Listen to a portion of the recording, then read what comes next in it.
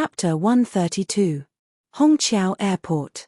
Wang Zijin got out of the taxi, passed through the airport security, and entered the departure hall on the second floor. She was wearing a printed plaid shirt with a small vest, a pair of light white cropped jeans, and canvas shoes. She was dressed in a youthful and beautiful way. Her hair was tied into a bun that matched her oval face. All the male tourists who came and went couldn't help but glance at her. She received a text message. Waiting for the ferry. I'm on the departure floor on the second floor. Do you want to meet somewhere? No, let's go to the Starbucks here. Wang Zijin replied and put her phone in her pocket. Her peach blossom eyes, which Qin Ziyi privately said were not inferior to his sister's phoenix eyes, were looking at the tourists aimlessly. It was raining heavily outside. Wang Zijin ordered 2 cups of coffee at the Starbucks and waited for her second aunt. She was not flustered or nervous about being questioned. She was never the kind of obedient girl that outsiders thought she was. Although she appeared dignified, elegant, and calm, everyone in the family knew what kind of person she was. When it came to playing tricks, her best friend, who only knew how to throw a tantrum and act cute in front of her younger brother, was a far cry from her. She was born in ancient times. Her family would definitely sigh and lament that she was not a man. The children who grew up in the same courtyard as her all knew that Wang Zijin was a spicy little radish. In this era, women could do a lot of things. They were not inferior to men at all. Her family was very satisfied with her. Her grandfather said that she was clever and quick-witted. Her father said that she was neutral and peaceful. But she was too opinionated. A big family like the Wang family preferred moderate and docile children. If they followed the path that their parents had arranged for them, they would naturally reach the peak of their lives. Their sharp and untamed qualities were suitable for leaders or pioneers who could cut their way through thorns and thorns. Not long after, she saw her second aunt coming over. She was wearing a pair of sunglasses. The smartly dressed assistant was dragging a small suitcase and following her step by step. Wang Zijin immediately pouted. Did she think that she was a celebrity? Why would she wear sunglasses? She was not Qin Bao. Her second aunt glanced at the Starbucks and walked straight past it. You didn't wait long, right? The woman took off her sunglasses. She was a mature woman in her 40s, wearing an expensive casual dress. Her eyebrows were somewhat similar to Wang Zijin's, but not as exquisite. His gaze was especially sharp, and when he looked at people, there was a sense of majesty. Half an hour, Wang Zijin said and pushed the Starbucks to her second aunt. Where do you live now? Wang Lingyan took a sip of coffee and asked casually. Stay in a hotel, Wang Zijin said. You're full of lies, Wang Lingyan said angrily. I'm really staying in a hotel. After all, I've stayed in Shanghai for 2 years. There are still a lot of people who admire me. Wang Zijin smiled, giving off a I'm just saying nonsense to fool you calm. Your father is very angry and wants you to go back quickly. Listen to your aunt. Don't be angry with your family, Wang Lingyan advised. Angry? I'm just here to have fun and get some fresh air. Of course, I'll go back when I'm done playing. Wang Zijin blinked. Wang Zijin did not follow her train of thought.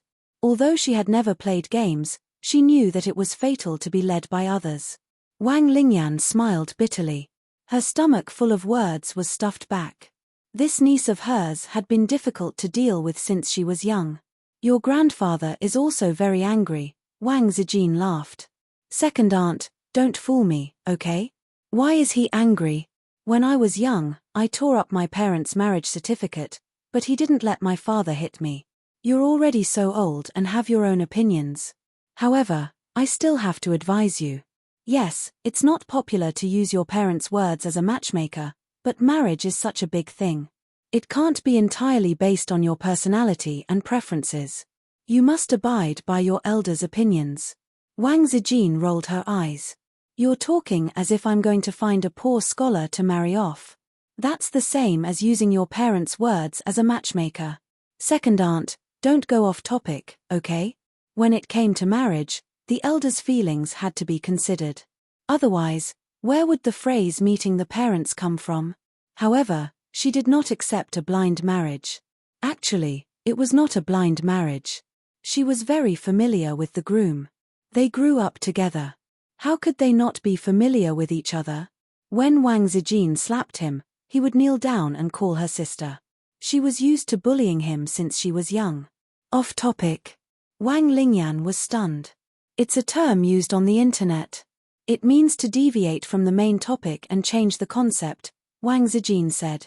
She learned it from Qin Ziyi. Wang Lingyan looked at her. Zijin, you've changed. She felt that her niece was about to become an otaku. What's wrong with Mingcheng? He's been sensible and hardworking since he was young. When the elders talk about him, they always give him a thumbs up. He also grew up together with you, second aunt said bitterly. Wang Zijin waved her hand. It's because we're too close that I don't feel anything. He stole our family's money when he was 6. When he was 10, he smashed his grandfather's antique and framed his younger brother. When he was 15, he went around looking for an experienced driver to bring him a big sword. I have a lot of his dark history, and he has a lot of mine. Second aunt, it's really impossible for us to be together. I've always treated him as an elder brother. She liked to get to know him slowly and get along with him slowly. Using Qin Ziyi's words, love grows with time. However, she did not like the idea of a childhood sweetheart. For example, some men liked seductive wives or innocent schoolgirls. There were also men who liked black stockings, older sisters, uniforms, queens, lolicons, and so on. Then what was she a fan of? A younger brother? Bah. Wang Zijin lightly slapped herself twice. She did not want to be infected by Qin Baobao. I've always treated him as an elder brother. Wang Lingyan thought that if Mingcheng heard this, he would probably cry himself to death. You should go home first. Although it's free outside, it's not as warm as home. The food outside is also not hygienic. How can it compare to the special? Before Wang Lingyan could finish, Wang Zijin interrupted her and said, don't say the word special. You have to be harmonious. Besides, I eat quite well. It's better than what I eat at home. I won't be satisfied if I don't eat at least 2 big bowls of rice now, Wang Zijin said. My best friend is a foodie. The first to act will get everything. Wang Lingyan looked at her for a while and wondered, you've really gained weight. You've gained weight recently. Such words were undoubtedly a blow to any woman's heart. Wang Zijin's expression changed. Second aunt, did you bring a mirror? She came out to play today and did not bring her bag. Wang Lingyan dazedly took out a makeup mirror from her designer bag and handed it over. Wang Zijin looked at herself in the mirror. She did not know if it was because of her imagination, but she felt that she had indeed gained a lot of weight. Her oval-shaped face was rounder and her complexion was better. However, the word fat was unacceptable. Wang Zijin's face was sad. I told you that if you eat like this every day, you'll definitely gain weight. I hate him to death. It's all Qin Baobao's fault. That foodie snatches food from me every day. But Qin Baobao is not fat at all. Qin Ziyi is not fat either. I really envy foodies who don't gain weight. Wang Lingyan's ears perked up. Who is he? A chef. I recently found a very good restaurant. Second aunt, I'll take you there when I'm free. Wang Zijin talked nonsense without changing her expression. Wang Lingyan said with a faint smile, Zijin, do you think the family can't find out about your connections in Shanghai? Don't argue with me, okay? Wang Zijin narrowed her eyes. Second aunt, don't do anything unnecessary. You'll get angry. Forget it. I came to Shanghai this time to discuss a business deal and also to see you. Wang Lingyan did not want to continue arguing with this cunning niece. The aunt and niece said goodbye at the airport. Wang Zijin watched her get into the commercial car sent by the company's driver. Second aunt was testing her. She did not show any signs of changing her mind. She should be very disappointed. There was a reason for second aunt's painstaking persuasion. In the system where second uncle was in, Zhong Mingcheng's father was the leader of the Zhong family. It was self-evident what this meant. Sometimes Wang Zijin hated that family. No matter what she did, she always put the family first, including her marriage. Her parents were in a political marriage. Although there was no internal strife, she did not want to be too careful. Over the years, Her parents respected each other more. Although they were as loving as before at home, Wang Zijin knew that there was a woman in her father's heart.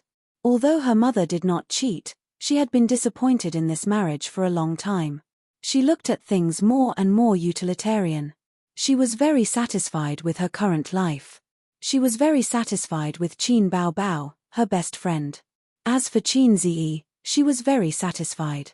The siblings were always fooling around, but the older sister relied on the younger brother a lot, and the younger brother doted on the older sister a lot. There was something wrong with this pair of siblings. Anyway, it was very heartwarming. Uncle Qin was more old-fashioned. When he beat people up, he was very ruthless. It was obvious that he valued his son very much. She heard from her best friend that the old man finally hoped for his son to be successful, but he was very frightened. He probably felt that his son's way of life was wrong. However, Qin Bao Bao said that the old man lost confidence in his way of education and started to doubt life. After all, the ugly duckling in the family flew out and returned as a white swan. The old man felt that he was the ugly duckling, so he taught an ugly duckling. Qin Ma was also very interesting. She was always worried that her daughter would not be able to get married. When she was at home, she was busy arranging blind dates. In recent years, it had become worse. It was said that it started after the siblings lived together. How good would it be if she grew up in such a family? "Hello, Ace, are you home?" she called Qin Ziyi. "On the way back. Can you come to Hongqiao to pick me up?" Wang Zijin hesitated. "It's raining a bit heavily." "Okay." Wang Zijin hung up the phone with a gentle smile on her lips. Chapter 134. Extra spring came, and it was mating season again. At 8 o'clock in the morning, Qin Ziyi was awakened by the murderous aura in his crotch. He irritably reached inside and scratched. The young man was 22 years old and had never tasted abalone in his life. But it didn't matter. He believed that day was not far away, because not long ago, he finally left the singles club and successfully hooked up with the beautiful cabbage. He got up and dressed in one go. After washing in the bathroom, he knocked on the door next door. "It's 8 o'clock, get up quickly." He reminded his sister to get up as usual, then took out the key from the bag and went out to buy breakfast. When Qin Ziyi came home with soy milk, fried dough sticks and soup dumplings, his sister had already got up and washed. Cheerful singing came from the crack of the bathroom door. He lived with his sister, Qin Bao Bao. His sister was 2 years older than him and had already worked. It was worth mentioning that his sister, who had been praised as beautiful since childhood, was also single. The single siblings left their parents and depended on each other in an 80-square-meter house. Qin Ziyi's expenses all year round were paid by his sister. "Sister, my living expenses are not enough. Give me another 200 yuan. Qin Ziyi chewed the bun and showed a flattering smile on his face. Qin Bao Bao's well-trimmed eyebrows slightly frowned. "Didn't I give you 500 yuan at the beginning of the month? It hasn't even been half a month, and you're already out of money." "Qin Bao Bao, calm down. What I'm going to say next may make your mentality explode and fall into the abyss of envy, jealousy, and hatred." Qin Ziyi laughed and waved his hand. "I'm not who I used to be. From today on, please call me Qin has a girlfriend Ziyi." Qin Bao Bao's face quickly fell, and her expression gradually became ferocious. "You used my money to pick up girls? Bah, scum, I won't give you a cent ha, I knew you would be jealous." Qin Ziyi was proud. "Last time, didn't you say something like if you have the ability, find a girlfriend back? Are you stupid? It's not like I can't find a girlfriend." Qin Bao Bao's face suddenly turned red. Gnashing his teeth, he said, "Why are you looking for a girlfriend so early? You're not allowed to look for a girlfriend before you graduate from college. You're not allowed to look for a girlfriend if you don't have a stable job. You're not allowed to look for a girlfriend if you don't have 5 million yuan in savings. Bah, then I'll just be a single dog for the rest of my life." Qin Ziyi rolled his eyes. "Anyway, I won't give you a penny. Don't even think about using my money to pick up girls." Qin Bao Bao said loudly. "If you don't want to give it to me, then don't. I won't ask Mom for it. If she knew that I found a girlfriend, she would be very happy. Who wants your money? Qin Ziyi said disdainfully. I. Qin Bao Bao choked and suddenly rushed to Qin Ziyi with bared fangs and brandished claws. She scratched his face and said angrily, "You black-hearted maggot. I'll scratch you to death, you heartless thing." His sister was always like this. She didn't have enough words, but she used force to make up for it. When she was flustered and exasperated, she would be like an angry cat. However, after entering puberty, her force was declining day by day. She was even worse than a middle-aged man. The siblings were exchanging punches at each other at the dining table. The battle was extremely intense. Qin Bao Bao's chest was heaving up and down, and she was panting heavily. After barely holding on for a few minutes, she was quickly defeated. She didn't know how many times she had been bullied by her brother. She leaned against the chair and sniffled. Tears fell down. "Hey, you didn't hit anything, right?" Qin Ziyi stopped playing and said nervously, "Did your hand hurt?" "It's none of your business." Qin Bao Bao turned her head to one side and said with a sobbing voice, "I won't ask you for money, okay?" Qin Ziyi muttered, "It's not about money." Qin Bao Bao yelled at Qin Ziyi and turned back to the room. Not long after, she changed into a neat office lady suit and walked out in women's leather shoes. Her eyes were still red. She ignored Qin Ziyi and went straight to work. Qin Ziyi lived in a neighborhood not far from the University of Finance and Economics. He got off the subway when he was one stop away from the University of Finance and Economics. He ran to a famous breakfast shop nearby and bought the signature crab roe buns, pan-fried pork, soy milk, and tofu pudding for 4 people. He then returned to the subway station and went to the University of Finance and Economics. There were no professional classes in the morning, so Wang Dandan and her roommates were still asleep at this time. Since he had successfully hooked up with the cabbage a week ago, it had become Qin Ziyi's daily routine to deliver breakfast to the girls' dormitory before 9 o'clock. His living expenses were shrinking at a speed visible to the naked eye. Now, he had less than 300 yuan in his pocket. What could he do with 300 yuan? With the level of consumption in Shanghai, he could spend 300 yuan in 4 days. He sent a text message at the girls' dormitory door.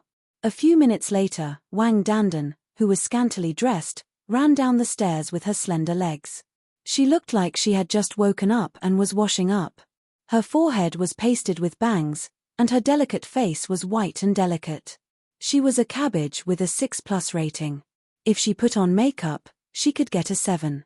Qin Ziyi felt that a 7 out of 10 was the minimum requirement for a girl with the beauty standards cultivated by his family member. Qin Ziyi felt that 7 out of 10 was already the minimum requirement. "Thank you." Wang Dandan took a big bag of breakfast and smiled sweetly at him. She pinched a crab roe bun and stuffed it into Qin Ziyi's mouth.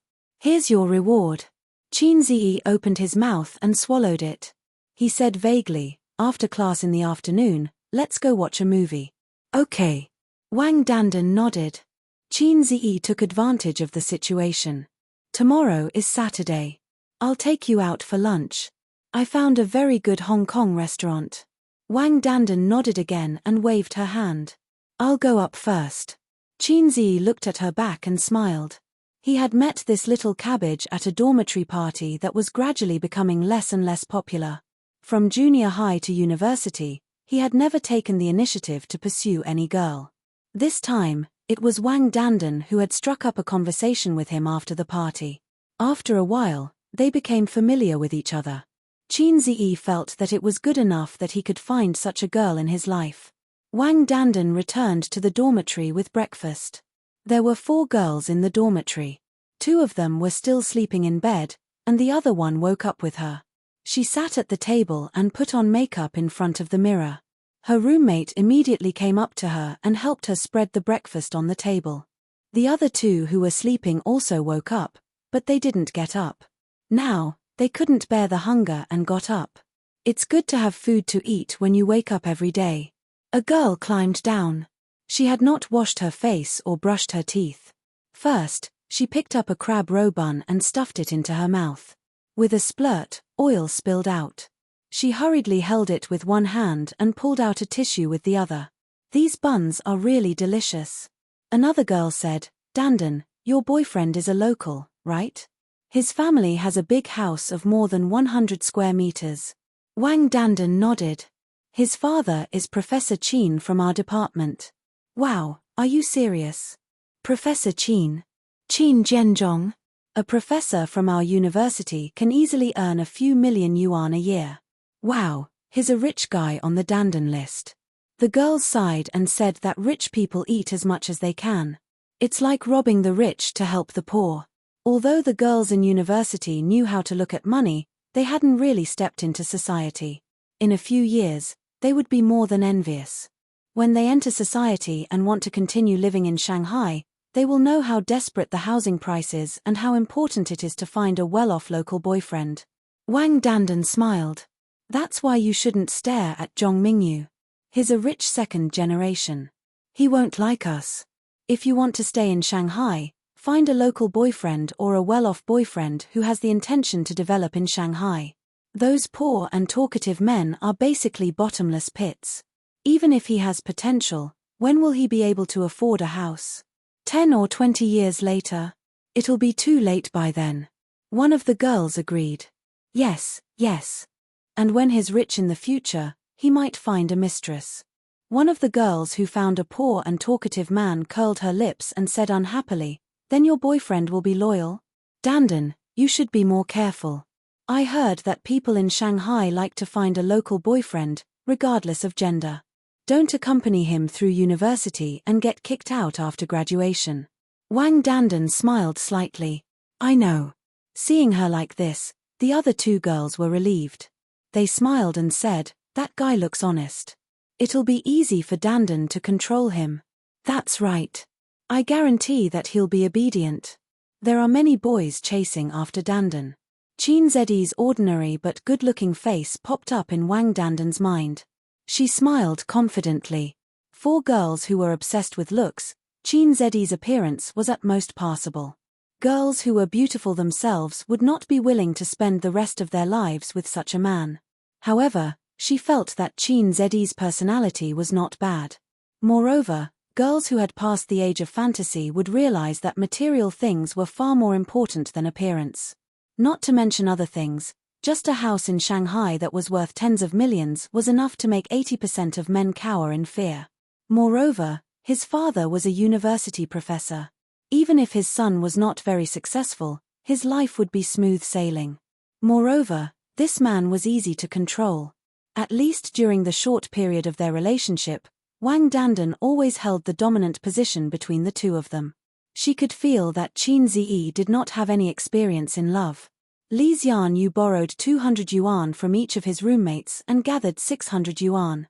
It was enough to treat little Cabbage to a meal on Saturday and play for a day.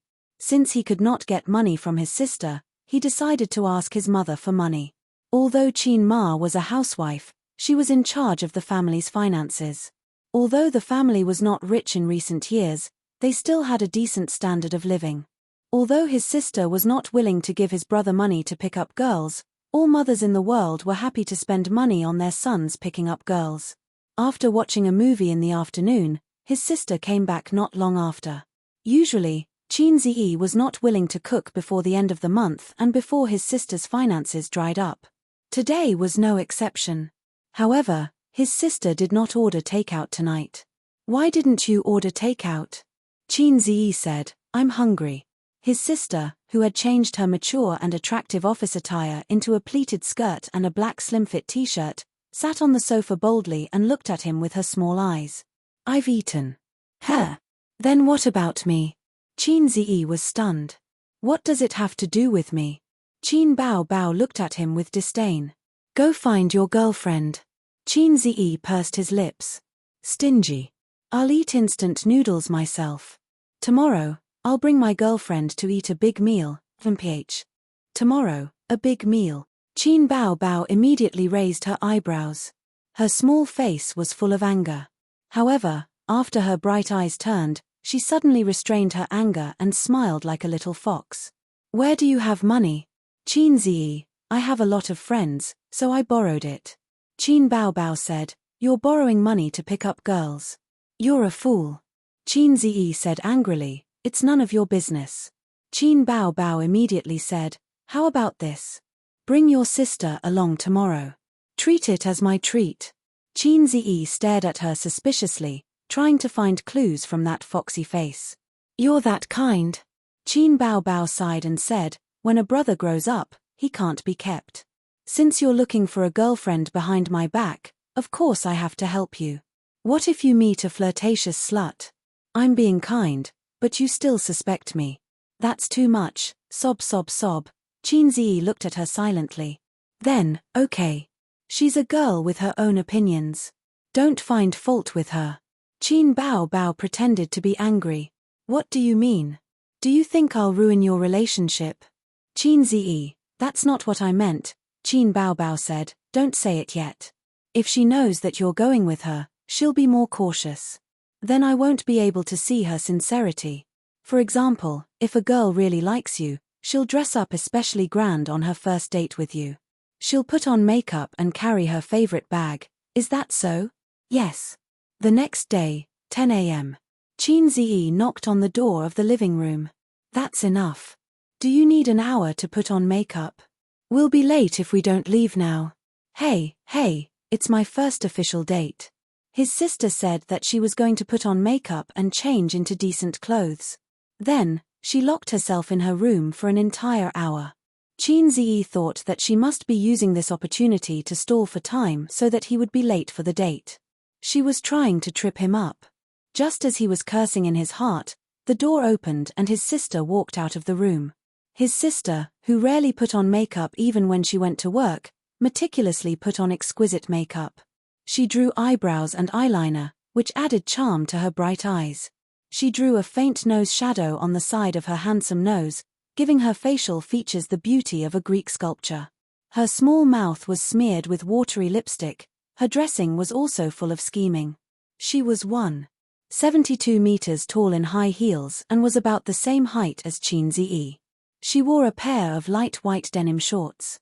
Her too tight and fair legs fit perfectly when she stood up straight. Her upper body was a V-neck t-shirt that reached her waist.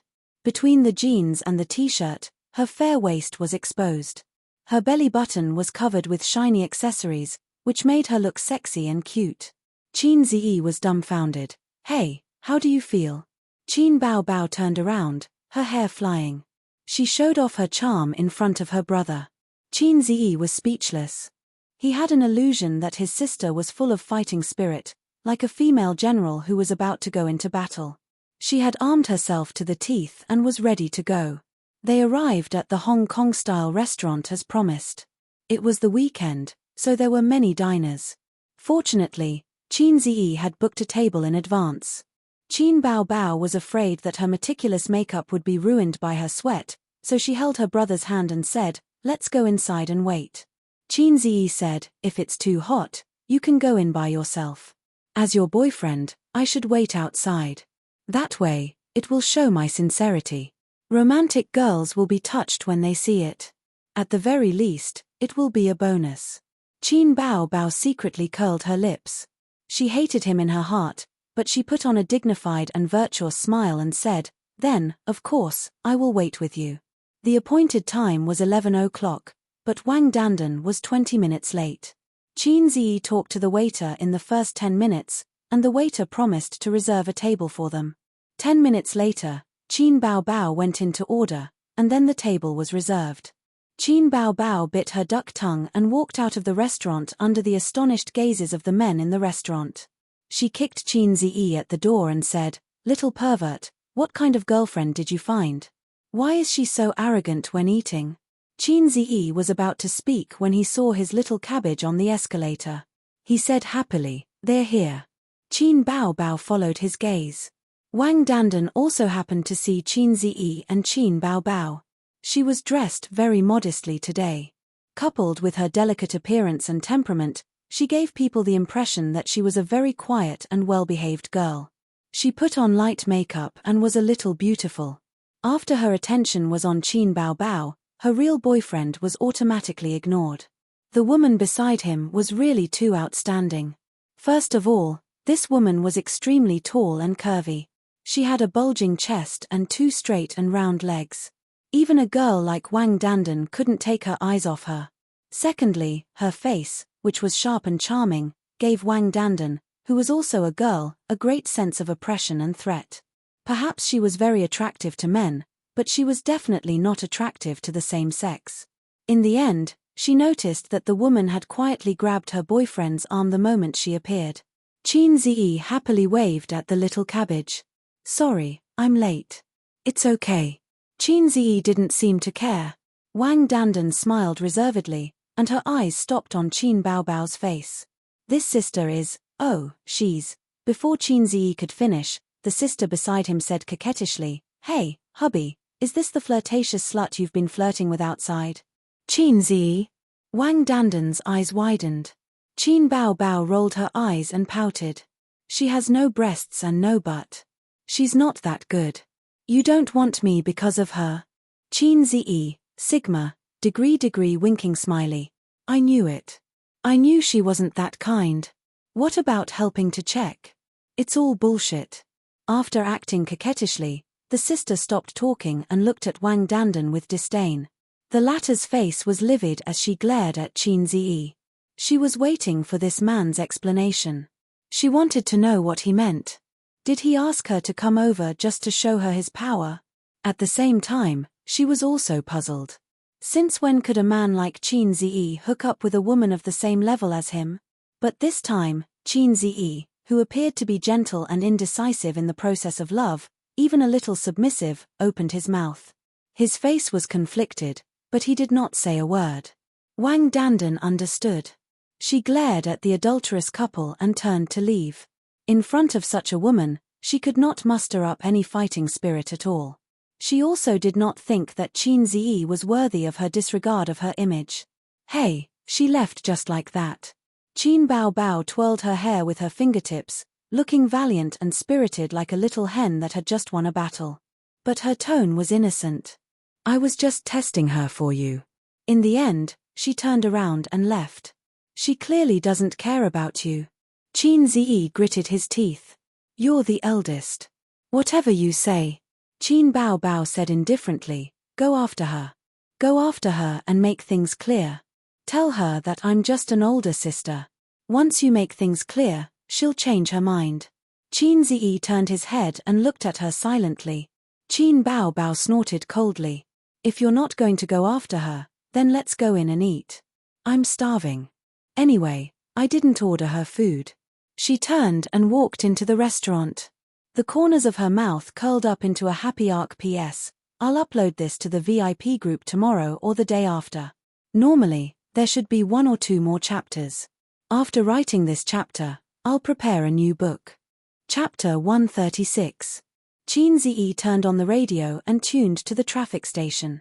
The radio was broadcasting a red rainstorm warning that the rainfall would reach more than 50 millimeters in 3 hours. The highway was a vast expanse of white, and the visibility was very low. The highway could be controlled at any time. Qin Ziyi parked the car in the emergency parking space and turned on the double flash. The car lights flashed in the heavy rain, reminding the cars behind. "The view is not good. You drive." Qin Ziyi turned to his sister in the passenger seat and said. The weather was clear, but he was still careful. Now it was raining heavily, so Qin Ziyi did not dare to drive. Qin Baobao curled up in the seat and played with her mobile phone. Hearing this, she curled her lips and said, "What's the use of having you?" Qin Ziyi said sincerely, Yes, I'm useless. Sister is the experienced driver, the racing god of Mount Akina.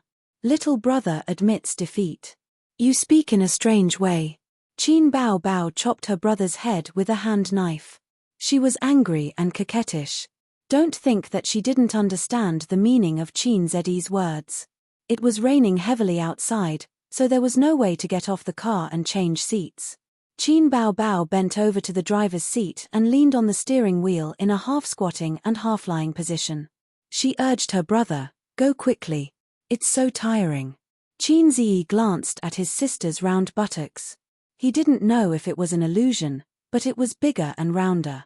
Speaking of women's buttocks, Qin Ziyi learned from the eyes and standards of an experienced driver. His appreciation skills were at the highest level.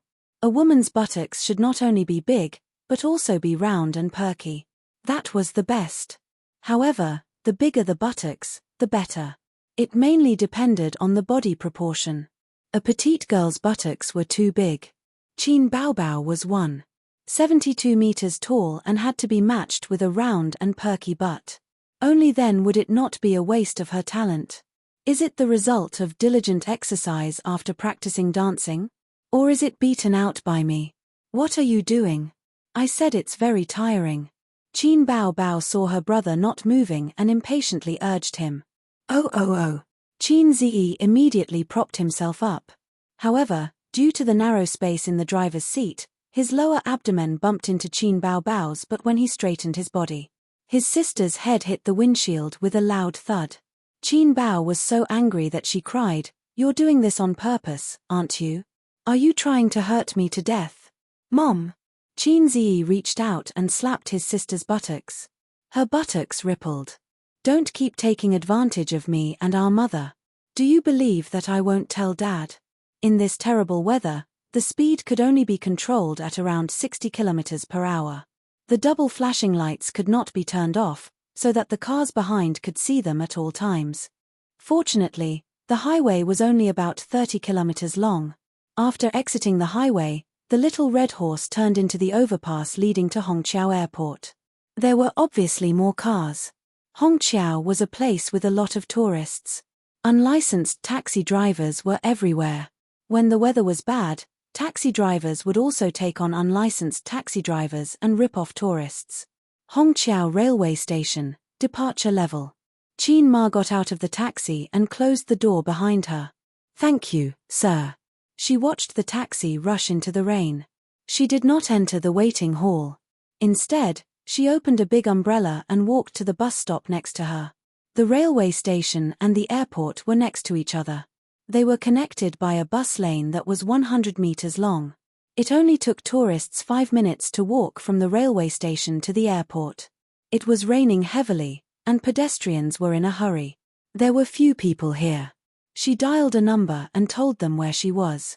Not long after, a man in a suit came out of Hongqiao railway station, followed by his assistant. The man looked around and fixed his eyes on Qin Ma in the distance. He whispered to his assistant to wait there and opened a big black umbrella. He walked over with steady steps. Qin Ma saw him in the crowd at a glance. She watched him walk towards her. He walked into the bus stop and then closed the big black umbrella. "Xiaolan, I haven't seen you in so many years. You've changed a lot." The man smiled gently. "It's best if we don't see each other for the rest of our lives." Qin Ma sneered. "I came to Shanghai this time to talk about a business deal. I also want to see my child," the man said.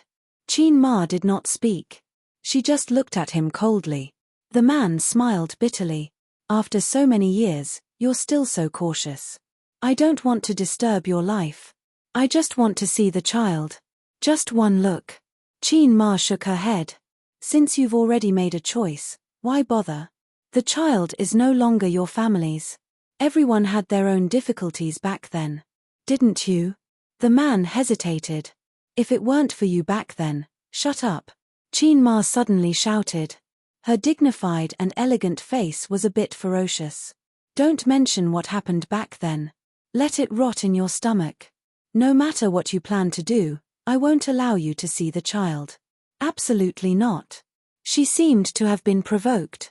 Her body trembled and her lips trembled. She glared at the man for a moment and cried, "Arong, don't come to me again. Don't disturb my life. I beg you." The little red horse stopped from time to time and arrived at the departure level of Hongqiao Airport. His sister took out her phone to call Wang Zijin. Qin Zi looked around in boredom. Suddenly, he saw two figures at the bus stop next to Hongqiao railway station. Qin Zi felt that the woman looked familiar. The rain was so heavy that the water formed a transparent film on the car window. Qin Zi squinted and looked carefully. The next moment, his pupils suddenly shrank. That woman was his mother. He could not be wrong. Qin Ma and a middle-aged man seemed to be arguing. They were talking about something emotionally. The passers-by with umbrellas around them looked sideways. Why was Mom here? Who was that man? Why was she arguing with someone? Was she being bullied? As soon as this thought popped up in his mind, before Chin Zechong could get out of the car, the man's action made him sit in the parking space, as if he had fallen into an ice cellar. The man wiped Chin Ma's tears with his sleeve. Then, he pulled Chin Ma to the waiting hall of Hongqiao Airport. Chin Bao Bao put down the phone and followed her brother's gaze. She saw Chin Ma's side profile and was stunned. Is that our mom? Why is she here? The rain was a little heavy. His sister was not sure. Chin Ziyi felt a sharp pain in his heart. Great fear and anger exploded in the bottom of his heart. He did not know the man, so he ruled out the possibility of him being a relative. If he was an ordinary friend, why would they be so intimate? What was the relationship between that man and Mom? Why were they meeting here? Mom, she betrayed Dad. Chin Bao Bao looked around and said, "It seems to be Mom. Why is she here? Ace, help me find an umbrella. I'll go out and take a look." "No, you're mistaken." Chin Zedi's voice was hollow and numb. *T, my eyesight is 2.5. Chin Bao Bao threw herself into the groove of the back seat to look for an umbrella. "I'm not mistaken. Let's go down and take a look." "I said I'm mistaken, so I'm mistaken," Chin Ziyi said sternly. Chin Bao Bao stared at him blankly. She was so scared that she did not dare to move. "You're mistaken." Chin Zedi's face was ferocious. The veins on his forehead were bulging. He punched the car door and made a loud bang. He roared, "You're King mistaken. Do you know?" Chin Bao Bao's charming face was dull. She stared at him blankly. Then, her eyelashes trembled and tears flowed down her cheeks. Chin Ziyi had never looked so ferocious in her life. He had never been so fierce to her, not even once. The car was silent. Outside, the sound of rain could be heard. Chin Bao Bao suppressed her sobs. She covered her mouth and sobbed. Her eyes reddened instantly. Tears flowed down her cheeks. She was frightened. A heavy and strange atmosphere filled the room between the siblings. Chin Ziyi rubbed his face hard and leaned against the seat. His eyes were emotionless. "I'm sorry." The words "I'm sorry" cut through the tense atmosphere like a knife. Chin Bao Bao burst into tears. She was sad and aggrieved. No matter how strong a woman was, she was still weak. They could bare their fangs and brandish their claws in front of you, arrogant and unreasonable, just like a cold and arrogant cat. But if you yelled at them, they would cry. At the end of the day, women needed to be protected. Wang Zijin held her head and ran in the heavy rain. She found the little red horse and got in. "It's raining so hard. My shoes are wet," she choked on her words. Chin Bao Bao wiped her nose and sobbed. Her eyes were red. It was obvious that she had cried a lot. Chin Ziyi, the suspected culprit, leaned against the seat and stared at the roof of the car in a daze. "What's wrong?" Wang Zijin probed carefully. "Nothing."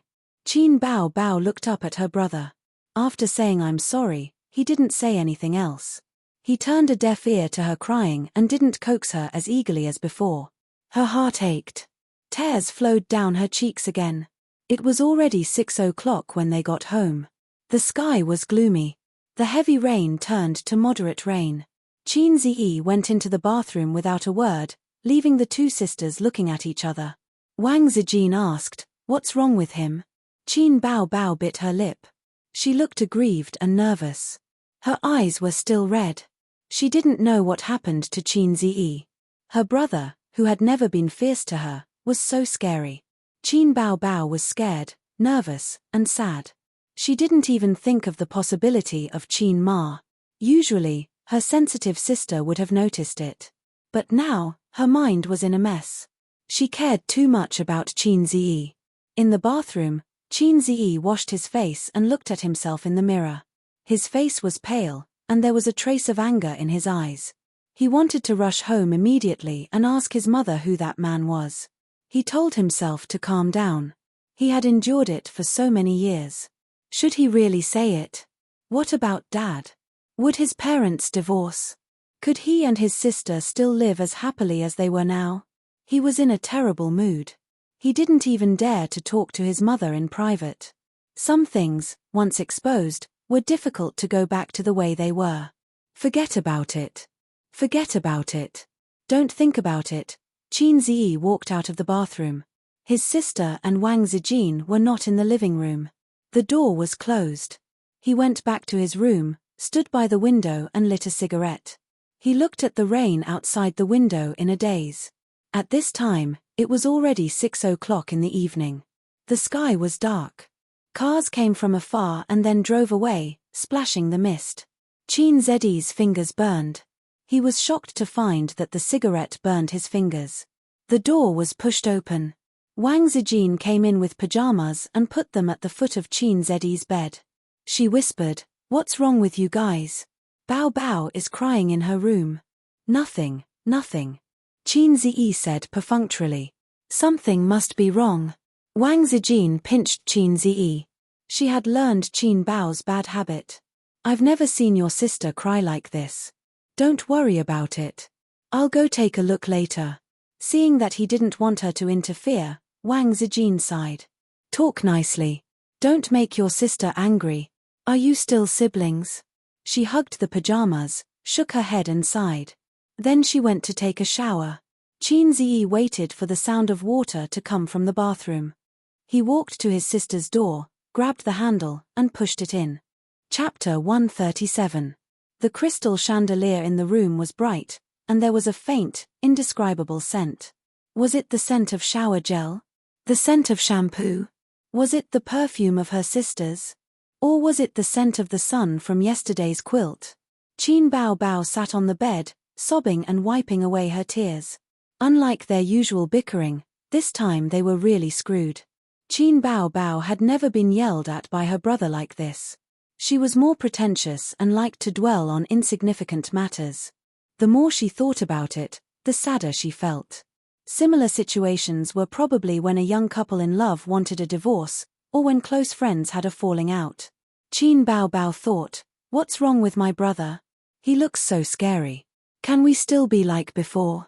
After a crack appeared in our relationship, should we go our separate ways and gradually drift apart?" Just then, Qin Ziyi came in. She looked up at him timidly and quickly turned her head away. Qin Ziyi felt a little guilty. He had lost control of his emotions at that time. No matter what, he could not yell at her. She did not know. Although his sister was heartless, she was devoted to him. One could imagine how wronged and sad she was at that time. She was so scared that she did not dare to speak. Although she did not feel that she had done anything wrong, she still felt like a wronged little girl who had done something wrong. She only dared to wipe her tears. "Sister," Qin Ziyi called out. He felt that his voice was a little hoarse. Qin Bao Bao bit her lip and ignored him. She thought to herself, "Are you finally coaxing me? What were you doing earlier? Don't expect me to forgive you. Let me sing you a song." To her surprise, Qin Ziyi did not play by the rules. He wanted to sing the moment he came in. "I'm not listening. Bastard chanting scriptures." Qin Bao Bao cried out with reddened eyes. Qin Ziyi ignored her. He sat on the edge of the bed and looked out the window. He sang in a low voice, "The wind blows and the rain becomes flowers. Time can't catch up with the white horse, the sleep talk in your palm when you were young. Are you still holding it tightly?" Qin Bao Bao covered her ears. "The clouds turn into summer. Tears evaporate with time. You and me on this road. Is anyone lost? We agreed not to separate. Always, always together. Even if it means going against time. Even if it means going against the whole world." Hearing this, Qin Bao Bao loosened her grip, her eyes sparkling. Qin Ziyi held his sister in his arms. Qin Bao Bao struggled symbolically for a moment and then gave in half-heartedly. "The wind blows the snowflakes and whitens our hair. You once said that you won't separate, that you'll always be together. Now I want to ask you, is it just a child's babble? I can't bear to bully the innocent years. I won't let you down in your absurd youth." After Qin Ziyi finished singing, he found his sister secretly wiping her tears. He said gloomily, "Why are you still crying? I won't be fierce to you in the future." "Shut up." Qin Bao Bao wiped her tears and said in a nasal voice, What song is this? Didn't you ask me to shut up? Qin Ziyi saw his sister raise her eyebrows and quickly said, Time boils the rain. Quite a charming name. Qin Bao Bao gritted her teeth. If you're fierce to me again, I'll cut ties with you. I won't. You're so beautiful, I can't bear to be fierce to you. Qin Ziyi coaxed his sister as usual. What if there's a next time? Make my D*ck 5 centimeters shorter. That's so vicious. Do you have 5 centimeters? Qin Bao Bao was shocked. Qin Ziyi choked. He definitely couldn't show it to his sister, so he changed the topic. Sister, I heard that Grandpa didn't agree to our parents' marriage back then. Yes. Qin Bao Bao nodded. He seemed to think that our father was poor. Later, when he heard that our mother was pregnant, Grandpa had no choice but to agree to the marriage. As expected, Qin Ziyi became more and more certain of his guess. What are you thinking about? Qin Bao Bao asked. No wonder Grandpa didn't like you since you were young. Qin Ziyi smiled. Grandpa is a classic example of favoring boys over girls, okay? How can a granddaughter be more likable than a grandson? Qin Bao Bao curled her lips. Qin Ziyi was just thinking about the identity of that man. Now, he had a better idea. Qin Bao Bao was too beautiful and lively, and he belonged to the type that was easy to look at. Even if the system had plastic surgery, he was still considered handsome. However, when he was together with his sister, they still didn't match. If his sister wasn't Grandpa's biological daughter, wouldn't it make sense? Then, did Grandpa know about this matter? It was true that Grandpa was upright and magnanimous. However, based on Qin Ziyi's understanding of his father, he wasn't someone who would be willing to take over. Could it be that he had been kept in the dark all this time? Did his mother really not feel guilty at all? However, after so many years of living together, he still couldn't find any clues. Perhaps there was something else that no one knew about. The sound of a lock came from the living room, and the bathroom door opened. Qin Bao Bao immediately jumped out of her brother's arms and took out her pajamas from the closet. Her face was red. I'm going to take a shower. The siblings had let bygones be bygones, but there was still a knot in their hearts. After taking a shower, Qin Bao Bao didn't talk much to Qin Ziyi. Qin Ziyi saw that his sister's hair wasn't dry, so he went to the bathroom and took a towel to cover her head. This trivial matter made Qin Bao Bao smile again, and the knot in her heart was completely untied. Qin Bao Bao said, I haven't played games in a long time, and I'll play a few rounds with you. Qin Ziyi didn't agree, so she wrinkled her nose and played by herself.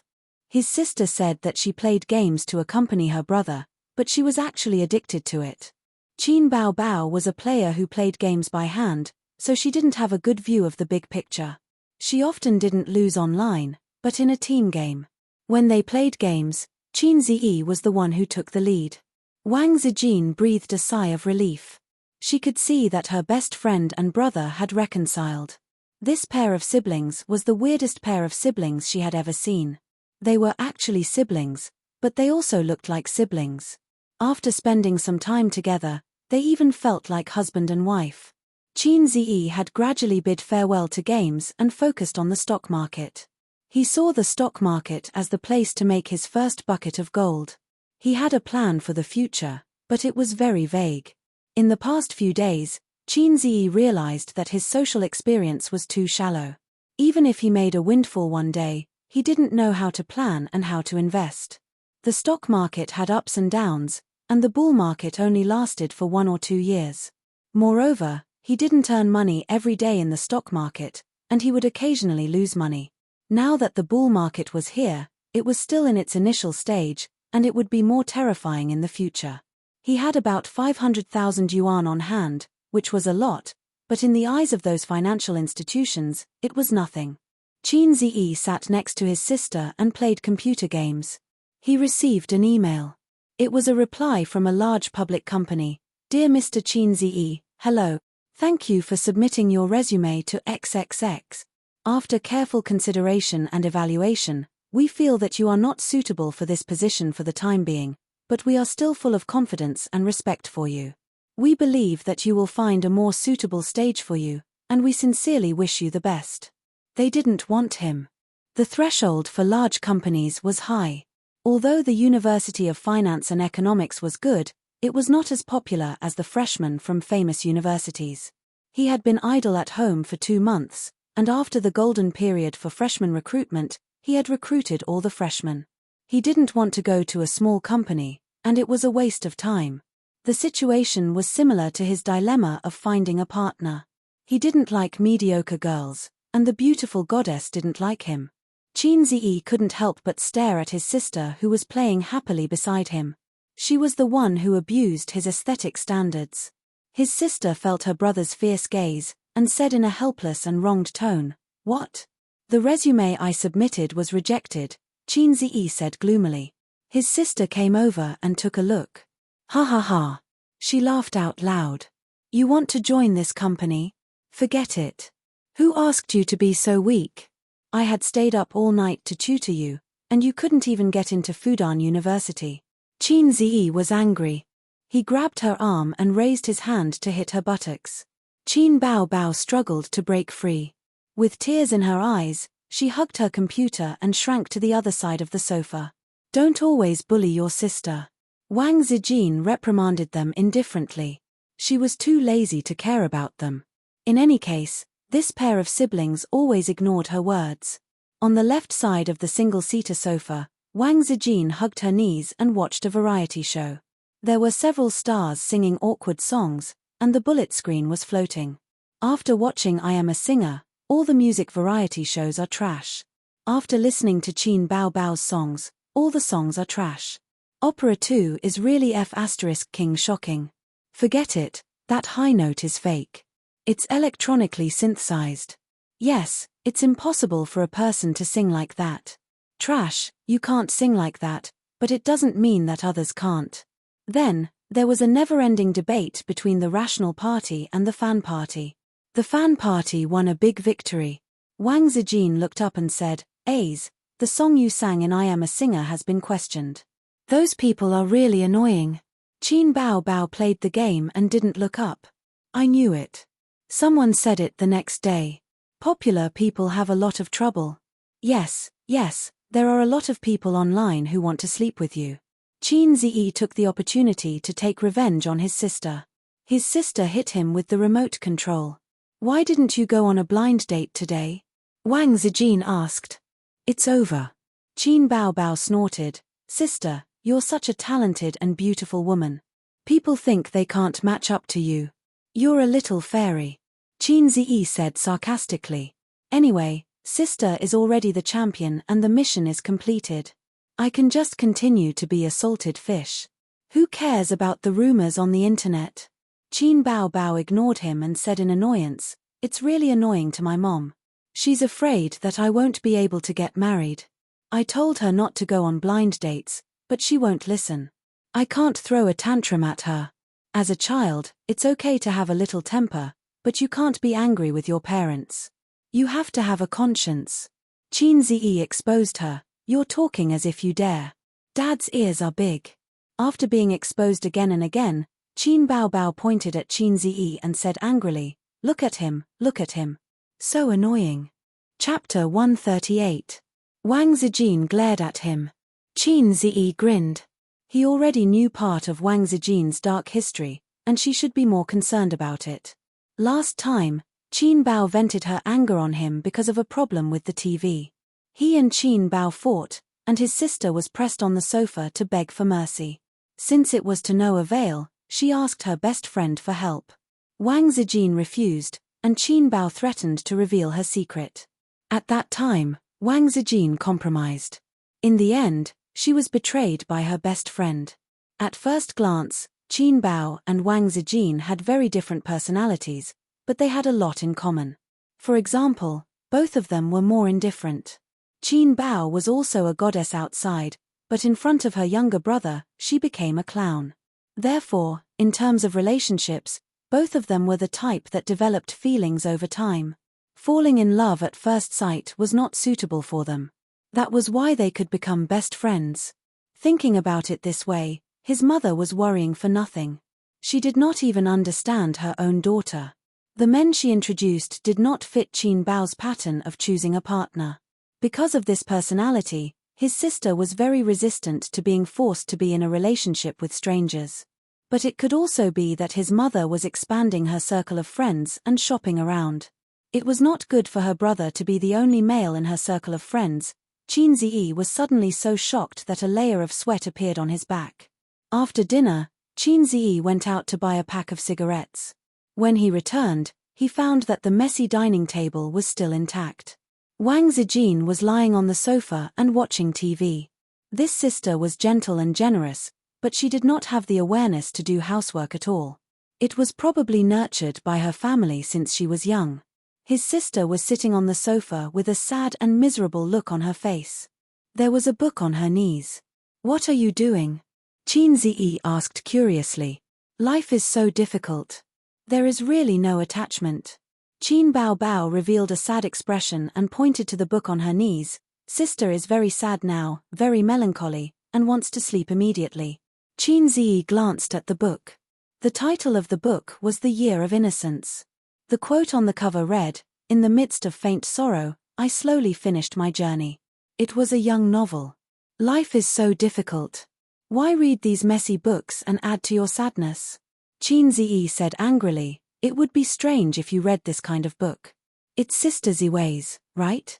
You just don't want to wash the dishes." Qin Bao Bao immediately bared his teeth.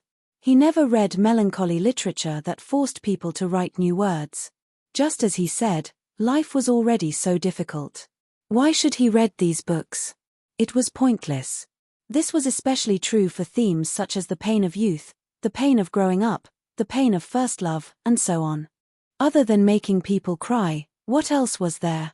If I have the time, I might as well read web novels. It's so refreshing and exciting. Shu Hui, a high-end private clubhouse. Two women sat at a round table drinking tea. The one who made the tea was Nan Man Pei. She was wearing a bathrobe, her hair was tied up, and her face was beautiful. Facing the woman, her hair was draped over her shoulders. She leaned on a rattan chair and stared blankly at the light rain outside the window.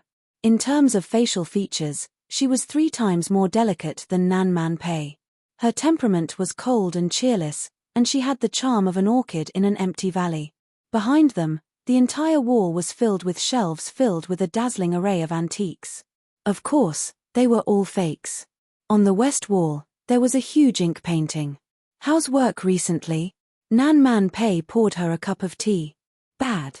An orchid in an empty valley sighed. Nan Man Pei smiled and said, "These words sound gloomy. When you tricked me into investing, this was not what you said. Within a year, your assets will increase tenfold." These bold words still ring in my ears. I was young and insensible. An orchid in an empty valley sighed again. "My dad said that he would let me be at the helm of the investment company. But now that I've made some achievements, my ambitious but incompetent brother can't wait to intervene. My dad believes in the patriarchal system. He couldn't stand my brother's entanglement and forced him to intervene. He's even the vice president. I'm so angry." Nan Man Pei smiled and said, "Do you need my help? It's not good to have a falling out with the family." An orchid in an empty valley sighed. "Then there's the establishment of a new company. There's a shortage of talent. I studied economics. I'm good at macroeconomics and management. I said that the stock market will be hot this year. There's at least a year to cut this capital." That's right. The stock market is indeed gradually warming up. But in terms of market manipulation, I'm not even as good as a rookie. The company's idiots. Even the mathematical model has to be entrusted to a university professor.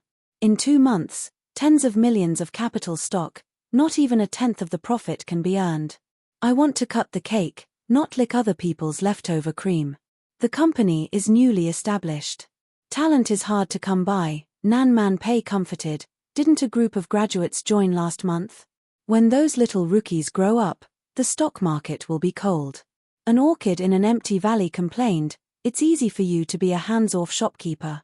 Nan Man Pei listened to her nagging and complaining, laughing without saying a word. At the beginning of the year, her friend tricked her into becoming a shareholder and formed a medium-sized investment company. She said that her father, Feng Teng Group, intended to shift its focus to capital operations and lacked a partner. Nan Man Pei symbolically invested 50 million, holding 20% of the shares. Talents were poached from various financial companies or securities companies. In fact, it wasn't as bad as she said. There were still talents. It's just that the company had been established for too short a time and its foundation was shallow. How could it suddenly rush to the sky? Her friend's requirements were too high. For Nan Man Pei, this was just one of her countless investments. It was good to be able to make money. Let's not talk about these annoying things. An orchid in an empty valley drank a mouthful of pu'er. Her bright eyes flashed with a smile. Have you encountered any interesting things or people recently? I heard that your ex-husband came to see you again. Nan Man Pei gently frowned. Let's not talk about him, okay? An orchid in an empty valley was not afraid of the queen's aura. She clicked her tongue and said, it's really a sentimental Chen Shamai. With a new love, he still can't forget his wife. Pei Nanman chuckled, a wife who went through hardships. Killing intent fluctuated. Change the topic. An orchid in an empty valley tactfully changed the topic. I want to hear about some mistakes in the officialdom. You should be clear about this. For example, your brother-in-law went to the district for inspection. There are a few interesting things, but I don't want to say it. I feel like I've become a comedian. Nan Man Pei hesitated. There is one person. Let's hear it. An orchid in an empty valley was listening attentively. A relatively interesting young man, Nan Man Pei said. I met him by chance. I felt that his skills were good, and he wasn't an unorthodox person. I originally wanted to hire him to work in my security company, but I didn't expect the young man to be so arrogant. Later, my nephew was in his 3rd year of high school. His academic performance was terrible, and he came into contact with my background. He only thought about fighting and killing all day long. If this goes on, sooner or later he will be wasted. His grandmother was quite dissatisfied with me occupying her 2 grandchildren. So I thought of him. He graduated from the University of Finance and Economics. His academic qualifications are passable, and he has a few skills. He is most suitable to be Donglai's tutor. You said that being a person is like investing in stocks. When you encounter a potential stock, there is no harm in investing. Who would have thought that it wasn't an ordinary potential stock? The first day he came to tutor, Donglai slapped a paper on the table and made a request. 40 minutes, 120 points, or more. I watched coldly from the sidelines, mainly to test this guy's temperament. Guess what the result was? An orchid in an empty valley asked, you did it? More than just did it. Nan Man Pei chuckled, 20 minutes, 150 points. That godly. She was cold, but she couldn't help but widen her eyes, and then suspiciously, you're lying. Senior year's paper, 20 minutes, full marks?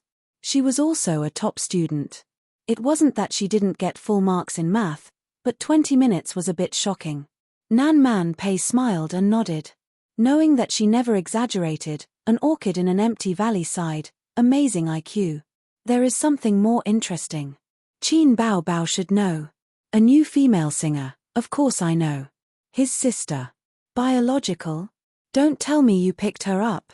Nan Man Pei said angrily. Hey, an orchid in an empty valley was taken aback. You mean Qin Zi? Nan Man Pei nodded.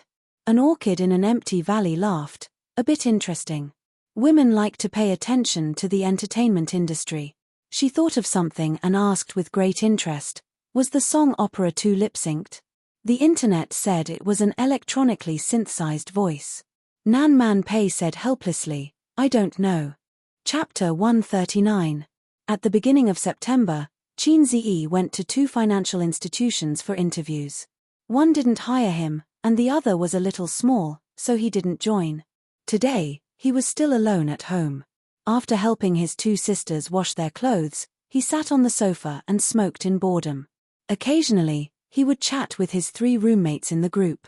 Ever since they found out that Qin Zi had a beautiful sister, they couldn't stop talking about Qin Bao Bao.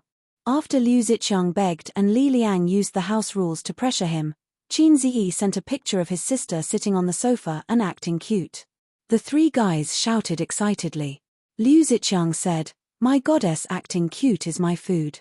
Qin Ziyi enjoyed chatting with his roommates. He didn't feel that he was different from before, and his mentality was inflated. His grandfather had a lot of principles, and he remembered most of them. For example, his grandfather often said that a person's character was judged by his attitude towards himself when he was poor, and by his attitude towards his friends when he was rich. Although his grandfather never thought that his ugly duckling would be rich one day. His sister went to work today. It was said that the company arranged for her to film a variety show. Qin Bao Bao became famous overnight in singer. Before the popularity of winning the championship died down, she should show her face more often. A good management company knew how to operate. Star Art Entertainment. Qin Bao Bao looked at a certain contract. After confirming that the contract was normal, she signed her name. Qin Ziyi was always worried that his sister would be tricked outside. He felt that his sister was so beautiful that the salty men in the entertainment industry would want her. The main reason was that Qin Bao Bao didn't act as a proper sister in front of her younger brother. When she was free, she would act cute, argue with each other, and occasionally fight in real life. She didn't act like a sister at all. She made her younger brother think that his sister was a plump koi fish that would starve to death if he didn't feed her. Thus, he ignored the fact that his sister's IQ was higher than his. Qin Bao Bao was well aware of the ins and outs of the entertainment industry. Although she didn't do everything personally, she would personally go through the contracts and make sure there were no loopholes before signing them. Li Yanhong said excitedly, "Bao Bao, this variety show is one of the branded shows in Zhejiang province. The ratings are pretty good." At 2:00 in the afternoon, the two of them took the company car to Zhejiang Province television station. The new building of Zhejiang Satellite TV was built in 2005 and completed in 2008. It was the tallest building in the area. The glass walls reflected the dazzling sunlight. In the meeting room, Qin Bao Bao met with the program team's director and host. "Director Chen," Qin Bao said with a smile. The director was a skinny middle-aged man with an amiable smile. Behind him stood a male and a female host. They were the hosts of this program. The man's name was Wang Jiyu, and the woman's name was Chu Liuhua. The two of them were about the same age, around 30 years old. They were all well-known hosts. Qin Bao Bao shook hands with them and said with a smile, "I used to watch you guys on TV every day. Now I'm finally meeting you in person." Chu Liuhua also smiled. "Bao Bao, I'm your fan." Li Jiyu teased, "I'm also your younger brother's fan." Qin Bao Bao smiled and took it as a joke. Many artistes liked to tease her about her younger brother. The netizens also teased her that she was a female artiste who relied on her younger brother to get to the top. She was the only one in the entertainment industry. It was fine if she sang her younger brother's song, but even the champion was helped by her younger brother. The director was a busy man. He left after greeting her. Chu Liuhua and Wang Jiyu accompanied her. "Our show will start recording at 7 p.m. There will be a dance performance when you appear. We'll inform you in advance. It's just the effect of the show. There's no need to be too professional. You can rehearse with the backup dancers later." Wang Jiyu said, "Let's take a look at the script first. You can go through the questions we have to ask during the recording and think about how to answer them. Then there's the structure of our show. An assistant will tell you about it." Qin Bao Bao thought to herself, "I finally have a chance to show off my dancing skills. I thought I practiced for nothing." This show was actually a celebrity symposium. The production team liked to invite some celebrities who had become popular recently.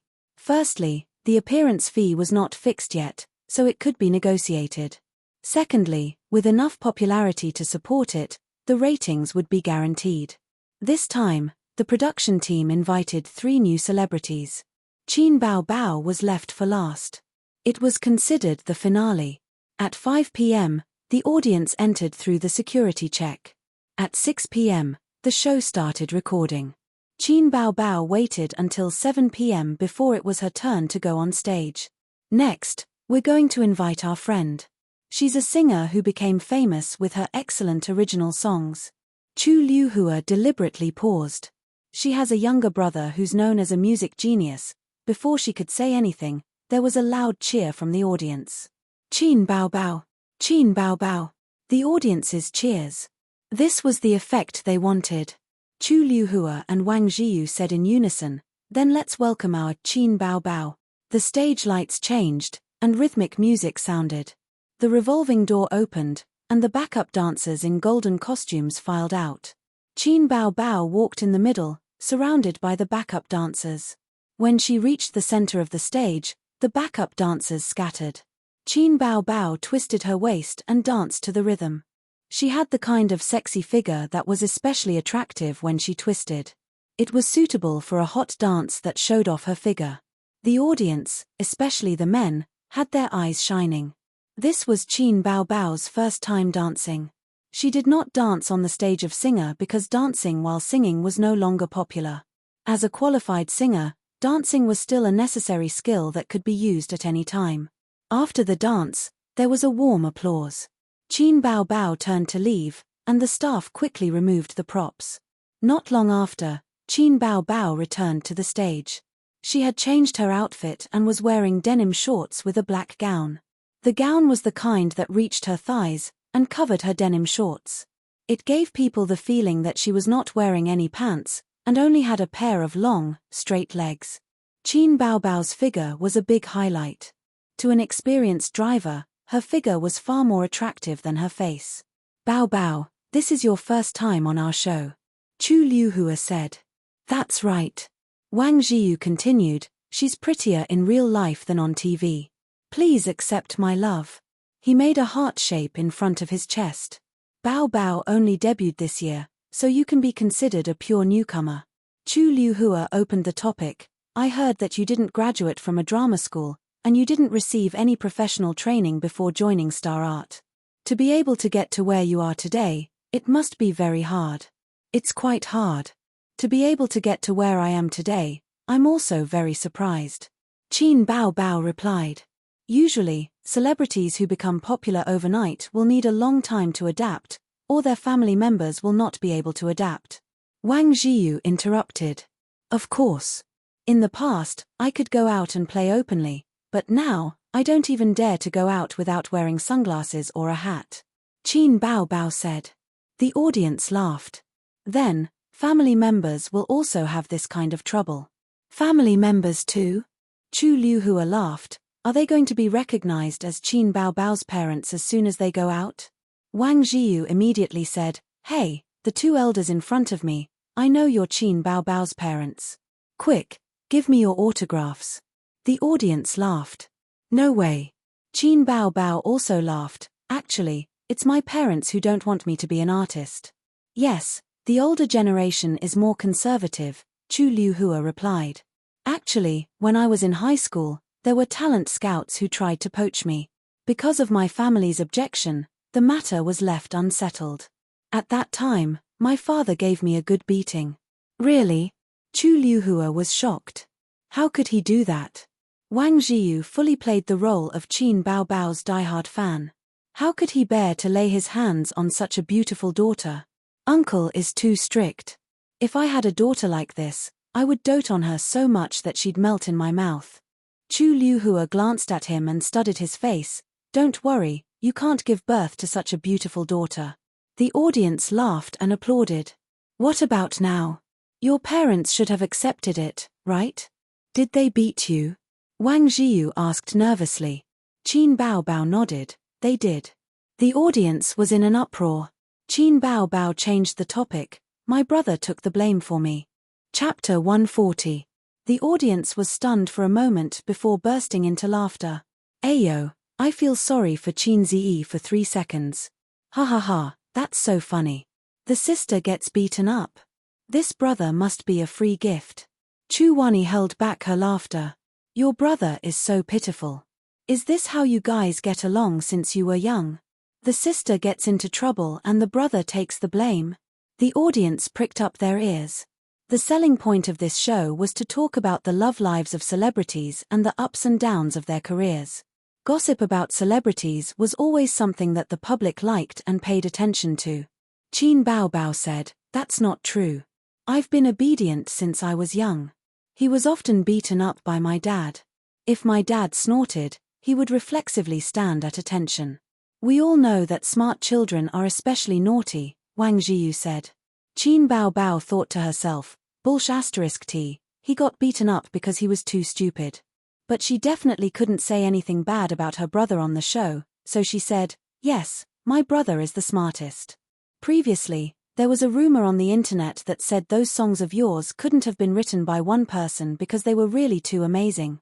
Now, I'm very curious what kind of talented person could write so many good songs. Chu Wani said, I'm your brother's fan. Can you briefly explain his writing process? Qin Bao Bao bragged, most of the inspiration was given to him by me. He's been very talented since he was young. At the same time, I'm very grateful for the songs he wrote for me. My brother is the best. Bao Bao's career is smooth sailing. How about your relationship? Chu Wani asked. The audience was instantly interested, especially the male fans. They couldn't wait for their parents to give them another pair of ears. In celebrity gossip, what could compare to a relationship? What nonsense are you talking about? Wang Jiyu said angrily. My goddess has no love life. My goddess must be a single dog. Ah no, a single aristocrat. Qin Bao Bao defended herself. Because I live with my brother, I haven't thought about relationships for the time being. She answered very carefully. She definitely wouldn't say that she had a boyfriend. Indeed, she didn't. But she also wouldn't say that she had never been in a relationship. No one would believe her. Instead, they would think that she was pretentious and embarrassing. Wang Jiyu asked, is it because you've always liked your younger brother? Qin Bao Bao spat out a mouthful of blood. Of course not. It is indeed inconvenient. The audience burst into laughter. If it were me, with such a talented and good-looking younger brother, it would be hard for me not to fall for him. Qin Bao Bao panicked. Actually, my mother has been arranging for me to go on blind dates. It's just that she hasn't found a suitable partner yet. She thought to herself, what kind of godly development is this? Are we going to discuss some taboo topic? Please end it quickly. Chu Ruowei was surprised by her reaction and changed the topic. It's none of my business whether you have a boyfriend or not. I'm more concerned about whether my brother has a girlfriend or not. Qin Bao Bao said, where would he find it? He doesn't have it. She almost blurted out, how can he find a girlfriend? Is it because he's an otaku? Wang Jiyu said, I remember you once said on a show that your younger brother is an otaku. Qin Bao Bao thought to herself, I did say that. Even if I did, I wouldn't admit it. It's probably because he practices piano and composes songs. Chu Ruowei said, he has to look for inspiration everywhere. He often locks himself in his room for 3 days and 3 nights. Qin Bao Bao nodded and tried to salvage the situation. He usually writes songs and plays the piano. That's why he always stays at home. My younger brother is amazing. Of course, he didn't play the piano. Last time, she said that her younger brother was an otaku and he was unhappy. She finally managed to smooth things over. There must be some inconveniences when you two live together, right? Will there be friction between you two? Chu Ruowei realized that as long as they talked about Qin Bao Bao's younger brother, the audience below seemed to be very interested. She tried her best to bring the topic in this direction. Sometimes he is disobedient. When he was young, he listened to everything I said. Will there be times when he will drive people crazy? That won't happen. He usually respects me. I'm his older sister. At home, whatever I say goes. Qin Bao Bao said confidently. It's good to have such a younger brother.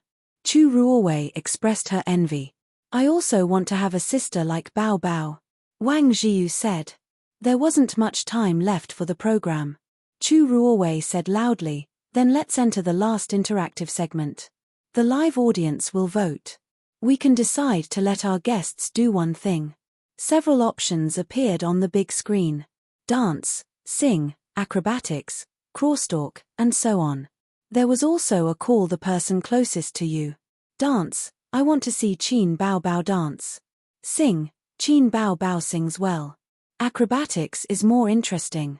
Don't joke, how can a goddess perform acrobatics? Then crosstalk? Choose the last one. Call the person closest to you. This is good. This is interesting. The results of the voting were out. The last interactive game had the highest number of votes. Call the person closest to you. It seems like you also want to know who Bao Bao's closest person is. Qin Bao Bao blinked and said wittily, "Of course it's my mom." Who? Boos came from the audience. They said they wanted to see you talk to your parents. What's there to talk about? A female audience member in the audience shouted, "I want to talk to Qin Ziyi on the phone." The audience's eyes lit up and they cheered, "Qin Ziyi, Qin Ziyi, Qin Ziyi." Wang Jiyu suggested, "Good idea." Bad idea. Qin Bao Bao wasn't too willing, but she had to cooperate with the program's request. In any case, it's just a chat. Little brother can handle this. You don't need to call, just give me his number. Chu Ruowei suddenly changed the topic. Qin Bao Bao didn't mind and gave out Qin Ziyi's number. Wang Jiyu gave the number to the staff. Now, let's call the backstage. When Qin Ziyi received the call, he was busy in the kitchen. It was 7:30 p.m. "I have a little donkey, but I never ride it." The call came. "Who is this?" Qin Ziyi answered. At the scene, Qin Ziyi's voice spread through the loudspeaker. Chu Ruowei made a hush gesture to signal the audience to keep quiet. She cleared her throat and said, "Hello, I'm Chu Ruowei, the host of Date with a New Star. Are you Mr. Qin Ziyi? Was I won the second prize by the TV program? The prize is a laptop and 10,000 yuan in cash, but I have to pay a processing fee of 1,000 yuan. On the other end of the phone, he sneered. Funny, this is a trick from hundreds of years ago. After that, he hung up the phone. Chu Ruowei blinked and stood there blankly. She looked confused and pitiful. The whole place was silent. A female audience couldn't hold it in and laughed out loud. Then, the whole place burst into laughter. The noise of laughter was like a wave. Ha ha ha, he hung up. Ouch, my stomach hurts from laughing. Scam call? 666". There's nothing wrong with that. I've received this kind of call before. It's so funny. Look at the host's expression. I'm looking for psychological trauma. I like this segment the most because there's no script. It's very careful. Chu Ruowei had to signal the audience to be quiet again. Staff, get ready. I'll call again when I count to 3. During this time, I ask the audience to calm down and keep quiet. After communicating through the phone again, Chu Ruowei went straight to the point. Mr. Qin Ziyi, I'm Chu Ruowei, the host of Date with a New Star. Qin Bao Bao is on our show. Qin Ziyi was stunned. He knew that Qin Bao Bao was on a variety show. But, why did she call him? Speaking of which, her opening sounded too much like a scam call. Qin Ziyi said cautiously, "Is Qin Bao Bao beside you? I want to talk to her." "Don't worry, we won't ask you for anything. If you have anything, you can hang up immediately, then I'll hang up." He was very straightforward. Don't. Our program team called you because there will be a call later. I want to let you know in advance." Chu Ruowei hurriedly stopped and finished speaking in one breath, afraid that he would hang up again. "Go ahead." The director also breathed a sigh of relief and said to the staff beside him, "There's no need to edit this part. Just put it up like this. Calling you is actually an advance rehearsal. Bao Bao will be on the show later. There will be a call like this. Let's talk first. I have a few questions to ask you. You can answer as usual so that everyone knows what's going on." Qin Ziyi didn't know when the show started recording and when it ended. Otherwise, he wouldn't have been scammed. He said, "Okay, ask away." Chu Ruowei thought for a moment. Does Bao Bao have a boyfriend? No. She still didn't have a boyfriend. Many of the audience members were surprised. They felt that a high-quality goddess like Qin Bao Bao couldn't have a boyfriend. Qin Bao Bao said she didn't, but they didn't believe her completely. Now, Qin Ziyi also said he didn't have one. Chu Ruowei asked. Bao Bao said that it's because you live together, so it affects her finding a boyfriend. Do you have any objections? Qin Bao Bao was originally calm, but when she heard the question, she knew that something was wrong. She and her brother had each other's backs for 20 years. Actually, my mother arranged for her to go on blind dates, but it didn't work out every time. Why? She has a bad temper. I won't take the blame for this. In the audience. Phut, someone couldn't hold it in and laughed. Fortunately, the sound wasn't loud. Under Chu Ruowei's reminder, the laughter died down. Mr. Qin, I heard that your family's sister is in the entertainment industry, right? But in the end, the person who got beaten up was you. How do you feel? Chapter 141.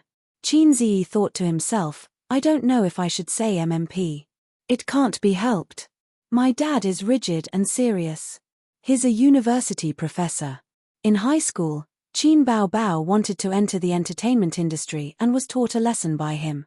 Qin Baobao has been afraid of her dad since she was young. When she saw her dad get angry, she was terrified. What can I do? I can't just watch her get beaten up. This time, I have to take the blame even if I don't want to. Chu Nuan looked at Qin Baobao and tried to hold back her laughter. Countless audience members were looking at Qin Baobao. Why was it different from what was said just now? It shouldn't be that the younger brother's legs went soft when he saw his father get angry. Some people were already laughing out loud. They really couldn't hold it in. What's that sound? Qin Ziyi asked. Oh, it's nothing. The show here is about to start, so it's a little noisy. Chu Nuan played Tai Chi and said, I can see that the relationship between the siblings is very deep. Will there be any friction in your lives? Yes, Qin Baobao is always at home. She doesn't have the ability to take care of herself. I'm usually the one taking care of her. Being both the younger brother and the father sometimes makes me feel tired. When I ask her to help with the chores, she'll only act coquettishly. It's inevitable that there will be friction. The audience below the stage whispered. What does a goddess act coquettishly like? Damn, it's such a blessing. With such a beautiful sister acting coquettishly, I'm willing to do anything. I didn't expect him to be such a warm guy. He's liking Qin Ziyi more and more. He can write songs, play the piano, and take care of the house. I want as many brothers like him as there are. The image of a goddess suddenly became clear. It turns out that she's a lazy person at home. Ahahaha. I feel that their daily lives are quite amusing. When Qin Baobao comes home, the little universe will definitely explode. Qin Ziyi still doesn't know that he's been tricked. Qin Baobao is the older sister after all. If she wants to beat the younger brother, Qin Ziyi won't dare to fight back. Qin Baobao's mouth twitched. She couldn't wait to get into the phone and have a real-life PK with Qin Ziyi, but she had to force a smile on her face. The production team was too good at stirring up trouble. Then how will you coordinate? Chu Liuyu held back her laughter. It's usually a fight. Oh right, that's not a good answer, right? I should change my answer on the show later. I'll say that it's a reasonable allocation of chores. Wha? Everyone was shocked. They were really fighting? How old were they? Qin Baobao felt wronged and said, usually, it's him who presses me down on the sofa and beats me up. The audience below the stage burst into laughter. Finally, he could not hold it in any longer. Ha ha ha, this is hilarious. How funny. Qin Ziyi really hit his sister. If I had such a beautiful sister, I definitely wouldn't bear to hit her. That's out of love. Didn't you see Qin Baobao's expression? This is so interesting. I like Qin Ziyi and Qin Baobao very much. With such a big commotion, Qin Ziyi would be really stupid if he still couldn't hear it. What's going on? Why do I hear laughter? Are you recording a show? Qin Baobao, are you there? Chu Liuyu motioned for Qin Baobao to speak. Qin Baobao smiled with a knife hidden in her eyes. I must have a good chat with you when I get home today. Qin Ziyi pretended not to hear it and stiffly changed the topic. Hello, host. Hello, audience. Chu Liuyu replied, I'm sorry, Mr. Qin Ziyi. Actually, we were recording a show just now. It's all a trick. Qin Ziyi sighed. Let's cut the part just now. Let's pretend that nothing happened and call again, okay? The audience burst into laughter again. Okay, Thank you very much for joining our show, Mr. Qin. The call ends here. Chu Liuyu ended the topic with a laugh. Audience, say goodbye to Mr. Qin. Words of goodbye sounded. Qin Ziyi said helplessly, goodbye. At home, Wang Zijin stood at the side and listened. She couldn't help but laugh. From Zhejiang Province TV? How funny. Unscrupulous. Qin Ziyi put away his phone. Qin Bao Bao can't make it back in time. Let's eat. Wang Zijin complained, you haven't cooked the food yet. How can you eat it? Don't worry, don't worry. Show me what you can do. At night, Qin Bao Bao rushed home. She kicked off her high heels and swung her bag. Like a hungry tiger pouncing on a sheep, she pounced on Qin Ziyi and shouted, Zijin, I'm going to clean up the house. Unrelated people, please leave. Wang Zijin replied with an O and went back to her room with the computer. After a while, Qin Bao Bao shouted for help in the living room. Zijin, the enemy is ferocious. Help us quickly. Zijin, help. Ahahaha. Don't poke my waist. Qin Ziyi, if you continue like this, I'm really going to be angry. Don't poke, good brother. I'm begging you. I forgive you. No, it's my fault. Good brother, good A's, boo-hoo. You only know how to bully me. Wang Zijin put on her headphones and turned a deaf ear. She had already given up on treating the siblings. In the living room, the pillows fell to the ground. The coffee table was askew. Qin Ziyi sat on his sister's lap. Qin Bao Bao was like a salted fish, panting. Her swollen chest rose and fell violently. Her hair was messy, covering her flawless face. The hem of her t-shirt was lifted in her struggle, exposing her small waist. The siblings had fought for the umpteenth time, but Qin Bao Bao was still defeated. Qin Bao Bao lay on the sofa with her arms and legs spread out, looking like there was nothing left to live for. Get up. Qin Ziyi poked her waist gently. Qin Bao Bao ignored him in a fit of pique. His sister's disheveled appearance was too unsightly. Qin Ziyi helped her pull up the hem of her t-shirt. Let's call a truce, Qin Bao Bao said. She stretched out a tender arm and said coquettishly, pull me up. Qin Ziyi heard this and reached out to pull her up. However, she used all her strength to pull him up, causing him to stumble. Then, she lowered her shoulders and put her long legs on his shoulders. She twisted and pulled.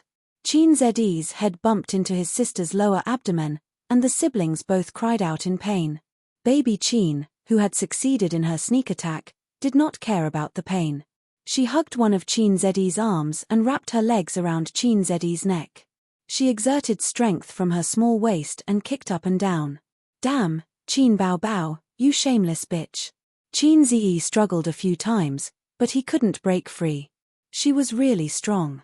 Her months of dancing were not in vain. You actually used a sneak attack. Qin Bao Bao used all her strength to resist her brother's resistance. Her face was red and she panted, all is fair in war. Sister said to clean house, so I will clean house. Don't say I didn't warn you. On the way back to Shanghai, she specially searched for ways to defeat the strong with the weak. In order to learn how to use strength, she watched several teaching videos. You disrespectful little bastard. Sister will teach you a lesson today. Qin Bao Bao used all her strength to wrap her legs around her brother's neck. This move was called the deadly scissor kick. How to teach him a lesson? Suffocate me between your legs. Qin Ziyi felt that his neck was about to break. He could force himself to stand up, but he might pull his neck. Let's call a truce. Hurry up and say you were wrong. I was wrong. Do you dare to be rude to sister in the future? I won't dare, I won't dare. At least you know what's good for you. Hurry up and shout 3 times, little fairy sister, spare me. That's too shameful. Can't you change the way you address me? No, hurry up and say it. I can't hold on any longer. Bah, I still haven't used my strength. Qin Bao Bao panted as she spoke. She was also exhausted after using so much strength. Qin Ziyi admitted defeat and begged for mercy. Qin Bao Bao was satisfied. She quickly loosened her legs and jumped up from the sofa.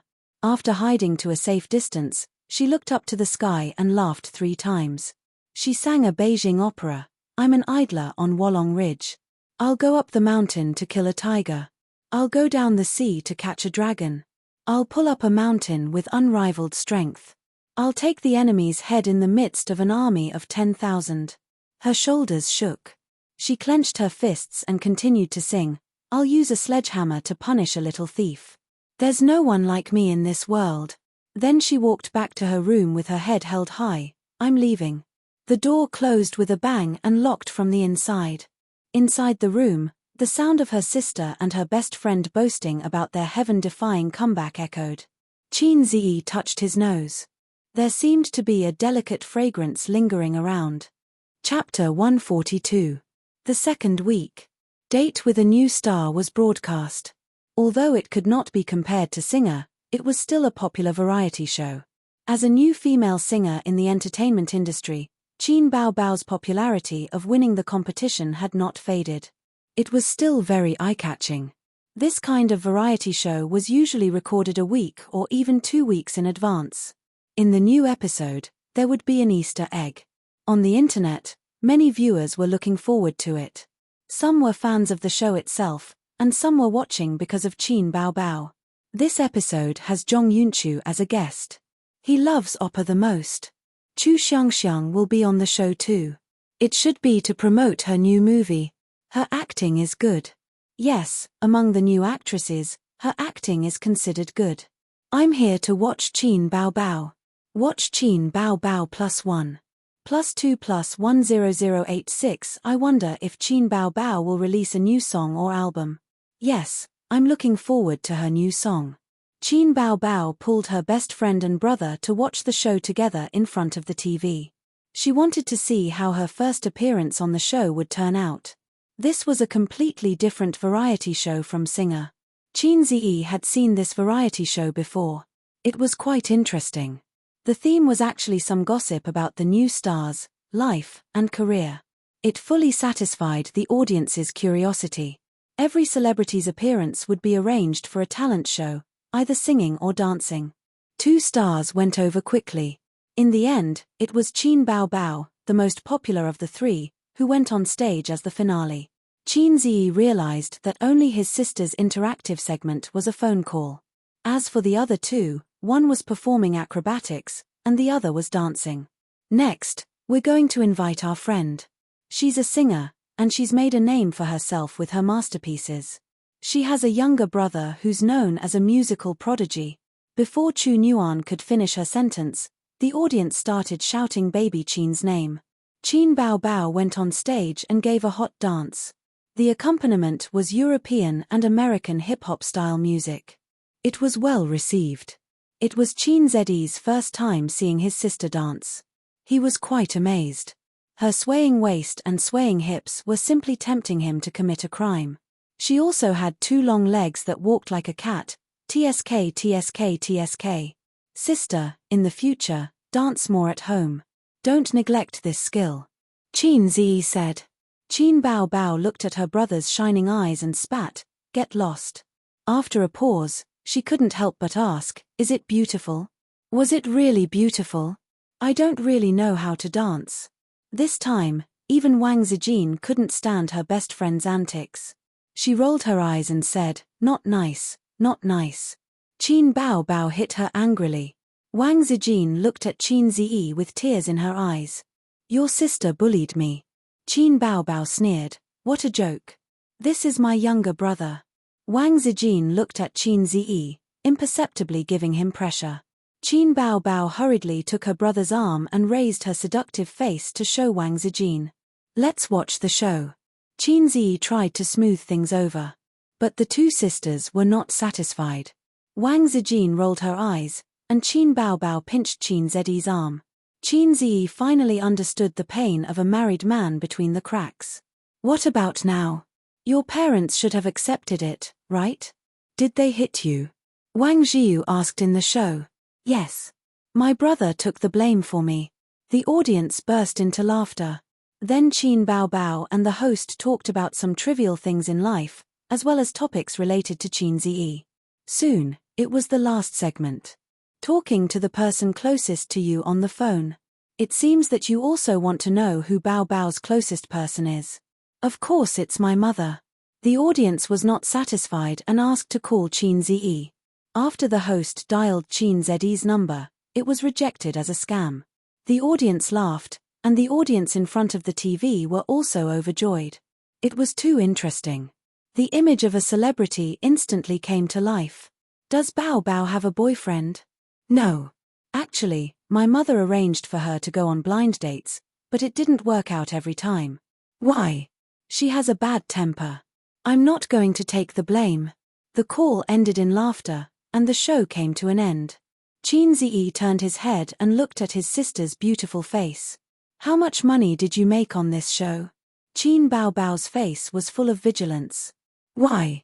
It's none of your business. Since you can make money on your own, shouldn't you return my song agency fee to me? Qin Bao Bao was like a cat protecting its food. I already said that I'll save it for you. Don't be so annoying. I'll take care of your wife for you. Qin Ziyi sneered.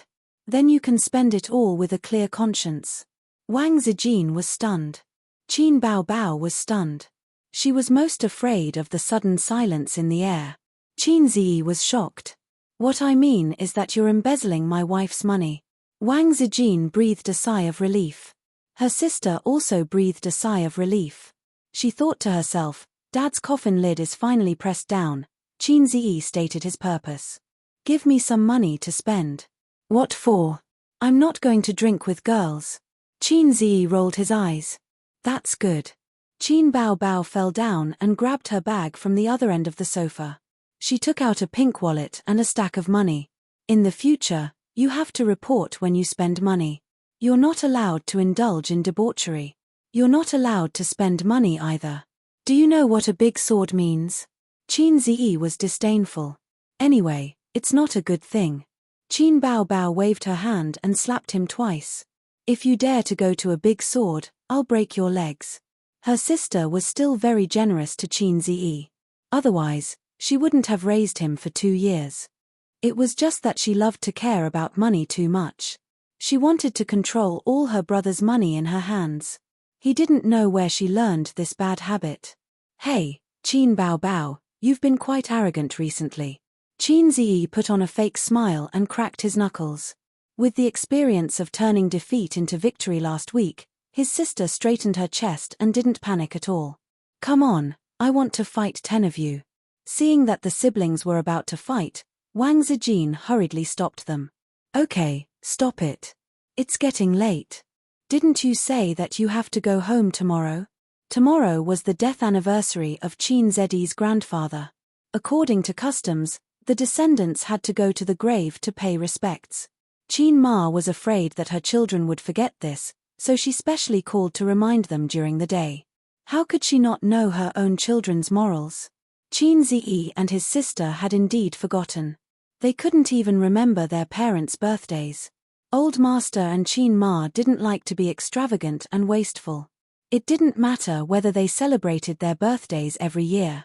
Except for big birthdays like their 40th birthday, they would cook a few dishes at home and invite their relatives and friends for a meal. Young people nowadays would treat their birthdays to a meal, wine, and karaoke as if it was their 60th birthday. Qin Ziyi and Qin Bao Bao were influenced by their parents and didn't celebrate their birthdays. Every year, his sister would be satisfied as long as she took away her younger brother's pocket money for her birthday. For her younger brother's birthday, she spent hundreds or thousands of yuan on a pair of sneakers and backpacks. The Louis Vuitton shoulder bag that Qin Ziyi used was bought by his sister for his birthday 2 years ago. During those few days, his sister nagged in front of him every day, saying that the bag was too expensive and that it cost her 2 months' salary. Ace, you have to earn a lot of money in the future to repay your sister. Qin Ziyi was annoyed by her nagging and said, okay, I'll let you keep all the money I earn in the future. Now, it seemed that his sister took it seriously and took action. The evils he brought on himself were the hardest to bear. The next day, in the entertainment news section, the netizens commented on the news of a date with a new star: "This episode is really good. It's full of negative points and also full of negative points." Qin Ziyi's phone call was hilarious from the beginning to the end. The production team was too considerate. They were really considerate. Qin Bao Bao was bragging on the show. She probably didn't expect that the last segment would be a phone call to her younger brother. She was accidentally exposed by her younger brother. Ha ha ha. Am I the only one who has a different focus? Qin Bao Bao said my younger brother is the best 3 times and my younger brother is the best 6 times in one show. Goddess, you're awesome. We know that your younger brother is the best, okay? Ha ha ha. After the brother boasting maniac, the netizens who loved to see and hear gave baby Qin a nickname, Brother Boasting Maniac. They also took screenshots and made them into an emoticon with the caption, "My younger brother is the best." When they despised everything and others, they would post such a picture. Chapter 143. Early in the morning, Qin Ziyi led Wang Zijin for her morning exercise. The two of them circled the park again and again. At 6:30, the sun had already risen, and the sunlight was slightly scorching. Wang Zijin was so tired that she was sweating profusely. Her oval face was flushed. Usually, at this time, she would stop and walk slowly. She would wait for Qin Ziyi to return from his second lap before running together with him. Today, she clenched her teeth and persevered with Qin Ziyi. Take a break. Qin Ziyi was considerate. Wang Zijin shook her head. Exercise can't be done overnight, Qin Ziyi said. But it's urgent to lose weight. Wang Zijin said. Her face was indeed rounder than when she first arrived. In order to prevent her from becoming as fat as a pig, she had to increase her exercise. Qin Ziyi glanced at Sister Wang's well-proportioned and exquisite figure. It's okay. Sister Tishu's figure is still so good. When Wang Zijin heard that, a smile appeared at the corner of her mouth. However, Qin Ziyi looked at her face and changed the topic. Your face is really round. Wang Zijin's face instantly turned stiff. She glared at him and said angrily, I'll hit you. Wang Zijin was envious. Qin Bao Bao eats so much every day. Why isn't she fat? It's probably the legendary talent. Wang Zijin snorted. Curse her to become as fat as a pig. Qin Ziyi couldn't help but laugh. He imagined such a scene. If Qin Bao Bao was here, she would definitely cross her arms in front of her chest and assume a defensive posture. She would loudly say, reflect the curse. At 7:30, there were more and more commuters riding shared bicycles, mixed with electric scooters. These guys were scarier road killers than female drivers. In their eyes, there were no traffic rules and they were rampaging. Among them, the electric scooters were the fiercest. Qin Ziyi suggested running in the park to avoid the bicycles and electric scooters. However, Wang Zijin couldn't take it anymore. She was panting and said that she wanted to go home and rest. They returned home at 8 o'clock. Wang Zijin took a shower, ate breakfast, and went out with the siblings. Qin Ziyi and Qin Bao drove the little red horse to the Yongla Public Cemetery in the suburbs.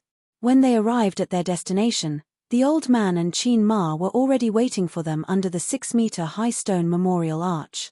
The memorial arch was engraved with the words Yongla Cemetery. The old man was dressed in a black suit with a white shirt and a black tie. It was rare to see him dressed so formally. After all, it was an important day for him to meet his father. His face was stiff and solemn as he frowned at his son and daughter who were walking over. The elder sister held her younger brother's arm. What kind of day is this? Why are you wearing casual clothes? Didn't your mother tell you to wear a suit? The old man reprimanded his son.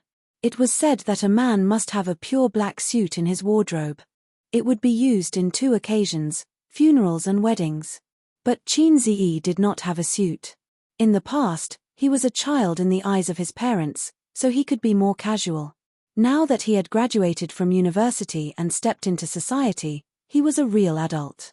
He was not an 18-year-old adult. I don't have a suit.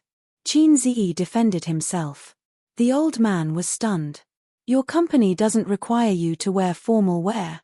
All high-class companies had uniform requirements, especially in the real estate and finance industries. Formal wear was a rigid rule. Our company is just a small one. We don't have such requirements. Qin Ziyi was shocked and hurriedly lied. He lied to the old man that he had found a job. Investing in stocks at home was as unreliable as his daughter entering the entertainment industry. His daughter was already so annoying. If the old man knew that his son did not want to improve himself, he would be furious. What a lousy company. The old man grumbled. Qin Ziyi heaved a sigh of relief. Suddenly, he heard his sister say, "Dad, Ace is lazy and doesn't work at home. You have to educate him." F***CK. Qin Bao, are you trying to cause trouble? Sure enough, the old man immediately frowned. Qin Ma saw that the situation was not right. She used her 20 years of experience to smooth things over. "Okay, let's talk when we get home. Don't beat my grandson in front of me." The family went to the cemetery to buy incense, candles, paper money, and other things. The siblings were left behind. Qin Ziyi pinched his sisters but hard. "Ouch." Qin Bao Bao wailed. "What's wrong?" The old man turned around. "Dad, Ace hit me." Qin Bao Bao complained. "Dad, I didn't. Qin Bao Bao is slandering me." Qin Ziyi's expression did not change. When it came to character, the old man favored a son who he had brought up hands-on rather than a daughter who he doted on. The old couple knew that the older sister had bullied the younger brother since she was young. However, they did not know that the tables had turned. "You're always fooling around. Be more serious later." The old man scolded. When he turned around, he heard his daughter screaming again. The old man said angrily, "What's wrong now? Are you done?" Qin Bao Bao said with tears in her eyes, "I sprained my ankle." However, her hand was rubbing her butt. Qin Ziyi said fiercely, "Who told you to hit me when I'm down?" Qin Bao Bao raised her eyebrows.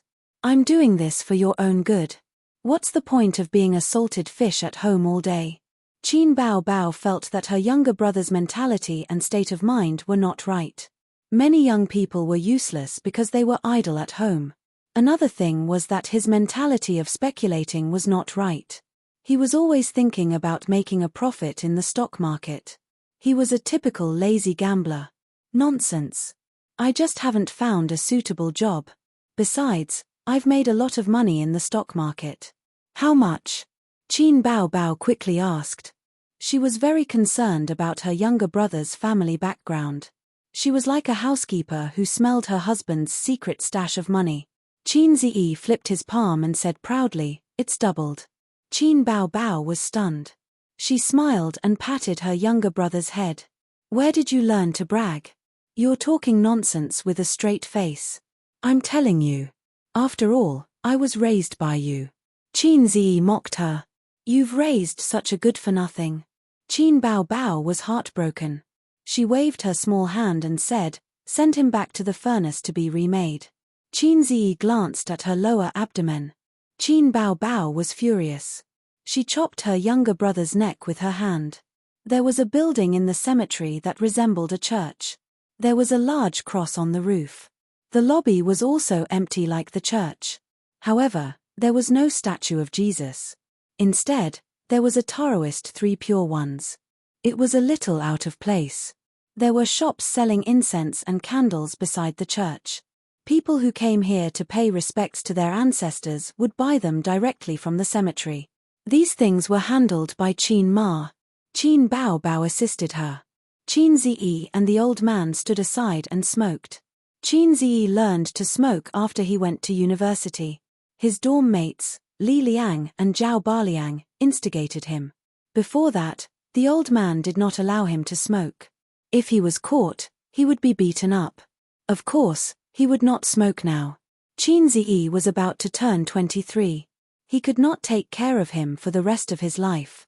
Moreover, the old man also smoked and drank. It was not a bad habit, as long as it was in moderation.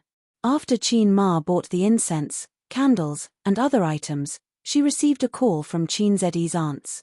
They said that they had already bought the items to pay respects to their ancestors in the cemetery. After hanging up the phone, the family of 4 waited for their relatives. The items to pay respects to their ancestors could not be bought by others. This was because it was filial piety to the deceased elders. It could not be bought by others. The old man was the eldest in the previous generation. He had 2 younger sisters. The eldest aunt was 3 years younger than the old man.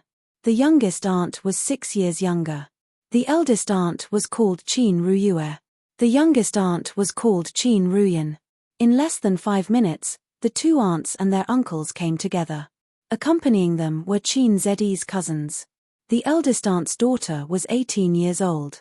The youngest aunt's son was Chin Zed's 16-year-old Chunibya cousin. The 2 aunts only had 1 child.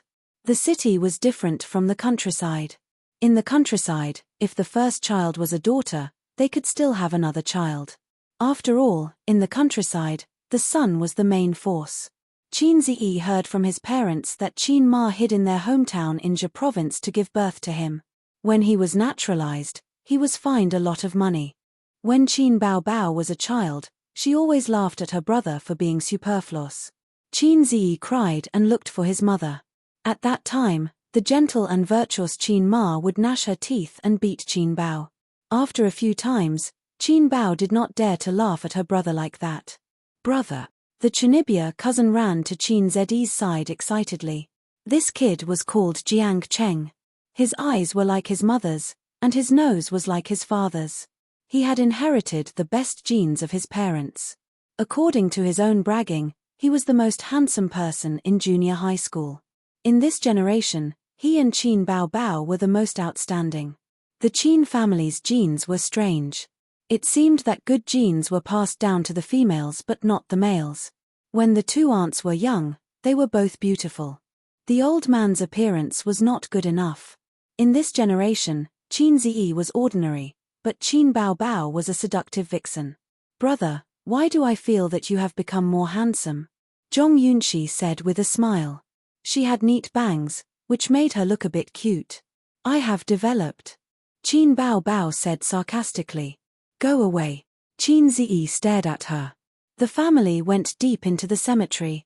They lit candles in front of the old man's grave, burned paper money, and wiped the dust off the tombstone. When they were paying their respects, the old man held a stick of incense and closed his eyes. The second was Chin Zi. He was the eldest grandson of the eldest son. The only son of the Chin family. Chin Zi followed suit. Chin Bao Bao stood on the side and did a funny dub. Grandpa, please bless me to marry a beautiful wife like my sister. Then I will make a lot of money and buy 10 villas. Ha ha ha. Chapter 144. Chin Ma knocked her daughter's head with a chestnut and scolded her softly. Be serious. Grandpa will be angry. Chin Bao covered her head and stuck her tongue out at Chin Ma. She kicked her brother angrily. Chin Zi immediately turned around. Dad, she's so annoying. Grandpa Chin pretended to hit his daughter, and she ran away in fear. They all burst into laughter. After the big brother's family finished paying their respects, it was the big aunt and little aunt's turn. She was probably asking her father, grandfather, to bless her family and make sure her career was smooth sailing. Little aunt added one more request. She asked their father to bless their son to be obedient and not make his father angry. Little uncle and cousin had been in a cold war recently and ignored each other. Jiang Cheng stayed at his uncle's house for a week before going home. He really couldn't stand the old man's chicken soup and could only listen. He had been in awe of his uncle since he was young, and it hadn't changed. He dared to talk back to his father, but he didn't dare to talk back to his uncle. Perhaps it was because of the shadow in his heart when he was young. One year, when he played at his uncle's house, he saw how his uncle beat his cousin. It could also be because of the aura. Little uncle was a businessman, while the old man was a university professor. One was smooth and sly, while the other was rigid and serious. At this point, the worship was more or less over. A few years ago, they could still set off a string of firecrackers, but now they couldn't. Grandpa passed away when Chin Zi was in elementary school. He seemed to have died of liver cancer, the kind that was contagious. Chin Zi only went to the hospital a few times, but his family didn't let him go. The old man's appearance in his memory was already blurred. Then, everyone left the cemetery and drove to Chin Zi's house. They were going to have a meal at the Chin family. Only then did the worship come to a successful end. Although it was the anniversary of the old man's death, the atmosphere at the table was very warm. After all, The old man's father had died for so many years, and the sadness had faded long ago. It was rare for relatives to gather together. Bao Bao, I told you that you'd be beautiful when you grow up. Look, you're already a big star. Little uncle was a businessman and was very good at drinking. Bao Bao, our family has a big star like you. We bring glory to our ancestors. Let me give you a toast as well. His uncle worked in a state-owned enterprise, and drinking was a compulsory skill. Both of his uncles were alcoholics. They drank beer like it was water. They often said that beer was only used to moisten the throat. White wine was the drink for men. Old Master was too strict, and they didn't like to drink with Big Brother. Moreover, the old man's expression was a little unnatural. Qin Ziyi said in his heart, "Eldest uncle, can't you see that my father's face has turned black? You still want to bring honor to our ancestors?" Qin Bao Bao also likes to drink. This is the reason why Qin Ziyi does not trust her to play nightclubs. Bao Bao's singing is really good. I've been watching it since the first episode. Little uncle said, I boasted to my business partners that this is my niece. Hey, no one believed me. The old man's expression changed slightly. You already knew that Bao Bao would be on the show? Little uncle was stunned. Ayo, he let it slip. The old man looked at his daughter with a murderous look and sneered without saying a word. Little uncle hurriedly said, A's asked me to keep it a secret. He said that Big Brother doesn't want to Bao Bao to be a star. Actually, it's not a big deal. It's so glorious to be a star. The old man looked at his son with a murderous look. Little uncle's heart hurt. Qin Ziyi was angry. Little uncle, don't betray me, okay? My father will punish me later. Eldest aunt also interrupted, you're used to it since you were young. He really wanted to flip the table. Qin Ziyi's mouth twitched. Qin Bao Bao called her cousins to let them know. How could she hide it from her parents? Qin Ziyi still had to clean up her mess. However, he didn't expect to hide it for so long. It was an unexpected gain that it was revealed on the eve of the finals of Star Singer. The sister looked at her brother, touched. Eldest uncle tried to smooth things over. Let's drink, let's drink. At first, Qin Bao Bao drank all the wine in her glass. Then, she couldn't take it anymore and pulled Qin Ziyi over to drink. Because it was at home and it was rare for relatives to gather together, the old man and Qin Ma didn't stop her. Cousin Jiang Cheng was eager to drink and wanted to drink for his sister. However, he was too young and didn't have the right to drink with the elders. Qin Ziyi didn't have a high tolerance for alcohol in the past. But ever since he exercised and tempered his body every day, his liver's ability to detoxify alcohol was abnormally strong. He was actually on par with his two uncles. Now, he couldn't stop. His two uncles kept urging him to drink. Qin Bao Bao sat beside her brother and helped him pour wine. She was as obedient as a little wife. Qin Ma chatted with her two aunts. Other than daily necessities, oil, salt, soy sauce, vinegar, tea, and some gossip, the other topic was Qin Bao Bao's marriage. She mentioned that her youngest aunt was very keen on being a matchmaker these years and had brought several couples together. She was the one who introduced the blind date last time. Bao Bao is getting old. I don't expect her to get married immediately, but she has to find a partner. Qin Ma sighed. There are still good men. It's just that with Bao Bao's current identity and profession, it's not easy for her to find a partner casually. After all, she's a celebrity. Her youngest aunt analyzed, or someone in the entertainment industry is more suitable. Her eldest aunt shook her head. No, the entertainment industry is too open. Look at the news. It's not this one cheating, it's that one cheating. If Bao Bao marries someone in the entertainment industry, it might be a marriage tragedy. Qin Ma was unhappy. My daughter hasn't married yet, and you're already predicting a marriage tragedy. Her youngest aunt said, then marry a rich businessman. All female celebrities like to marry rich businessmen. Once you enter a rich family, it's as deep as the sea. Rich people are also fickle people. Jiang Cheng interrupted. Scram. Her youngest aunt slapped him.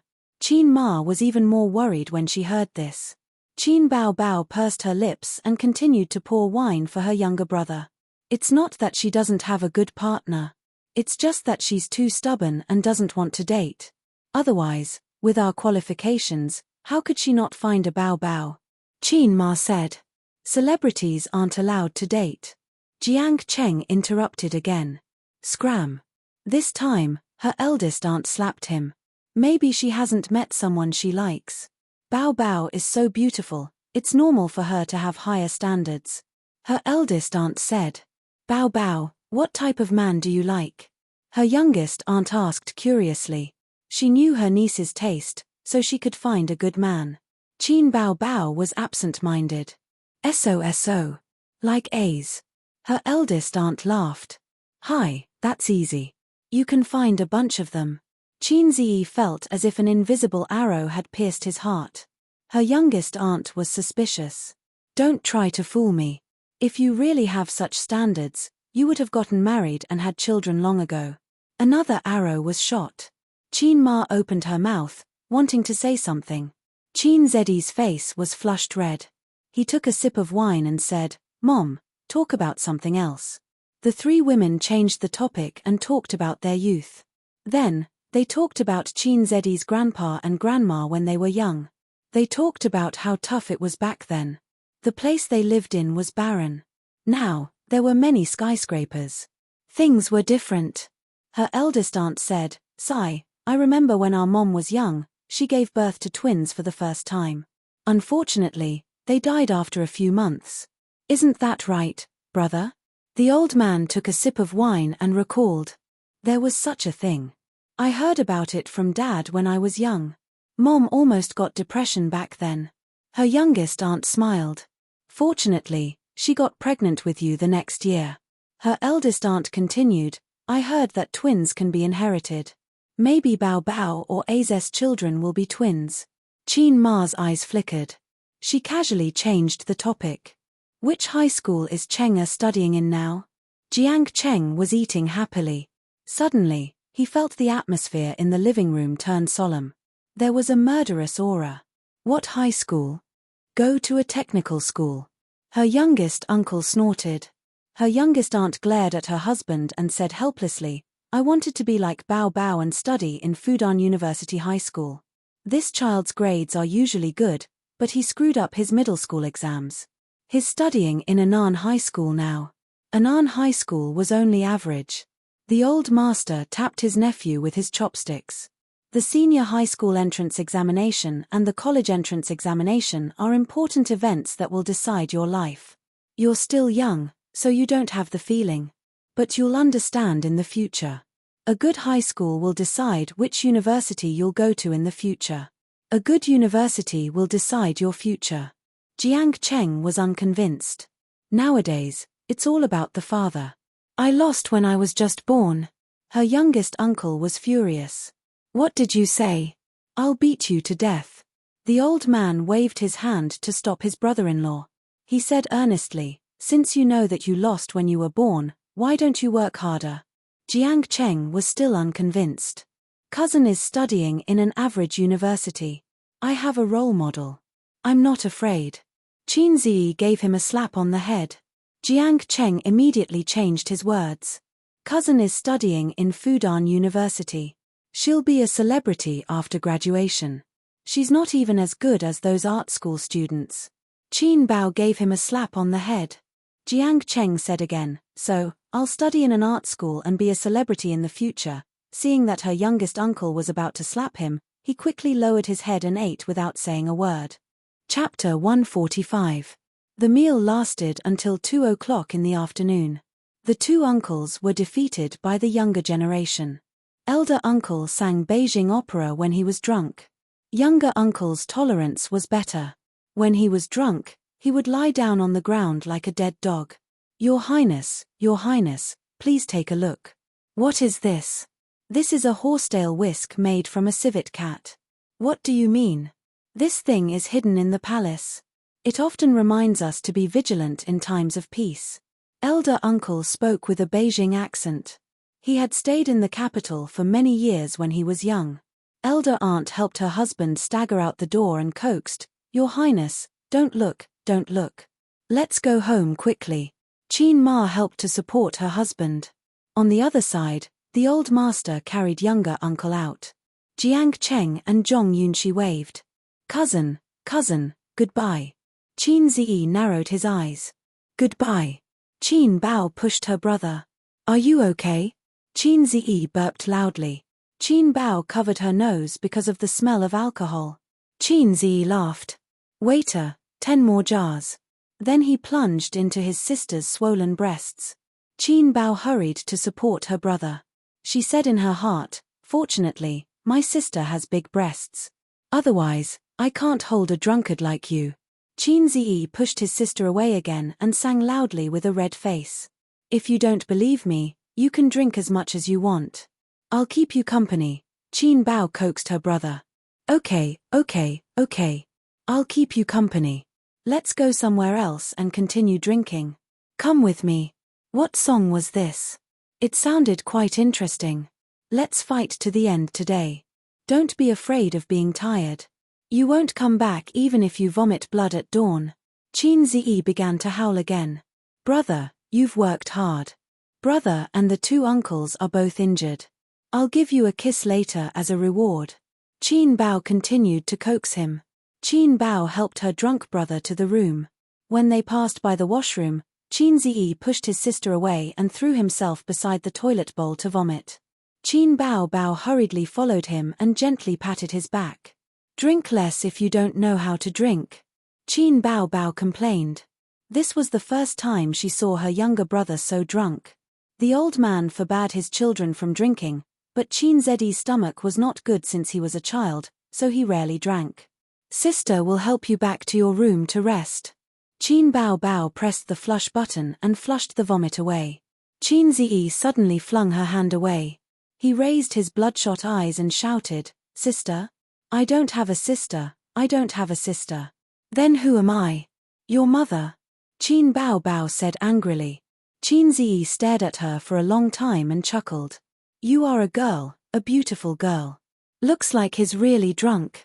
Qin Bao couldn't be bothered to argue with her drunkard brother. Fine, I'm a girl. I'm a girl, okay?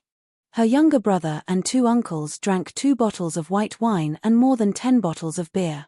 Qin Ziyi flung his sister's hand away again and laughed. Sister, do you have a boyfriend? If you don't, I don't mind having one. If you do, how about changing to another one? What do you think of me? Do you want to consider me? Qin Bao thought to herself. Are you really drunk? You are quite articulate. She replied, No. I don't want to have one for the time being. Forget it. I'm your sister. I can't be your sister. I'll be drowned in a pig cage. Qin Ziyi looked at her for a while. Tilda, he vomited again. Qin Bao covered her nose and patted his back. After Qin Ziyi finished vomiting, he lay down beside the toilet and dozed off. Qin Bao tried to support him. She couldn't let him sleep here. What if he drank a mouthful of alcohol when he was thirsty? Drunk people are the easiest to get thirsty. Qin Bao said, Sister will take you back to your room. There is a girl waiting there. Qin Ziyi was happy to hear that. He followed his sister back to his room. When he passed by Qin Bao's room, he dove in and mumbled, Where's the girl? Where's the girl? Qin Bao tried to drag him out and coaxed, There's no girl here. The girl is next door. Liar. Qin Ziyi suddenly pushed his sister away and staggered. His face was full of anger. Mom said that my girl is here. She is here. You, don't try to lie to me. Qin Bao was stunned. Looking at her brother who was blushing and delirious, she thought of an old incident from many years ago. Qin Ziyi was ordinary since he was young. Although he was a little handsome, there was no harm without comparison. Qin Bao was adorable when she was young and would be praised by adults wherever she went. Her parents were proud of her. Compared to her sister, her brother was an ugly duckling. Qin Bao liked to show off her superiority in front of her brother and laugh at him for not being able to find a wife in the future. As a child, Qin Ziyi felt that he would not be able to find a wife and ran to his mother to complain. Qin Ma comforted her son, It's okay if you can't find a wife. Sister will be your wife in the future. Finally, she coaxed her son into smiling. Qin Ma, of course, coaxed her son. She did not expect him to remember it for so many years. Qin Bao Bao's heart was touched. She held her brother's arm and said softly, "Okay, okay, okay. The girl is here. Go to bed and sleep. The girl will come later." Qin Ziyi was relieved and lay down on his sister's bed. However, he could not sleep. His head hurt badly and he groaned on the bed. Qin Bao Bao sat at the head of the bed and massaged his temples. She looked at her brother's face. The room was silent. A song appeared in her mind. Time is like a carefree song. But it is full of notes of growth. Some were distressed, some were sad, and some were happy. That boy's face is blurred in my memory. His back view is fading away. I only remember the proud declaration. Reaching out to embrace the world. A few years have passed in the blink of an eye. Frivolous words have settled. Passionate feelings are buried deep in the soil. We are all compromising. Compromising. Qin Bao Bao's heart was in turmoil. She touched her brother's face, the corner of his eyes, the tip of his eyebrows, the bridge of his nose and lips. We are all compromising. A's. Qin Ziyi seemed to be uncomfortable. He moved his head and opened his drunken eyes in a daze. Then, he pulled baby Qin, who was at the head of the bed, into his arms. Qin Bao Bao was shocked and struggled. Then, she heard Qin Ziyi murmur, "Sister, I like you." Qin Bao Bao's heart skipped a beat. Qin Ziyi narrowed his eyes and kissed Qin Bao Bao. It seemed that he wanted to kiss her lips, but he missed and kissed her cheek instead. Qin Bao Bao straightened her brother's head. Seeing that they were about to kiss, Qin Ziyi said again, "Sister Ziwei, I like you." Qin Bao Bao, who felt like she was struck by lightning, suddenly sat up straight and stared at Qin Ziyi. Her eyes were complicated. She took a few breaths and felt sour, sweet, bitter, and spicy feelings in her heart. She waved her hand and slapped her brother's face twice. Qin Ziyi was like a dead dog, motionless. Qin Ma, who pushed the door open, saw this scene and shouted, "What are you doing? Why did you hit him?" Mom was shocked and angry. Qin Bao Bao's eyes reddened. She choked and said, "He bullied me." "Nonsense. He should be thankful that you didn't bully him." Qin Ma took her daughter and pushed her out. She scolded with a straight face, "Go and make a cup of hangover soup, brat." Qin Ma touched her son's forehead and complained, "You drank so much that you didn't even notice." She tucked her son in, lowered the temperature of the air conditioner, and walked out of the room. In the empty room, Qin Ziyi opened his eyes and stared at the ceiling for a moment. Then he closed his eyes again and fell into a deep sleep. The weather in September was unbearably hot. The sun was scorching the earth, and the air was scorching hot.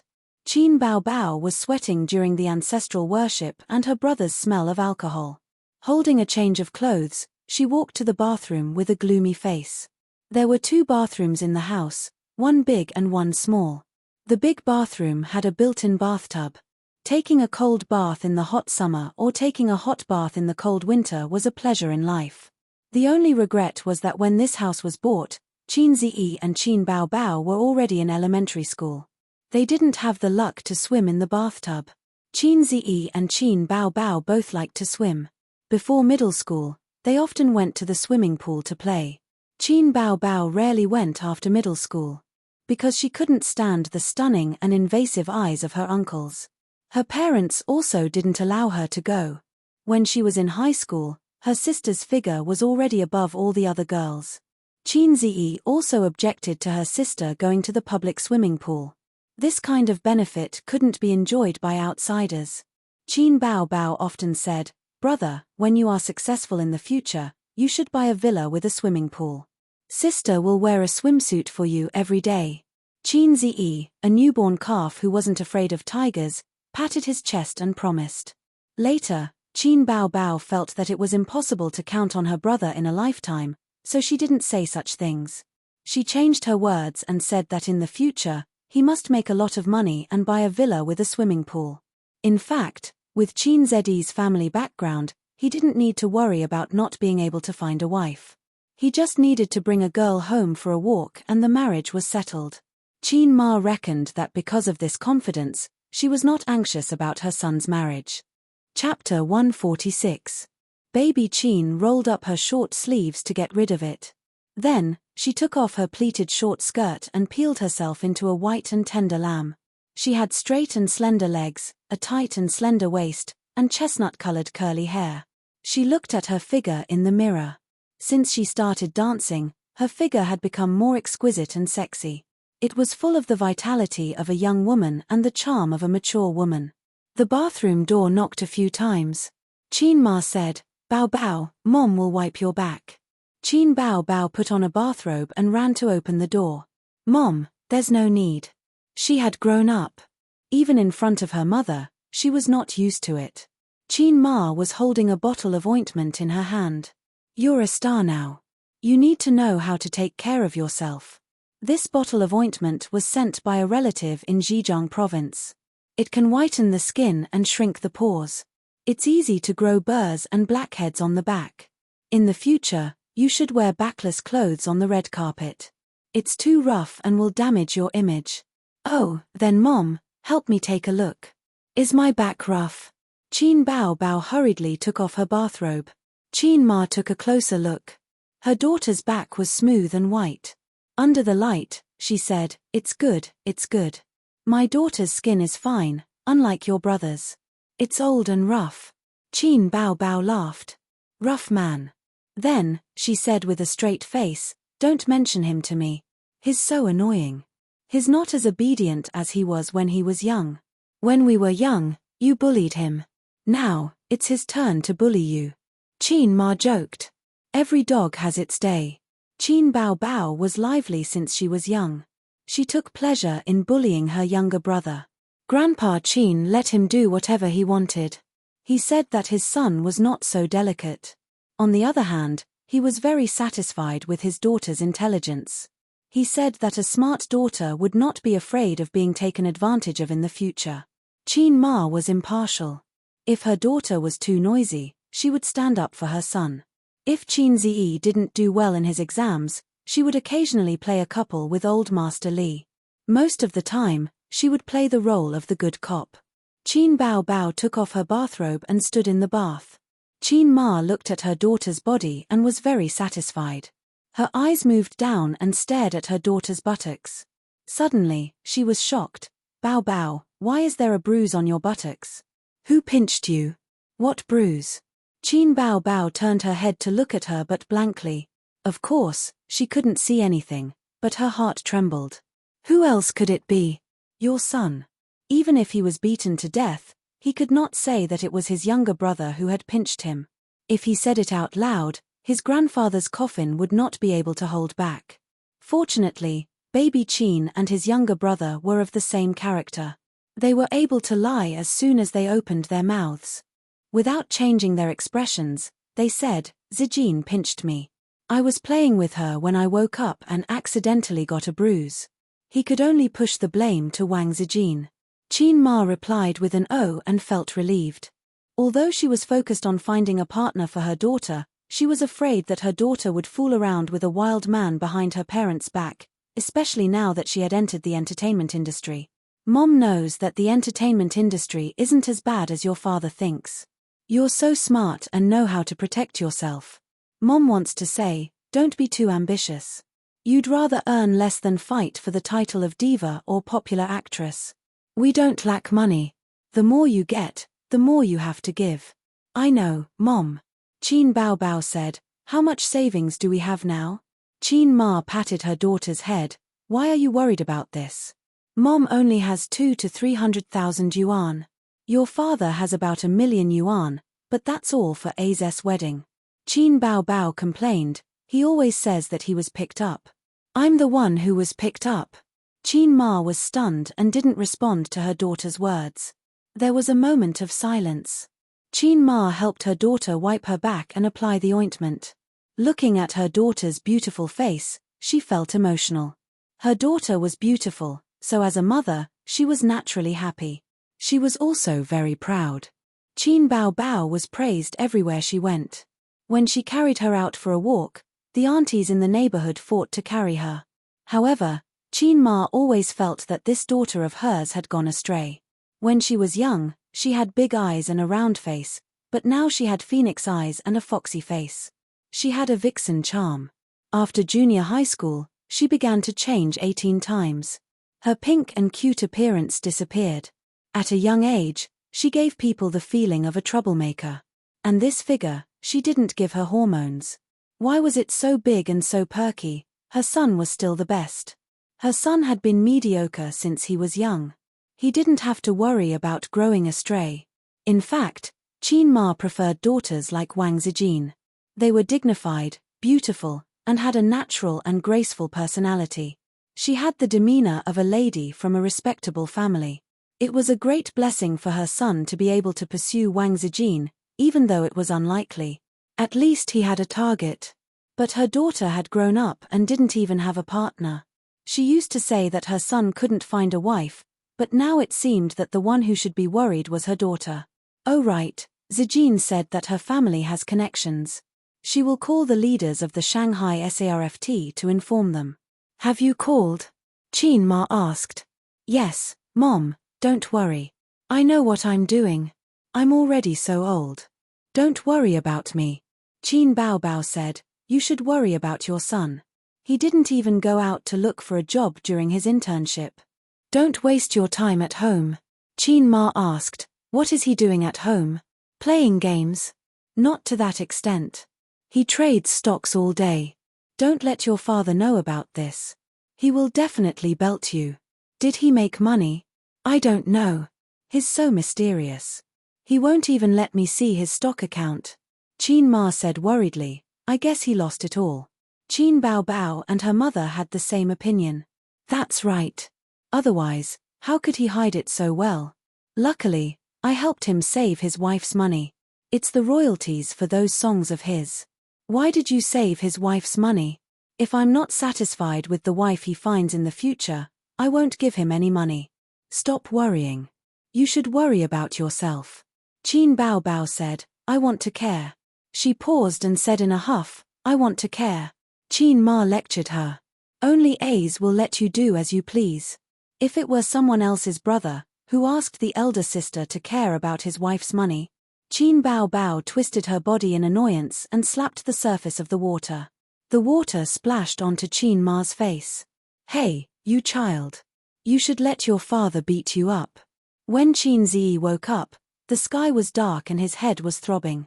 This was his sister's room. The curtains were drawn and it was dark. Qin Bao didn't live here for a long time. There was no light fragrance of his sister in the air. He took a posture in the room and practiced a set of internal training methods gifted by the system. He immediately felt refreshed. Ding. Host, please pay energy. The system's long-lost voice sounded. Counting the days, today was the auspicious day for it to recharge. System, you haven't talked to me for a long time.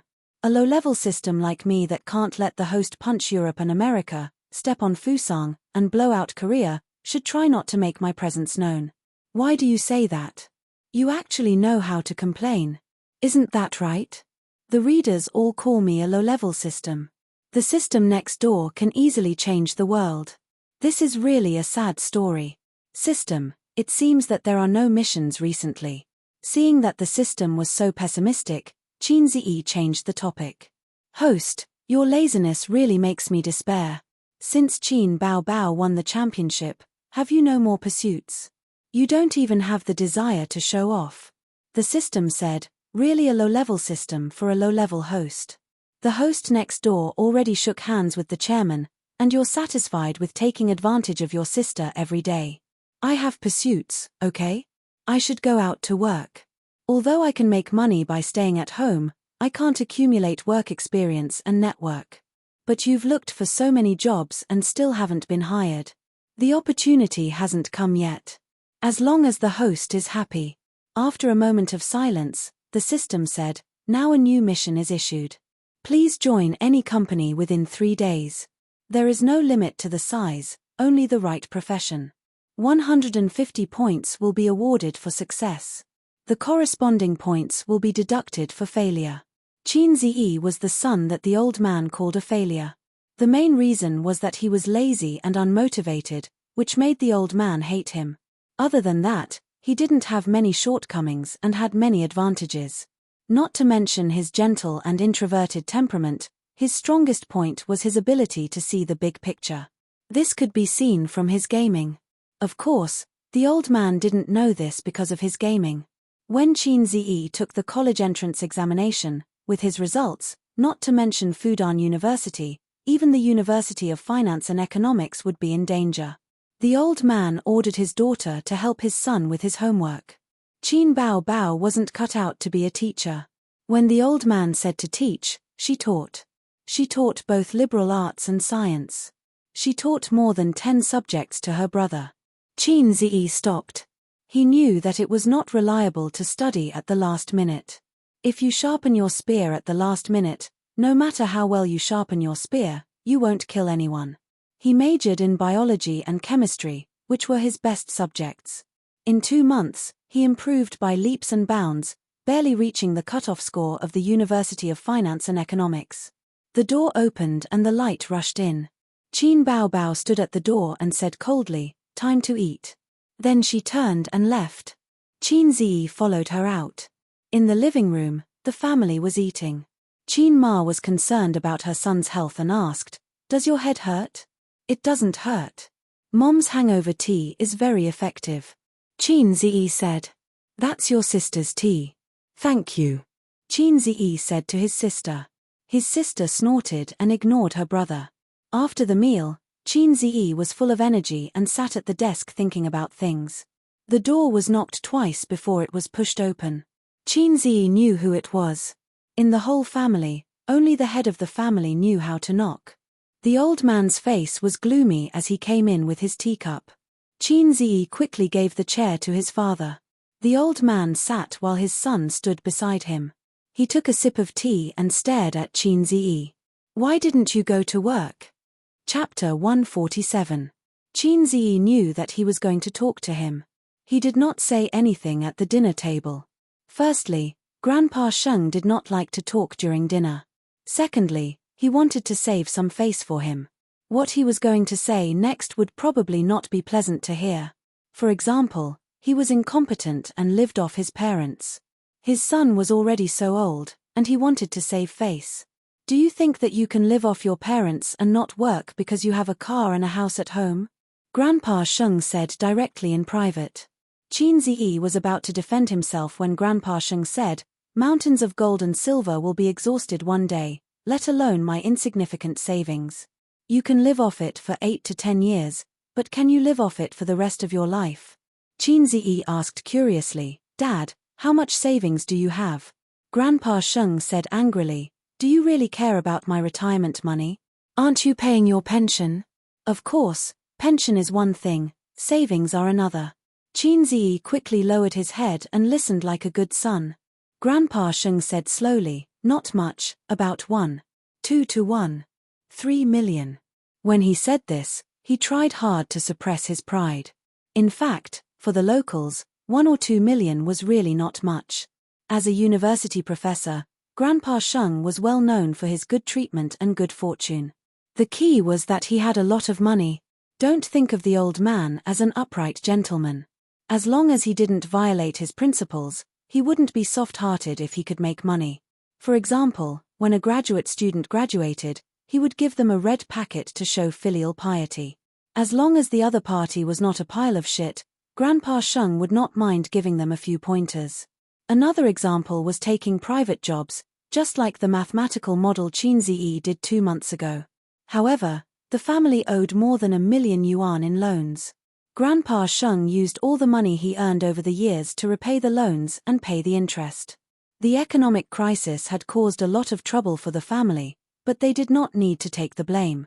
For this reason, Qin Bao Bao and Qin Ziyi were full of complaints. However, they were suppressed by Grandpa Sheng and Qin Ma, so they did not show it. "I have been looking for a job recently, but there is no suitable one," Qin Ziyi said. "It's because no one wants you. The recruitment craze for fresh graduates is over. Everyone who should be recruited has been recruited. What's the point of having so many rookies?" The old man sneered. He was a university professor and knew a lot about this. Qin Ziyi felt awkward. "Father, Can you give your son some face? Why don't you find a job? I found a tutoring job some time ago. The old man scoffed. How much can tutoring earn? That family is quite rich and powerful. I think it's always good to make some connections in society. Moreover, my sister has entered the entertainment industry. I can't protect her for the time being, so I want to pull some connections, just in case.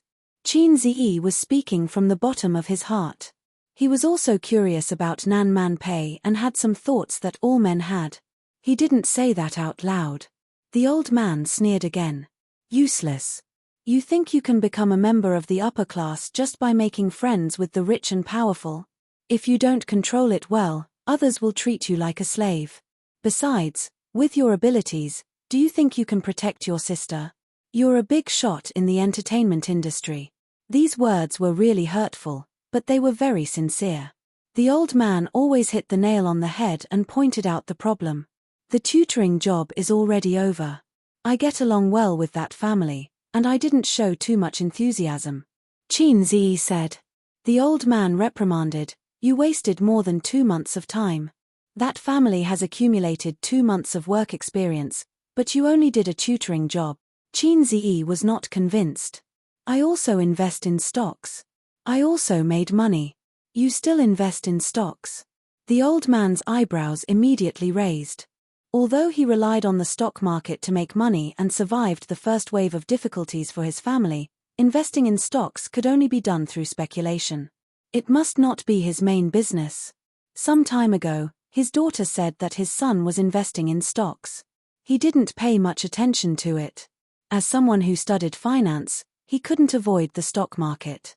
But if he didn't go out to work and invest in stocks as his main business, he couldn't do it. Because investing in stocks was not stable.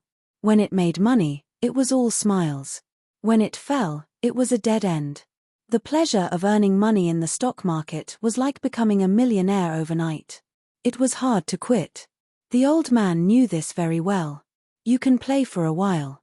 Just treat it as understanding the stock market. It will also help your profession. But you still have to work. The old man drank a mouthful of strong tea and pretended to give advice to his son. He said lightly, how much is the capital? It's a loss. It's okay. Just treat it as tuition. Qin Ziyi stretched out a hand. 5,000. You invested all the money you earned from tutoring in the stock market. The old man said, wow. 500,000. Qin Ziyi whispered. How much? The old man picked his ear. 500,000. Qin Ziyi said loudly. The old man said blankly, where did you get so much money? I invested all the copyright fees of those songs in the stock market. All invested in the stock market. The old man was furious. He slammed the table and got up to pull out his belt. See if I don't beat you to death, you prodigal son. Qin Ziyi saw that the situation was not good. He turned around and ran. He didn't have time to explain. The old man probably wouldn't believe him even if he said that he made money. The old man held his pants with one hand and waved the belt with the other. He chased after him. Mother Qin and Sister Qin were watching TV in the living room when they were startled. Qin Ziyi ran out as if he was running for his life and said loudly, Mom, Dad wants to kill me. Qin Bao Bao subconsciously pulled her brother behind her. She suddenly realized that she was going to have a cold war with him. She said, it's best if you kill him. You annoying thing. Qin Ma went forward to stop the old man. She complained, what's wrong? Why are you pulling out your belt? At this moment, the old man was furious. He was the type that would not cool down until he beat his son to death. He shouted, let go of me. I must beat this thing to death. Calm down, calm down. Mother Qin tried to persuade her. The old man was so angry that his finger trembled. He pointed at Qin Ziyi and said, ask him what he did. He didn't take the right path but went astray. He went bankrupt to invest in the stock market. Qin Ziyi cursed in his heart. It was quite F***king rhyming. Mother Qin said, is there a need for you to be so angry? Your son is just fooling around. Just scold him. Put away the belt. The old man said hatefully, his capital is 500,000 yuan. How much? Qin Ma picked her ear. 500,000 yuan.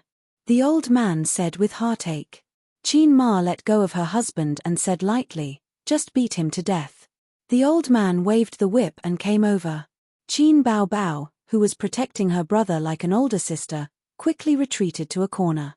She's really my mother. Yes, and my sister. Qin Zi took out his phone and shouted, Dad, I really made money. Look if you don't believe me. He opened the stock market software and logged in. The old man strode over and snatched the phone as if he was afraid that 500,000 yuan would fly away. When he looked at it, the old man's eyes widened in disbelief. Qin Bao Bao jogged over while swaying her butt. She leaned over to take a look. Her sister's mouth was wide open. She saw the bright red numbers. Total assets, 108 million yuan. This is what you earned. The old man came back to his senses and stared at his son. Qin Zi nodded and was wary of the belt in his hand. For the first time, the old man felt that his position as the head of the family was not stable. He looked at his son's recent trading operations. There were patches of red that represented profits. There were frequent short-term operations. There were profits and losses, but overall, it was profitable. The scary thing was that the long-term stocks only increased the position and did not reduce the position. The profit was 300%. Qin Bao Bao looked up and glared at him. You made so much money and hid it from me. You have a bad conscience. Qin Zi said disdainfully, why should I tell you? I won't give you a chance to ask for money. Qin Bao Bao was furious. She stretched out her leg to kick her brother. Qin Zi grabbed his sister's foot and swept her onto the sofa with a dragon tail sweep. Qin Bao Bao cried, Dad, look at him. Beat him to death. The old man ignored his daughter and handed the phone back to his son expressionlessly. He walked away expressionlessly. My son has finally become something. How wonderful. My way of educating him was wrong. Qin Zi did not react. He asked blankly, Dad, what's wrong? Dad's considerate daughter curled her lips. Son, it hurts. Qin Zi immediately said, Mom, she took advantage of you. Qin Ma patted her daughter's head gently. When he returned to his room, he found the old man still sitting at his desk. Qin Zi was stunned. Before he could say anything, the old man said, I have something to say. Come here. Qin Zi stood aside. The old man hesitated. Is the stock market really that good? He was a professor. Of course, he could analyze the general trend of the stock market and invest some money. He did make some money, but not as much as his son. Chapter 148. Dad, there's been a lot of downward pressure on the domestic economy recently. Apart from the aging economic system, labor isn't cheap anymore. There's also the real estate bubble that's on the verge of bursting. Then there's the inflation of prices. People are panicking and depositors are keeping their money in the bank. If the money doesn't circulate, the economy can't survive. The old man said in annoyance, Do I need you to teach me? The country's economy has been booming for 20 to 30 years. This bottleneck will come sooner or later. Qin Zi said, The country has introduced a series of policies. This year alone, there have been 2 interest rate cuts, but depositors still don't move their money. That's because the worse the economy is, the greater the sense of crisis the people feel and the less they will spend money. This is a classic sign of inflation turning to deflation. Then it's understandable that the stock market is soaring this year. When the industry is depressed, the stock market will definitely soar. The government won't let the economy sink like a salted fish. I think you're just a salted fish. The old man reprimanded. Dad, look at the 3 long-term stocks I bought. Qin Zi didn't answer his father. He took out his phone and showed it to his father. Under the premise that the stock market is recovering, choosing stocks is the most important thing. If you choose the wrong stocks, not only will you not make money, you might even lose money. The old man looked at his phone. They're all internet-related stocks. That's right. In the middle of the year, the country organized a meeting of the leading internet companies in Zhe province. The signs are very obvious that the direction of policy will be toward the internet in the next few years. That's true. The old man nodded. The father and son chatted for a while. He said, Do you plan to find a securities company? Investment companies, private placement, public placement, Qin Ziyi said. You can make a lot of money by trading stocks. Why do you need to find a job? The old man mocked his son. Did I hear wrongly? Why do I feel like there's a sour taste in his mouth? Qin Ziyi had a stomach full of complaints, but he didn't dare to complain to his father. You can reap huge profits in the stock market. Have you ever thought of starting a business after getting your first bucket of gold? It's tiring to work. The old man tested his son. What are you saying? How can work be as tiring as starting a business? Qin Ziyi said. That's why I said you're a salted fish. The old man snorted. Hey, this damned old man. Is he upset because of the blow? He's mocking me. Dad, it's hard to run a business now. I don't have enough money. Also, there are no winners in the stock market forever. I can't bet everything on this. It's safer to find a job. He treated the stock market as his first bucket of gold. His second step was to join a large financial institution and understand its operation model, business scope, management style. Every successful person had a corresponding foundation and accumulation. He had his own ambitions. There were many things that could be exchanged in the system. If he set up an investment company, then he could build an investment industry chain. The only drawback was that the exchange cost was very high, and the points reward was not high. If there was a day when the system changed its nature and could reward him 1,000 points for kissing his sister's lips, then Qin Ziyi's spring would come. She couldn't say these thoughts to the old man. Otherwise, she would be reprimanded by him for daydreaming. Qin Ziyi talked about the predicament of his resume being rejected repeatedly. After hearing this, the old man frowned. If a big company doesn't want you, why don't you try a small company? The University of Finance and Economics was actually one of the top universities in Shanghai. It was only second to famous universities like Fudan University and Jiaotong University. Although his son's grades were not particularly good, it was not difficult to find a small financial institution. Qin Ziyi said that small companies had no future and were a waste of time. The old man raised his hand and was about to cut off his scalp. Qin Ziyi took a step back, unconvinced. You haven't even learned how to walk and you want to run away. Didn't those successful people start from scratch and accumulate experience step by step? The old man sneered. No, I'm not a rich second generation. Qin Ziyi said. Then are you a rich second generation? The old man squinted his eyes. It's not my fault that I failed to compete with my father. Qin Ziyi also squinted his eyes. You're asking for a beating, just like Jiang Cheng. The old man was angry. You haven't graduated yet. During your internship, don't worry too much about the size of the company. You should study hard and accumulate experience so that you can better enter a large company. A small company has its advantages. It's small in scale and low in competitiveness, and it's easy for you to come into contact with the ways of the industry.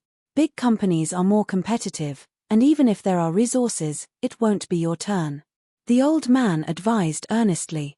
When it came to the ways of the world, the old man was a wily old fox. A professor's position in the University of Finance and Economics wasn't something that could be obtained by just relying on knowledge. There were many old pedants. Countless people fought for the title of professor until their heads bled. The old man was definitely good in the workplace. When Qin Ziyi's grandfather was still alive, the old man would bring his wife and children to his father-in-law's house whenever he had nothing to do. He would talk to his father-in-law about income and career as if nothing had happened. It was a slap in the face. Wilted radish and spicy heart. It wasn't called that for nothing. Qin Ziyi nodded and said yes, yes, yes. Dad was right. The old man wanted to raise his hand to hit him again, but he suddenly sighed. You're not young anymore. You should think about these things yourself. How many more years can I take care of you? Your sister is enough to make me worry. After that, he took his teacup and left. The next day, Qin Ziyi and his sister left after breakfast. Last night, Qin Baobao received a call from her manager, Li Yanhong. She said that she had an event today. Qin Ziyi asked and found out that it was an advertisement. His sister was now a celebrity. As her fame grew, she would be busier. Qin Ziyi curiously asked about the advertisement fee. Qin Bao Bao wanted to keep him in suspense and didn't tell him. Qin Bao Bao only bragged to her parents. Qin Ma didn't care. The old man was happy but also very sad. His son and daughter were successful. An advertisement was worth a few months of his income. Qin Bao Bao held the steering wheel and looked ahead. When they were waiting for the traffic lights, she glanced at her brother in the front passenger seat. "I'll buy you a car later. You've found your conscience." Qin Ziyi was shocked. His sister angrily knocked him on the head. Qin Ziyi quickly blocked. "It's your birthday next month," Qin Bao Bao said. "You're so heartless. I don't want to buy you a car. Why don't I give you this small BMW? I'll buy a new one myself." Qin Bao Bao didn't remember her parents' birthday, but she remembered her brother's birthday. If the old man and Qin Ma knew, they would be furious. "Your car is for women. I don't want it," Qin Ziyi said. Qin Bao Bao said angrily, "I'll buy it for you on your birthday. With your wife's money, you won't be able to get a wife." Qin Ziyi rolled his eyes. "You're crazy." Qin Bao Bao said with a straight face, "I'm thirsty. Give me a bottle of water." Qin Ziyi took out a reserve of mineral water from the door and handed it to her. Qin Bao Bao said coquettishly, "Feed me." Qin Ziyi unscrewed the bottle and took a sip. With water in his mouth, he said, "Put your mouth closer." "Disgusting." Qin Bao Bao scolded. "You said you want me to feed you." Qin Ziyi deliberately disgusted her. "Little sister. Don't call me that." Qin Bao Bao felt disgusted when she heard this. Qin Ziyi became playful. "Little sister, little sister, little sister." Qin Bao Bao glared at him. After thinking, she said, "Little brother." Qin Ziyi shuddered. "You win." Qin Bao Bao snorted proudly. "This is not the way home. You got on the wrong highway." Qin Ziyi found that his sister took the wrong road. "Yes. I woke up late this morning and rushed to the venue to shoot the advertisement. Little brother, come with me," Qin Bao Bao said with a smile. "Stop it. I was wrong," Qin Ziyi said angrily. Being called little brother by his sister made his hair stand on end. Qin Bao Bao stuck out her tongue. Ha ha ha. Half an hour later, the two of them arrived at the designated studio. Advertisements were usually done in small studios, but there were also outdoor ones. There was no need for a big production. As long as the advertising message was good and the stars were hired, it would be a good advertisement. Li Yanhong was waiting at the door. When she saw Qin Bao Bao's little red horse, she immediately waved. Qin Bao Bao was filming a sports drink advertisement. The location was inside the company and a temporary studio was set up. There were a total of 11 or 12 people, including the cameraman, lighting technician, logistics, and the director. "Director, we're here." Li Yanhong greeted a middle-aged man. The director hurried over and shook hands with Qin Bao Bao while calling out Miss Qin. Then his gaze fell on Qin Ziyi. "This is... Oh, Miss Qin. I've heard a lot about you." He also hurriedly shook hands with Qin Ziyi. He called both siblings Miss Qin. Qin Ziyi thought to himself, "What do you mean by heard a lot about you? You were stunned for a few seconds before you recognized me."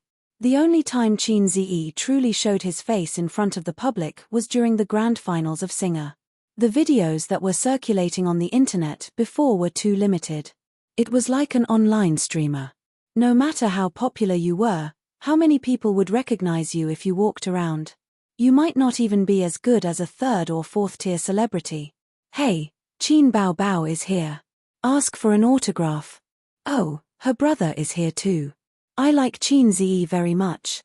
He's even more handsome in person than on TV. His figure is so good. He's my sister's idol. Ask for an autograph from him too." The staff came up to ask for an autograph. Due to the influence of someone who uploaded Qin Ziyi's photo album without permission, whenever female fans saw Qin Ziyi, they would subconsciously pay attention to his figure. The director chased the staff away. "Go, go, go. Ask for an autograph later. Let Miss Qin change first." The content of the advertisement was very simple. It was just a dance and then a slogan. It was an energy drink. Originally, the beverage company wanted to find an athlete to shoot it, but they couldn't negotiate the advertising fee. Instead, they found Qin Bao Bao. Qin Bao Bao changed into a light white denim shorts and a white shirt. The hem was tied at the waist, revealing her tight waist and belly button. She wore a pair of running shoes. The male colleagues present were all amazed. The director was also very satisfied. Qin Bao Bao's figure was indeed a big selling point. Qin Bao Bao practiced a few rounds of gymnastics and was full of energy. It was pleasing to the eye. The director felt that it was enough and asked Qin Bao Bao to go backstage to touch up her makeup. Lights ready. Machine number 1, turn on in 3 seconds. Action. This was Qin Zeddy's first time watching a commercial shoot up close. He felt that it could only be described as comical and disappointing. There were no post-production effects or music. Qin Bao Bao walked and danced in front of the green screen and said her lines seriously, like a fool. The slogan was, choose a good energy drink and challenge yourself. When it comes to energy drinks, I only drink Lai Hua. The director shouted, cut. Then he thought for a moment and said, let's do it again. The second time. Again. The third time. Again. The staff said, director, this is already very good. Yeah, there's no problem. I took a look at it just now. After post-production, the effects should be very good. The director waved his hand and frowned. I keep feeling that something is not right. Costume? Gymnastics? Hairstyle? Is the slogan wrong? I keep feeling that it doesn't fit, Qin Ziyi suddenly said. Chapter 149. Yes, it's the slogan. The director's eyes lit up. This slogan is not good, we have to change it. Qin Ziyi looked at it 3 or 4 times. He was a bystander, but the staff were involved in the planning and filming. After their thoughts were fixed, they could not feel the difference.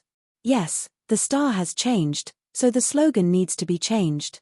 The slogan is tailor-made for sports athletes, it's indeed a bit uncoordinated. Challenging a new self. If it's a sports star, it's not a problem, but Qin Bao Bao is not suitable. She's not an athlete. Inform the colleagues in the planning team and quickly think of a slogan. The staff immediately reacted and whispered to each other. The beverage company's original intention was to find sports stars to do the advertisement. In fact, the slogan was not bad, the audience might not care about the details. If the director did not mention it, it would be over. Immediately, a staff member contacted the planning team. The director brought a few bottles of water for Qin Bao Bao and the others. He sat on the chair and chatted.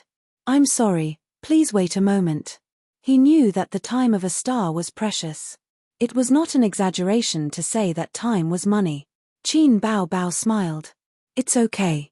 As a new star, she had not experienced the pressing life of time is money.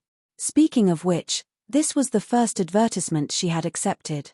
Including the previous singer and a date with a new star, there were only 3 advertisements. Qin Bao Bao habitually teased Qin Ziyi. Little brother, do you want a drink? She handed the energy drink to Qin Ziyi and suddenly realized that the surrounding air was silent. The director and Li Yanhong looked over at the same time. Their shocked expressions made Qin Ziyi so embarrassed that he wanted to find a hole to hide in. Bao Bao, isn't he your brother? Li Yanhong frowned. At her age, she did not know how to joke. He likes it when I call him brother. Qin Bao Bao did not change her expression and pushed the blame to her brother. What a bastard brother. Li Yanhong thought to herself. The director chuckled and said, I've listened to all of Miss Qin's songs, and she especially likes to exaggerate. It reminds me of the past, so she's very attentive. When are you releasing your new album? Qin Bao Bao looked at her younger brother. Li Yanhong also looked at him. Qin Ziyi said, we'll see. Qin Bao secretly pinched Qin Ziyi. Qin Ziyi immediately returned the look. His sister was in so much pain that she almost cried. Her small brows wrinkled, but she didn't dare to make a scene like she did at home. She had to pay attention to her image outside. Qin Ziyi knew this very well. Not long after, the planning department finished writing the new advertising message and sent it over. Drink to create new motivation, love youth, love beauty. The director threw out the advertising message. We are making energy drinks, not health supplements. Life lies in movement, and the only function is fire. I am Qin Bao Bao, and I only drink fire energy drinks. The director threw out the advertising message again. What's the difference between this and the original advertising message? Fire energy drinks, sour and sweet is me. The director tore the advertising message to shreds. Don't randomly add in the lines of yogurt. Thinking of the advertising message was also a headache, and the planning department needed some time to prepare. Qin Bao Bao and Qin Ziyi continued to wait, and the director personally accompanied them. Qin Bao Bao was extremely bored, so she asked her younger brother beside her, "Do you have any good ideas?" Qin Ziyi nodded. Yes, I have a lot of classic advertising messages." The director's eyes flashed, and he was excited. "Let's hear it." Qin Ziyi said seriously, "Director, you can let Qin Bao Bao shake her but a few times, and then say to the camera, 'Not every drink is called fire.'" The director was stunned. Li Yanhong stared. Qin Ziyi said again, "Are you not satisfied? I have more here. Feel like your body is hollowed out? It's okay, give me a bottle of fire. I want fire. Soft in the mouth, a line in the throat. Don't be afraid of back pain, drink it early, relax. Drink fire every day, and in the future, you will be better and stronger than you. Fire energy drinks, a bottle every day, white and tender." What kind of advertising message was this? It was extremely dirty. Qin Bao Bao couldn't listen to it anymore, and she knocked her younger brother's head. "Shut up." The director secretly wiped his sweat, and forced a smile. Good idea, but it's not suitable for our product." Li Yanhong's mouth twitched, and she thought that her younger brother was a pervert. In the afternoon, the director treated everyone to a meal, and they ordered takeout from a nearby restaurant that had a good reputation. Then, at 1 o'clock in the afternoon, the planning department finally came up with a more creative advertising message. With the advertising message, the shooting was very fast. It passed in one shot. At home, Qin Ma came out of her daughter's room with a mop and went to the bathroom to wash. Her phone rang. Qin Ma looked at the caller ID and was surprised and happy. She picked up the phone and scolded with a straight face. "You black-hearted maggot, you still know how to call your sister? Sister, my wife fell sick a while ago, and the 2 children refused to take my money." The man said in distress. "Sister, help me send some money home, in your name, and don't mention me. I'll transfer the money to your card later. Your wife's health is fine, but our mother's health is getting worse. You don't think it's right for you to not come home for a whole year? Mother talks about my Arguong every day. Where is my Arguong? Where is my Arguong?" The man was silent for a long time. "Sister, I made some money this year, and I'll be able to return home soon. I'll return the money to you. As for mother, help me take care of her. You can keep that little bit of money for yourself. Xiaoru and Xiaozong will be going to college next year," Qin Ma said. "Bao Bao is a star now, and she doesn't lack money. Bao Bao, this girl is promising." The man was very happy. "Ace is promising too. He's much better than my 2 children." Qin Ma showed a gratified and proud smile, and then sighed. Bao Bao now has another reason not to fall in love, this stubborn child. Bao Bao is still living with Ace. Yes. The man thought for a while and said in a low voice, "Let nature take its course. They're not biological anyway." Qin Ma's expression changed. "Don't mention this again." Okay. Qin Bao Bao still had something to do at the company. Li Yanhong wanted to go with her, but her sister insisted on sending Qin Ziyi back. "I'll send my little brother home first." Qin Bao Bao held her brother's arm and went to the red pony. "Are you addicted to calling him that?" Qin Ziyi squinted. Qin Bao Bao shook her butt and called him little brother, little brother, little brother. The sun was high in the sky, and the air was scorching hot. The red pony had been under the sun for a long time, and it was very hot in the car. Her sister's face was flushed. She took out a bottle of mineral water and took a sip. Suddenly, she realized that it was the bottle that her brother had drunk before. "Why are you pretending to be serious?" Qin Ziyi muttered. What did you say? Qin Bao Bao glared at him. Nothing, Qin Ziyi said. It's good to shoot commercials. Other than shooting movies, commercial performances and commercials are the most profitable for stars. Her sister nodded. Did anyone ask you to shoot a lingerie commercial? Qin Ziyi looked at her sister's hot body. Her sister's body was the favorite of lingerie businessmen. There really was. Qin Bao Bao started the car and drove out of the parking lot. And the price was very high. The company originally arranged for me to shoot a lingerie commercial. I said I didn't want to do it, but Li Yanhong said that I couldn't refuse unless I became a big shot in the future. Only then would I have the right to speak for myself. Don't be fooled by the appearance of stars. In fact, they are still working for the company. Their life and death are all in the hands of the management company. Qin Bao Bao was indeed popular, but she was still a distance away from the A-list. There were many stars in star art who were more popular than her. His sister didn't have the right to act like a big shot. Li Yanhong's advice was unpleasant to the ears. She had been in the management circle for so many years, and she had seen many new stars who rose like comets and fell like meteors. Don't be fooled by the fame of stars and making a lot of money. They weren't qualified to compete with the big shots. The number of stars who were blacklisted at the peak of their career couldn't be counted with both hands and feet. Then why didn't you do it? Or did you come back to the company just to shoot a lingerie commercial? Qin Zedi's face was a bit ugly. He didn't want his sister to shoot a lingerie commercial. It was rare for him to see his sister in lingerie. I definitely don't have this kind of desire. Host, you do. The system suddenly interrupted. F*CKU. If you have the ability, then give me a mission. Qin Ziyi tried to provoke the system. Sorry, the host's desire is full, but the conditions are not right. It is an impossible mission. The system's voice was flat. You can't ask your sister to take off her clothes in the car. The whole world is dull. Qin Ziyi complained in his heart. Qin Bao Bao glanced at her brother's face and the corner of her mouth raised. I said it myself. I told the company leader that I don't want to shoot a lingerie commercial. Then he agreed. Qin Bao Bao said. That simple?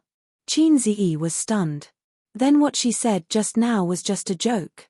Li Yanhong said that the CEO appreciates me and secretly takes care of me. Qin Bao Bao was proud. The CEO? Qin Ziyi squinted his eyes. Qin Bao Bao quickly turned her head and looked at Qin Ziyi. She looked straight ahead and focused on driving. The corner of her mouth couldn't help but spread. She said happily, so jealous. Jealous your sister. Qin Ziyi rolled his eyes at his sister. But I haven't seen the CEO of Star Art. I only know that his surname is Huang. I don't usually see him in the company. Qin Bao Bao said, you must be confused. Me too. I don't understand why he appreciates me. Nonsense. Qin Ziyi tried to cover it up. I don't want to ride you. What? His sister didn't understand. Qin Bao Bao's phone rang. She said, help me connect my earphones. It's Mom. Qin Ziyi connected her earphones and put them on for her to answer the call. Mom. Qin Bao Bao slowed down the car. Why did you suddenly mention him? Qin Bao Bao listened to the phone and suddenly frowned. No, he didn't contact me. Did you call A's? Let me ask. Qin Bao Bao said, Mom asked us if Uncle called you.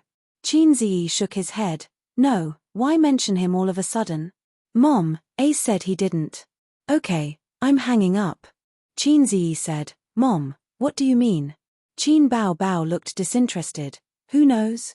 Why do you care so much? The siblings were silent. Qin Ma's phone call was like a spray of coagulant in the air. They didn't want to talk about that person. Chapter 150. September 5th. After Qin Ziyi was rejected by two large financial companies again, he finally changed his strategy and submitted his resume to the Chinese and Xiaoshan financial companies. He was now taking the subway to the second company for the interview. With his bachelor's degree from the University of Finance and Economics, the small and medium-sized companies would be happy to meet him. Of course, he was also picking a company. These few days, Qin Bao Bao taught her younger brother about the workplace experience. She said that the more resumes he submitted, the better.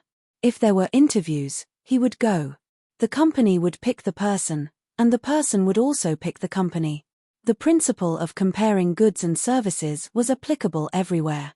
The next company for the interview was in Pudong. 20 years ago, Pudong was still a desolate area.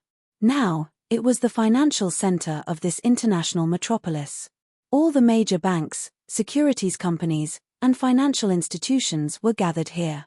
Anyway, those who were in the financial industry felt that it was better to set up their company here. The headquarters of his sister's previous Fortune 500 company was also in this area. Qin Ziyi hated that his home was not in Pudong. Otherwise, the Qin family's wealth would increase by several times. Huihong Building was only 200 meters away from the subway station. The first to third floors were occupied by the Bank of Communications. Qin Ziyi walked according to the GPS. After 3 minutes of walking, he was covered in sweat. The sun was really fierce. There were many cars on the street, but not many pedestrians. The sanitation workers were hiding in the shade with a sad face. In recent years, the temperature changes were getting stranger. The summer was not like the summer, and the winter was not like the winter. The temperature in the summer was abnormally high, and when it was not supposed to snow in the winter, there was a snowstorm. The government said that these were normal, and everyone should be at ease. Entering the lobby from the main entrance of the building, the cold air blew on his face. Qin Ziyi felt that his life was given by the air conditioner. According to the message, he took the elevator to the 25th floor and found the investment company. There were 6 offices on the first floor, and 3 of them were for investment companies. During this period of time, Qin Ziyi had interviewed several companies, both big and small. The scale of the profits was not good, but it was good. Qin Ziyi asked the receptionist and said that he was here for an interview. The receptionist was pleasantly surprised. It was rare for a high-quality young man to come to the company for an interview. He took Qin Ziyi to the reception room of the office next door to wait. The interview started at 10:30 in the morning. Qin Ziyi came a little early. After that, several young talents came for the interview one after another. Including Qin Ziyi, there were a total of 10 people, 6 men and 4 women.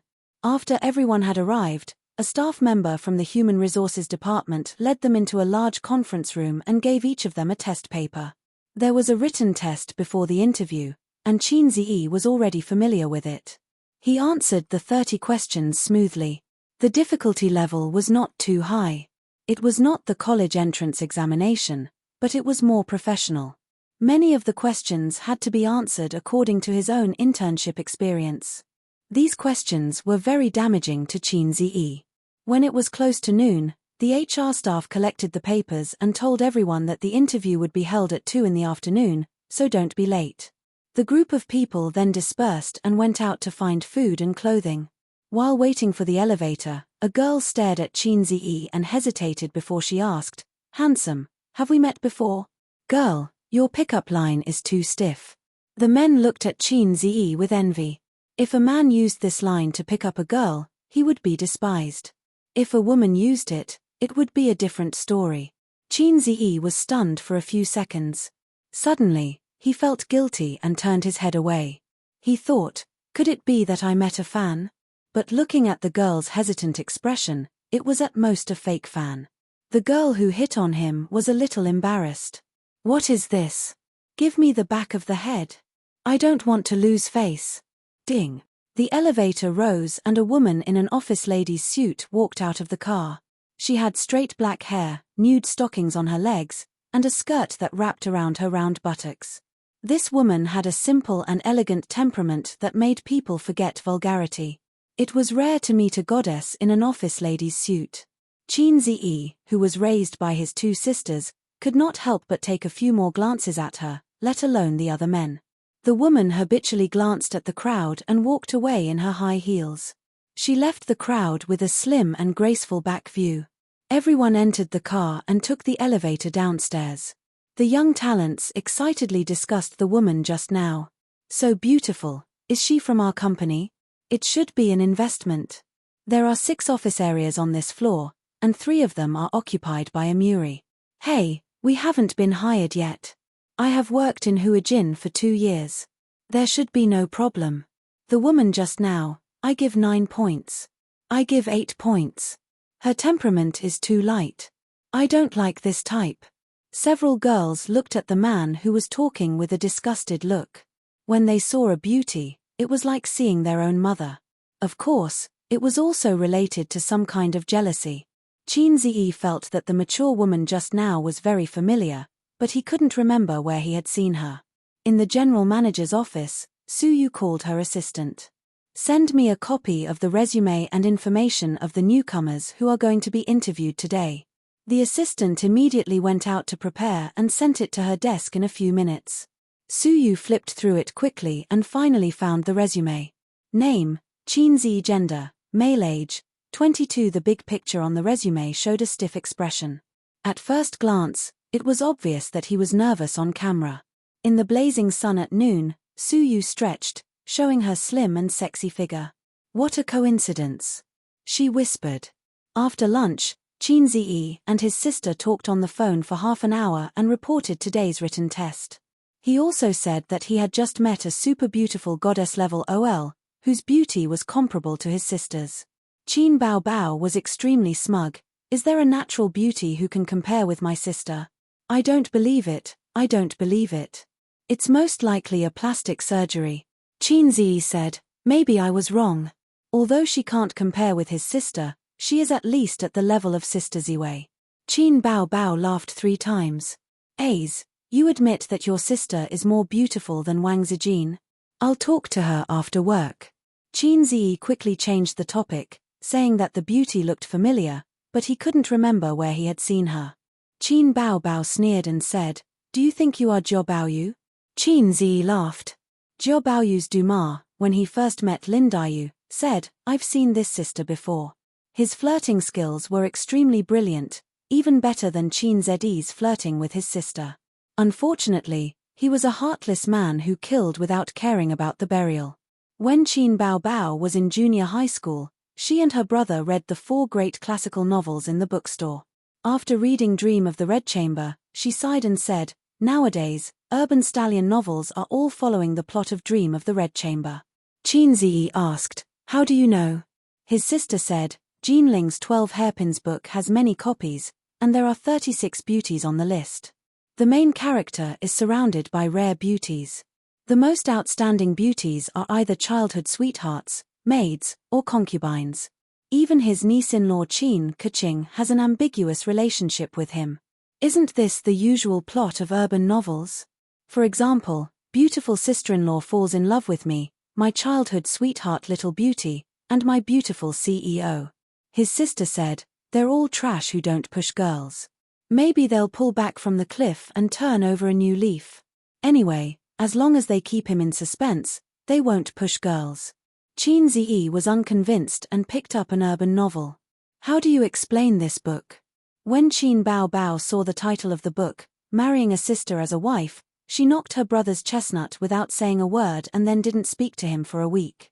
Anyway, from then on, Qin Ziyi couldn't look at Dream of the Red Chamber directly. Every time he saw Dream of the Red Chamber, he would think of urban stallion novels. Qin Bao Bao complained to her brother that she was so busy with work recently that she didn't have time to take care of her brother. Qin Ziyi automatically ignored the last sentence. Qin Ziyi knew that his sister had a commercial performance at the end of the month and then a MV. It was said that the company was helping her collect songs and wanted to release an album. Seeing that Qin Zi's birthday was next month, his sister planned to buy a car for him. She was actively raising money. At 2:00 in the afternoon, he arrived at the company on time for the interview. The 10 people were reduced to 7. When the interview started, the remaining 3 were nowhere to be seen. They were probably eliminated during the written test. The interview was held in a medium-sized conference room. As for the order of the interview, it was hard to say. It could be based on the results of the written test, or it could be randomly selected by the interviewer. The interview proceeded at a speed of 10 to 15 minutes. Those who were selected shared their experiences with those who weren't. They asked about some knowledge in the industry, as well as their views and insights on the current investment market. as well as their previous work experience. They gave me a question. Fortunately, it wasn't too difficult. They didn't test me on anything. They just talked about the salary and benefits and asked me which department I preferred. Ayo, they wanted to recruit you. Congratulations, congratulations. Chin Zi was the fourth in line. It was finally his turn. Chapter 151. After entering the meeting room, Chin Zi did not look at the long brown lacquered table and the 4 interviewers. Instead, he looked at the broom on the floor. Qin Baobao knew that her brother had failed many interviews. She felt that it was because her brother didn't put his heart into the interviews, so no one wanted him. She took out a book she had bought when she graduated, 108 Tests for an Interviewer. She told her brother to pay attention to the details and to use the most exaggerated attitude to judge the interviewer. Qin Zi spent 2 days to finish reading the book. He thought to himself, damn, the interviewers really know how to play. It was a typical case to not help a broom that had fallen to the ground. But the book gave 2 opinions. One was to help a broom that had fallen to the ground. According to the normal answer, the interviewer should quickly pick up the broom on the floor and attend the interview. This was seen as being careful and responsible. The other was not to help a broom. This could also be the opposite of the interviewers. If you helped a broom, they would think that if you did not know your job well, you would not be able to do great things in the future. Qin Zi was dumbfounded. Should he help a broom or not? He asked his sister, but she could not give him an answer. She said vaguely, it depends on the situation. What the f*ck? It depends on the situation. He quickly glanced at the floor. Luckily, there was no pretentious test about helping a broom. He had interviewed for so many companies, but he had never encountered such a test. It must be the old trick. Qin Zi looked at the 4 interviewers. He glanced at their nameplates. They were the marketing manager, investment manager, human resources manager, and the assistant to the general manager. There were 2 men and 2 women. A pot-bellied uncle and a man in his 30s. There was a middle-aged woman wearing glasses and a young woman. The interviewers were also considering Qin Zi. This young man was handsome and had a good figure. He looked very energetic. Among the 50 to 60 people in the company, there were not many who were more handsome than him. The HR manager was the first to speak. The middle-aged woman adjusted her glasses, and a sharp light flashed through her lenses. Qin Zi, your resume doesn't show any work experience. What have you been doing during your internship? It was a sharp question. Qin Zi sat on the chair, put his hands on his knees, straightened his back, and answered truthfully, I've been speculating in stocks for the past 2 months. The marketing manager immediately smiled and said, is it convenient to ask about your rate of return? Sure. Qin Zi nodded. The average rate of return is around 90%, with the highest being 300%. The minimum is 40%. The marketing manager raised his eyebrows. It was a shocking yield. But considering the recent rise in the stock market, it was not unacceptable. The other interviewers were not surprised. After all, it was impossible for them to ask him to hand over the receipt. Whether it was true or not was still to be determined. The investment manager, a man in his 30s, chuckled, let's talk about the recent trend of the stock market. Some say that the market will continue to rise, and some say that it's just the market hitting the bottom, and it's a normal phenomenon. After this period, the market will return to its slump. Qin Zi said, the stock market is going to rise. The investment manager made a please gesture. Please start your speech. Phut. Qin Zi almost burst out laughing on the spot. Please start your speech was listed as a sarcastic remark on the same level as ha ha. He did not know whether this guy did it intentionally or not, but the joke was so seamless. The interviewers looked at Qin Zi. During the interview, some said that spring had come for the stock market, and some said that it was the final radiance of the setting sun. The yes and no answers were not what the interviewers wanted to hear. They wanted to see how the interviewers would debate. Qin Zi chose his words for a few seconds and said slowly, there are 3 reference methods to determine whether the stock market has the foundation of a medium and long-term bull move. First, economists often say that the stock market is the economic barometer, and the general direction is correct. Therefore, whether the stock market moves or not depends on whether the macroeconomy has begun to recover. And whether the macroeconomy recovers or not, first look at the economic situation of the European and American countries. Their economic situation directly affects the global financial market.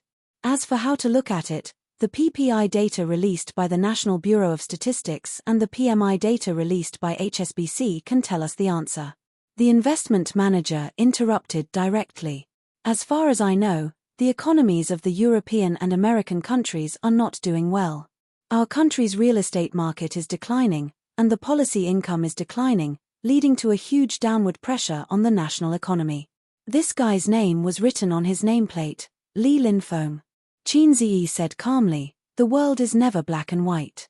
You can't say that the stock market must be bad if the economy of a foreign country is bad.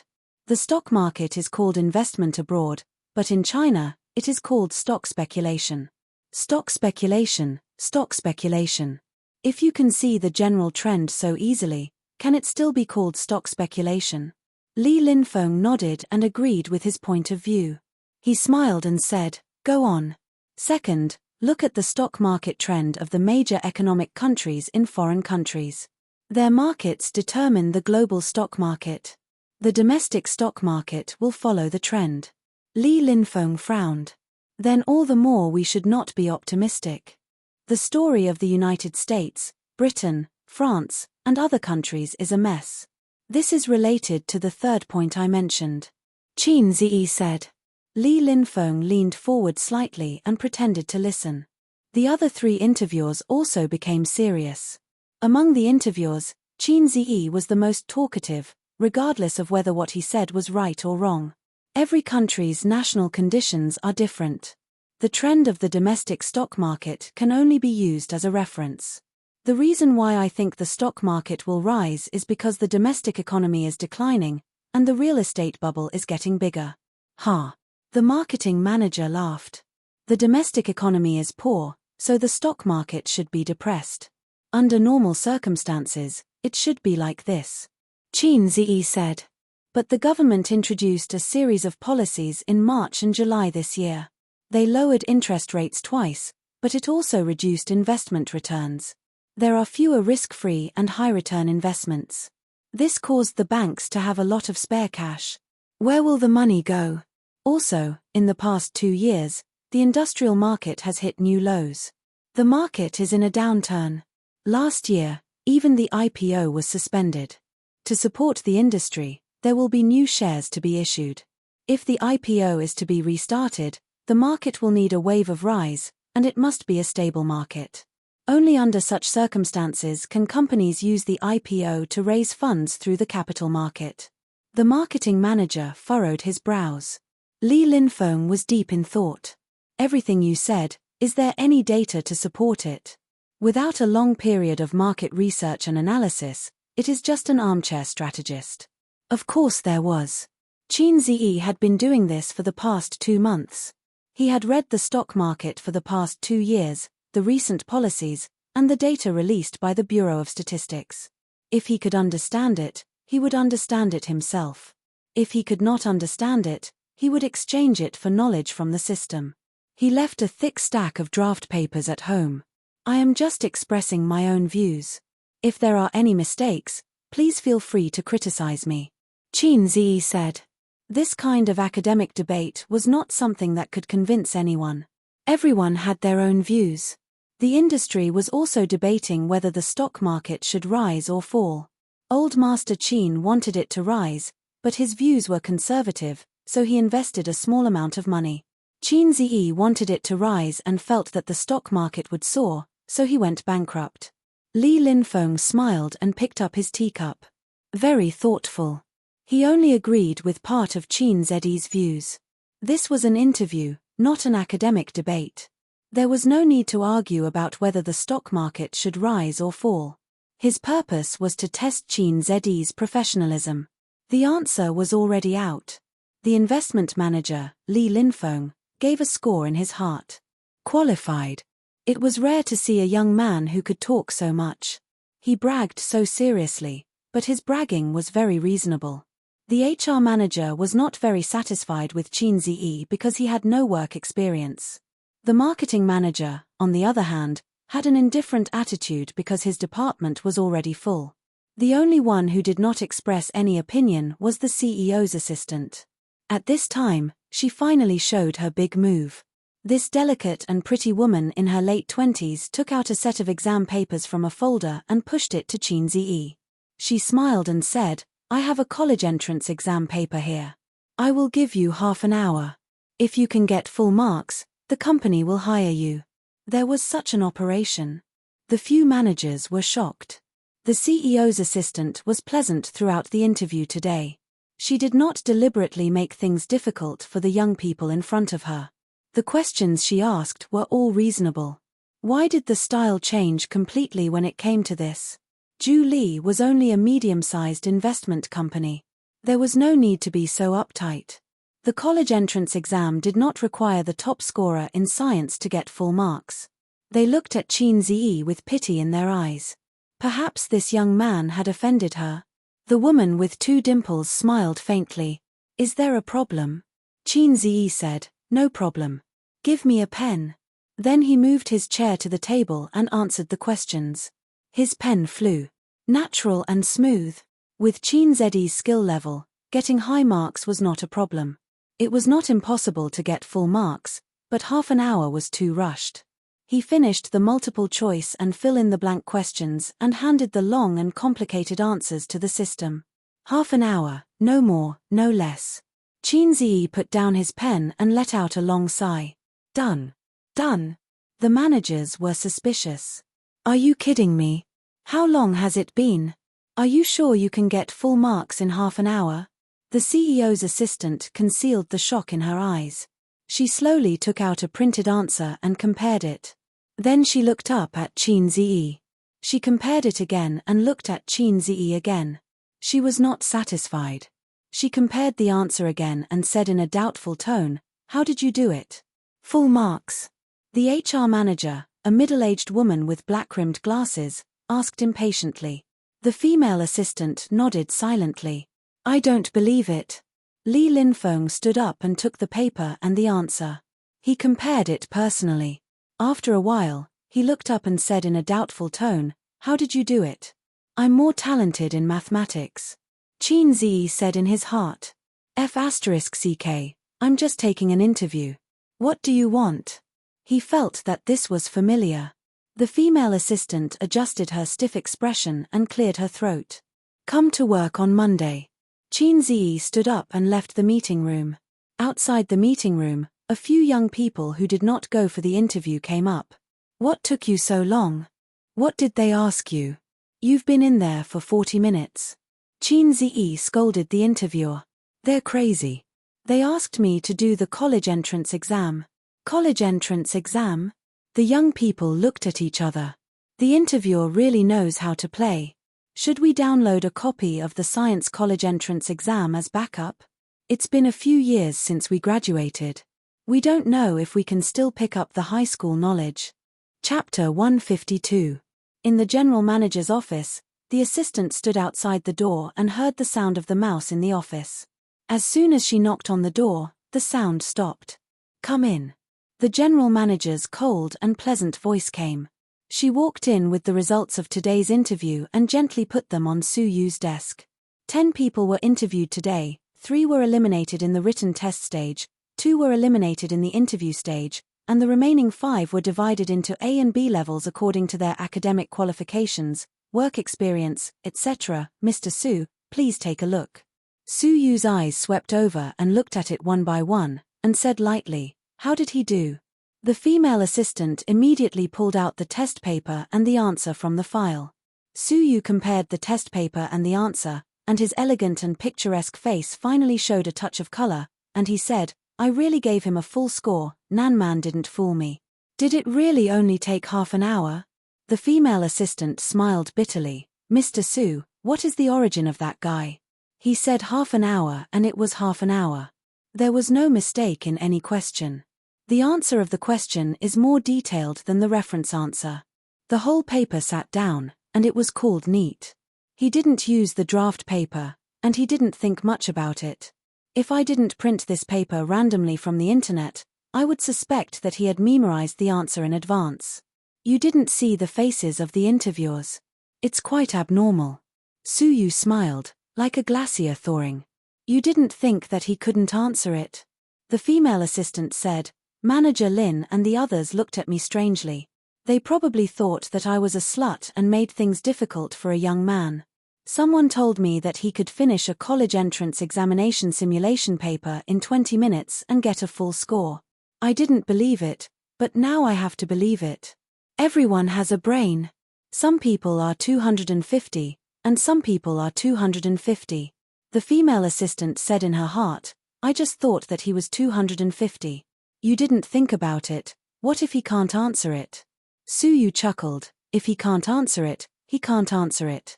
This paper has nothing to do with the interview. He raised the evaluation in his hand. Why is it B? Chin Z's evaluation report. The female assistant said, no work experience, in turn, ability to be verified.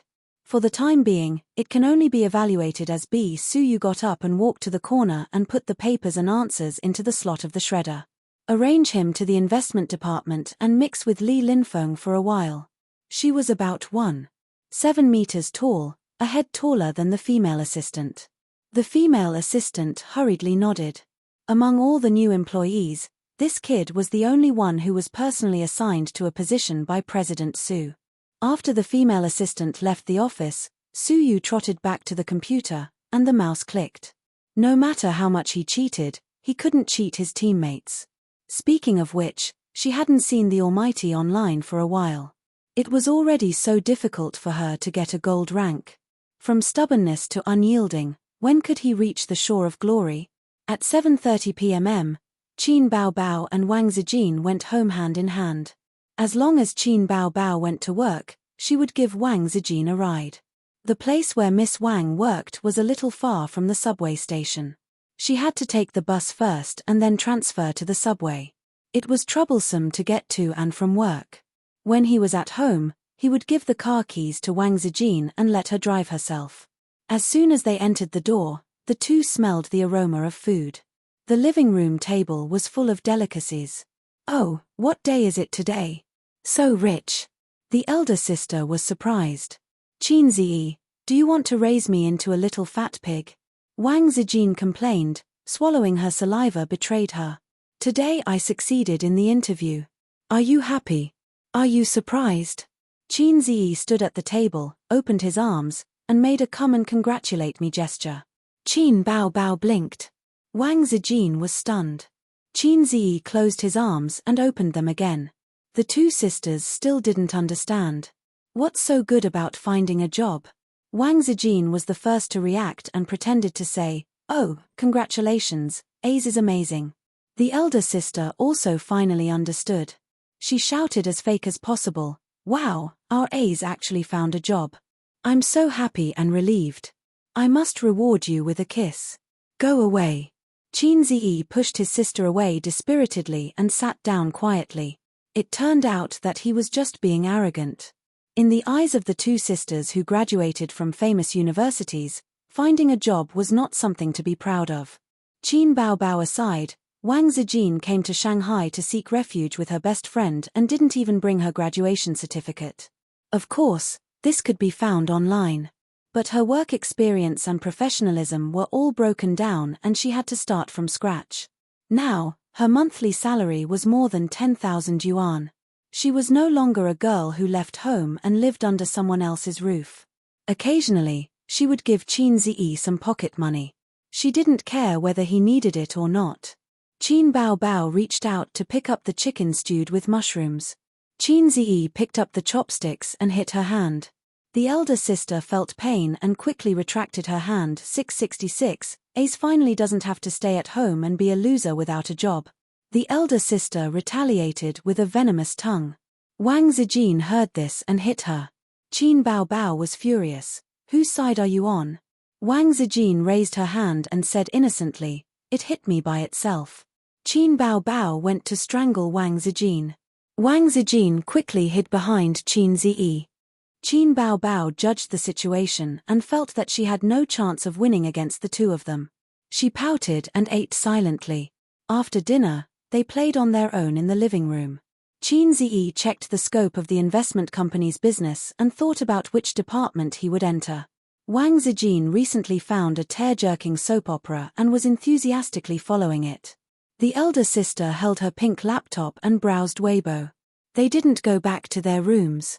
They gathered together happily and felt the passage of time. Finally, they took a shower and went to sleep.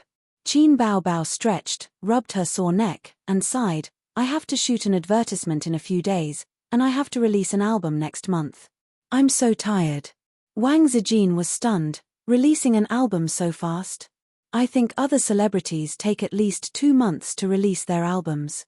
Qin Bao Bao said, "It's hard to say. The fast ones release an album in 4 or 5 days. The slow ones release an album in a few months. I really want to live a life of idleness." Wang Zijin threw a funny brother emoji. "Isn't this Qin Ziyi's life pursuit?" Little sister's heart hurt. Qin Ziyi glared at her. Qin Bao Bao's cell phone dinged, a text message notification. She raised her cell phone and looked at it. She screamed happily and rushed to share with Wang Zijin, "Tissue, my advertising fee has arrived. CCB's card is so slow." The money was transferred 24 hours a day. The company's finance department transferred it out before work, and it was only now on her salary card. So much. Wang Zijin was shocked. "Amazing, right? There's another sum in a few days. It's my salary for participating in New Star." Qin Ziyi curiously came over, wanting to see his sister's salary. Qin Bao Bao protected her cell phone in front of her chest. She shrank back and kicked her brother. "I'm not letting you see, I'm not letting you see." She was taking revenge on Qin Ziyi for hiding his profits from the stock market and secretly hiding his money. His elder sister was like this. She always liked to argue with Qin Ziyi over small matters. "Show off." Qin Ziyi rolled his eyes. "Amazing, amazing, give me a kiss," Wang Zijin said. The two women hugged each other and kissed each other. "It's the weekend tomorrow. Shall we go shopping?" "Sure, I was just thinking of buying a bag." Qin Ziyi smiled and patted his sister's head. "Amazing, amazing. Head patting reward." Qin Bao Bao immediately knelt down on the sofa and patted his head. "It's okay, it's okay." Qin Ziyi patted her again. "Amazing, amazing." His sister wanted to pat him back. "It's okay, it's okay." Wang Zijin's face was full of excuseme expression. She didn't understand this pair of siblings. What was there to compete about?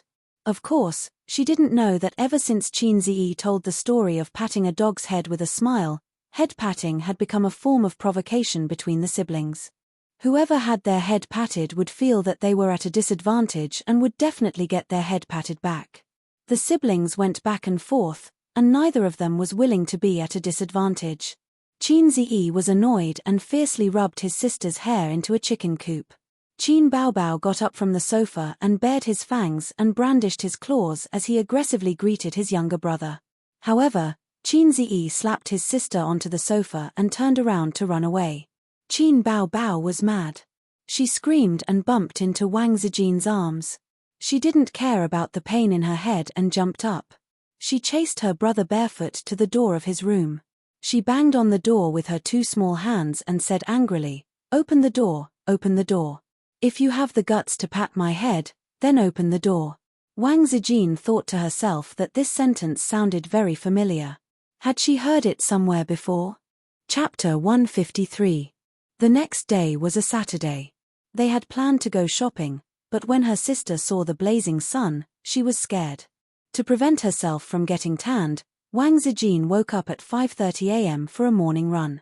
When the sun jumped out of the horizon, she immediately went home. After taking a shower and catching up on sleep, she woke up after Qin Ziyi had finished cooking lunch. She was wearing Aral's pajamas and a cartoon girl with glasses. She was poking a pile of poop with a stick in her hand. It was Qin Bao Bao who had bought it for her.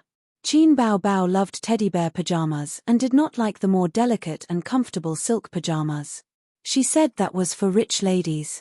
Her sister was a young girl and should wear a cute style. Qin Ziyi said seriously, I've never heard of a 25-year-old girl. Qin Baobao hit him. During lunch, Qin Ziyi looked at the two women. Aren't we going shopping? Aren't we going to buy bags? Wang Zijin said, Bao Bao, the sun is really strong. Even sunscreen can't withstand it. It's not good to get tanned. Qin Baobao said, okay. Then let's not go. Let's stay at home and rot. The two of them reached an agreement. Qin Ziyi rolled his eyes and breathed a sigh of relief. According to Qin Baobao's past behavior, she would definitely drag him along when she went shopping. He would act as a tool to carry bags and shopping bags. Now, she even had to add Wang Zijin. Qin Baobao was playing with her phone. Her alumni group was ringing non-stop. Professor Liu is giving a lecture today. Is there anyone who wants to go? Of course I have to go. I've been at every one of Professor Liu's lectures. Let's go together. After graduation, I occasionally go back to attend his public lectures. The last time I attended his public lecture, it was about social philosophy. It was very deep. I learned a lot. What's the topic today? Emotional ethics. I'm looking forward to Professor Liu sharing his emotional history. Haha. Although it was Saturday, there were no classes on weekends in university, especially in liberal arts. Qin Baobao said, why don't we go to Fudan University to attend his public lecture? What's the difference between that and shopping? Wang Zijin was unhappy. What open class? Qin Ziyi said, are you crazy? It wasn't easy for you to leave the university and you want to go back and suffer. There's a very famous professor in our university. His surname is Liu. He's a good-looking man in his 30s. Many girls have a crush on him. He graduated from Cambridge University, and his lecturing skills are excellent. Qin Baobao praised. I like him very much. Qin Ziyi chuckled. Wang Zijin was stunned. Don't you have a brother complex? What kind of uncle do you like? Qin Baobao spat out a mouthful of soup. Wang Zijin quickly covered her mouth, realizing that she had said something wrong. The public lecture was at 2:30 in the afternoon. Qin Baobao drove her best friend and brother to Fudan University. They bought 3 iced drinks at a nearby milk tea shop. The three of them shuttled back and forth in the shadow of the sycamore tree, aimlessly strolling around the campus. There were not many students on the road on a hot day. They would occasionally see Qin Baobao and Wang Zijin's figures. Unfortunately, they were both wearing baseball caps and sunglasses. They had no chance to see their beautiful faces. As for why they were so stunning just by looking at their figures, they were wearing white-fitted t-shirts. Their breasts were perky and their waists were slender, especially Qin Baobao's. They attracted attention wherever they went. Their lower bodies were denim shorts that wrapped around their round buttocks. They had 2 pairs of white and well-proportioned thighs and a pair of breathable jogging shoes on their feet. Wang Zijin did not want to wear sunglasses, but Qin Baobao felt that it would be inappropriate if she was the only one wearing sunglasses. She also urged Qin Ziyi to wear the dog-headed military advisor sunglasses that they bought in the ancient town. Qin Ziyi refused. Qin Baobao studied in Handan University, which was next to her brother's. They used to go out on dates often. Qin Ziyi was familiar with Fudan University. He even knew where his sister lived in the female dormitory. It was Wang Zijin's first time here. She looked around excitedly. Qin Baobao said that her sister used to sing here, which caused an uproar. There was also Guanghua Building, which was built during the 100th anniversary of the university. It was the tallest building in Fudan University. There was a library, a gymnasium, a female dormitory, and a statue of the chairman. The sister pushed her brother and said, "Go and pray. Pray that you can quickly find a wife." Qin Ziyi rolled his eyes. "Get lost." Wang Zijin laughed. The public lecture was on the 4th floor of Guanghua Building. It was a large classroom that could accommodate 200 people. Qin Ziyi had seen foreign public lectures online before. The classroom was like the Great Hall of the People with a fan-shaped structure. The students' seats were like football spectators' seats. The teacher's podium was also like a leader's podium. The blackboard had long been phased out. It was replaced with a big screen. Looking at the public lectures in Chinese universities, it was like a drama. The attendance rate was about 40%. It was very popular. Today was Saturday, and many people skipped class. Qin Bao Bao chose a remote corner at the back. She tried not to attract attention. Professor Liu was 32 years old. He wore gold-rimmed glasses. He looked gentle, but his posture was straight. He should be a regular at the gym. He was quite handsome. His black hair was mixed with some silver strands. It was not dyed. It was the real white of a teenager. Hello everyone. Professor Liu glanced around the classroom. Many of you are probably cursing me in your hearts for holding this public lecture on weekends. It's supposed to be a day when you are dating or playing games in the dormitory. Instead, you are here to listen to my lecture. With this in mind, I won't mention any names. However, this is the school's arrangement. I won't take the blame. The students laughed. We are here voluntarily. I like Professor Liu's lecture the most. I like Professor Liu the most. Really? That's a surprise. Qin Bao Bao said something similar in my class.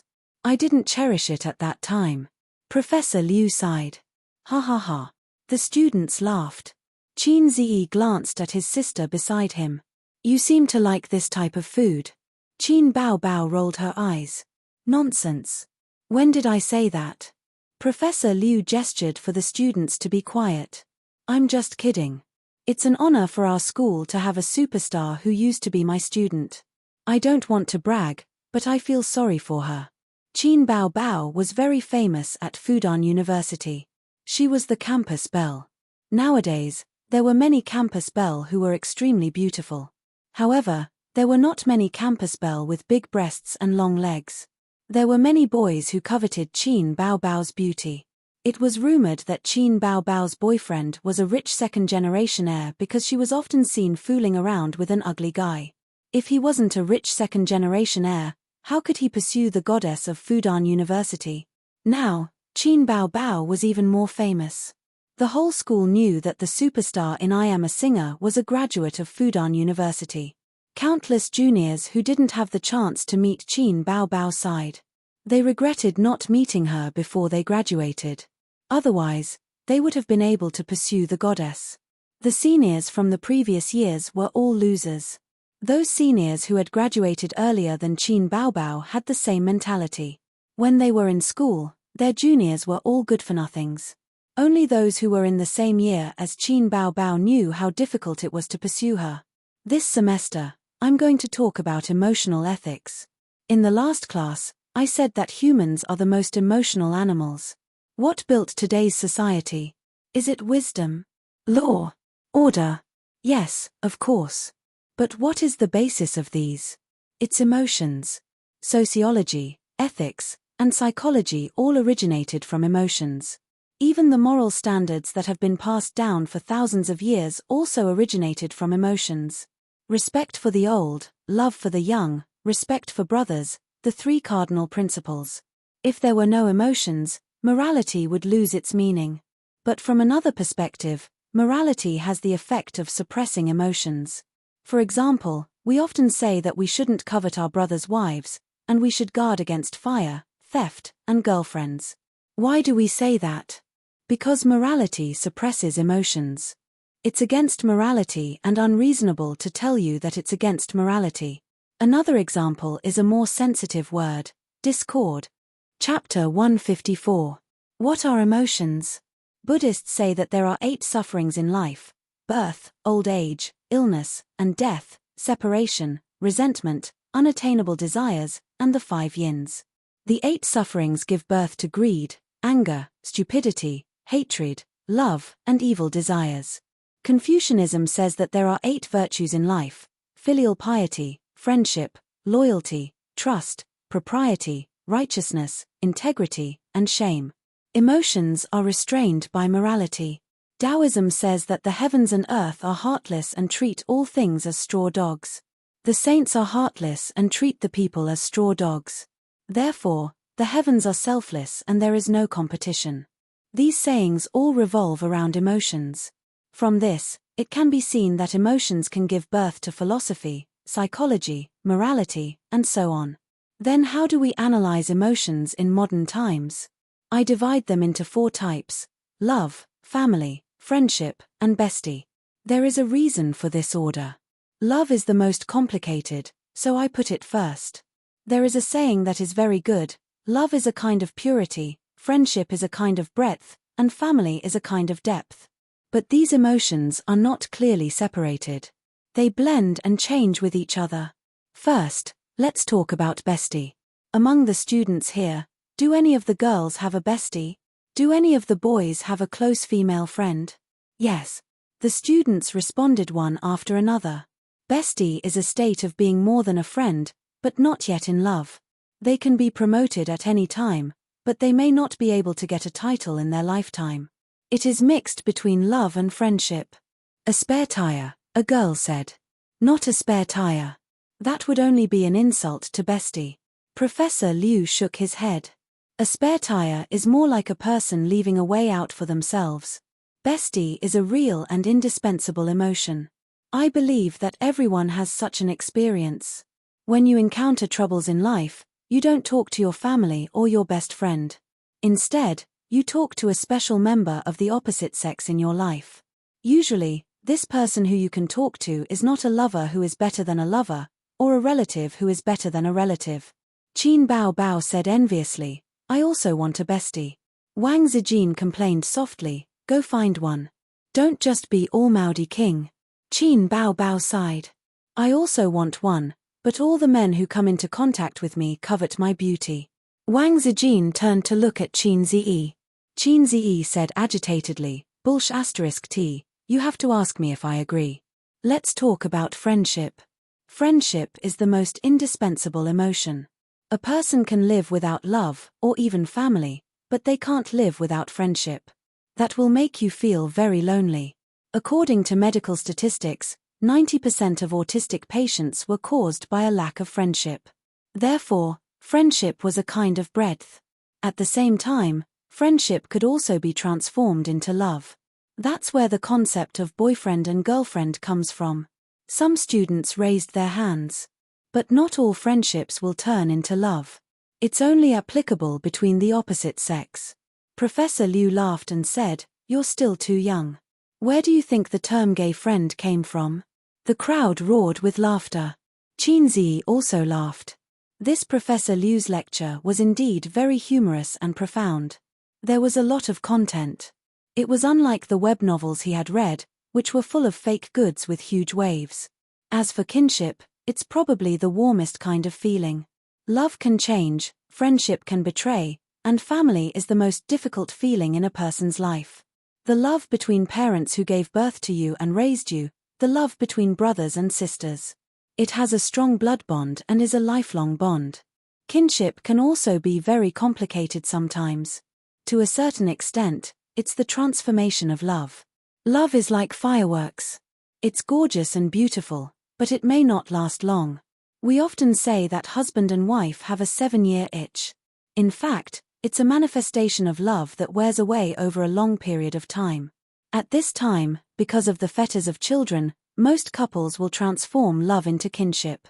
Between an old married couple, they lived and interacted more like family. Young couples will be deeply attached to each other. The ancients have long seen through this essence. In their view, a husband and wife who treat each other with respect is the most perfect and reasonable model. But Professor Liu changed the topic and threw out a bomb. Kinship can sometimes transform into love. We call it taboo love. There was a low uproar among the students. This topic was embarrassing. Some of the girls even blushed. F***ck. Qin Ziyi said in his heart, brother, what are you going to say next? Can we change the topic? This kind of taboo thing will be censored if it's mentioned. I'm still young. Can you withdraw it? Qin Bao Bao frowned. In a narrow sense, promiscuity refers to the improper relationship between people who are related by blood. Chaotic, harmonious relationships in the broad sense, including the narrow sense, were improper relationships between men and women between people of different seniority. It's the traditional sense of the 5 relationships. What are the 5 relationships? Heaven, earth, king, family, and teacher. Professor Liu spoke with fervor and assurance. He was not embarrassed at all. His face had an expression of this is a serious academic exchange, as expected of a returnee who studied abroad. His mind was very open. Qin Ziyi said in his heart, promiscuity? That's amazing. Is there a hero in the world? Taboo love has a very long history. The definition of it will change in every era. For example, everyone knows that cousin marriage is normal and legal in ancient times, but it is not in modern times. In modern times, teacher-student relationships and relationships between superiors and subordinates were very common. In ancient times, it was not recognized and tolerated. The similarity is that the improper relationship between people who are related by blood is not recognized in any era. Today, we will focus on talking about the behavior of family turning into love. Professor Liu said, "Don't feel embarrassed. This is an academic exchange." A boy suddenly raised his hand. "I think the behavior of family turning into love is very absurd and funny. Anyone with ethics and morals would not do this." Professor Liu smiled and said, "This is very in line with the general view. However, this does exist now. It is not very common, but it is not rare. Especially in foreign countries. In ancient times, there were many similar phenomena. Take the Tang dynasty, which was known for its open atmosphere. Emperor Taizong of Tang once wanted to make Li Yuanzhi's wife the empress. Later, Empress Wu Zetian and Yang Guifei had served the emperor and his son. However, these have nothing to do with what I want to talk about. Let's not talk about it for now. How does family turn into love? From a psychological point of view, there are 2 reasons: environment and emotional needs. Note that it is not a biological need. From an objective point of view, this kind of phenomenon often exists in abnormal or unhappy family relationships. Single-parent families are especially likely to cause a father and mother complex. This is a manifestation of a child's insecurity. Some psychological experts believe that children must get rid of the father and mother complex in order to develop a healthy personality. Some mental and sexual abnormalities in adults are unable to get rid of the father and mother complex. These are psychological diseases and mental illnesses. They are abnormal and unhealthy. Father and mother complex is very common, but it is rare to have an improper relationship. The probability of this is greatly increased between siblings. Professor Liu said, "Are there any 2D fans?" Suddenly, there was a commotion. Most of them were boys. In Japanese 2D works, there is a phenomenon called sister complex. It accounts for almost half of the works. People who have seen similar anime can see that the sisters in the works are very dependent on their brothers. Every sister complex is antisocial and antisocial. In their world, there are very few members of the opposite sex other than their brothers. Their brothers are everything in their world. Therefore, they have a strong dependence on them. If other girls get close to their brothers, they will be very angry. The sisters also have a common attribute, tsundere. They like their brothers, but they do not dare to say it. They obviously care a lot, but they pretend to be in their eyes, "My brother is just a salted fish." The reason is that this is a kind of feeling that is not recognized and accepted. I call it dependent, harmonious love. This principle also applies to siblings. If you find someone who is very dependent on their brother or sister, then it is very likely that you have a brother complex. A writer once said that novels come from life and are more important than life. It was the same for comics. Japanese 2D comics were exaggerated. In real life, the sistercon was very subtle. They probably do not realize that they have such abnormal feelings.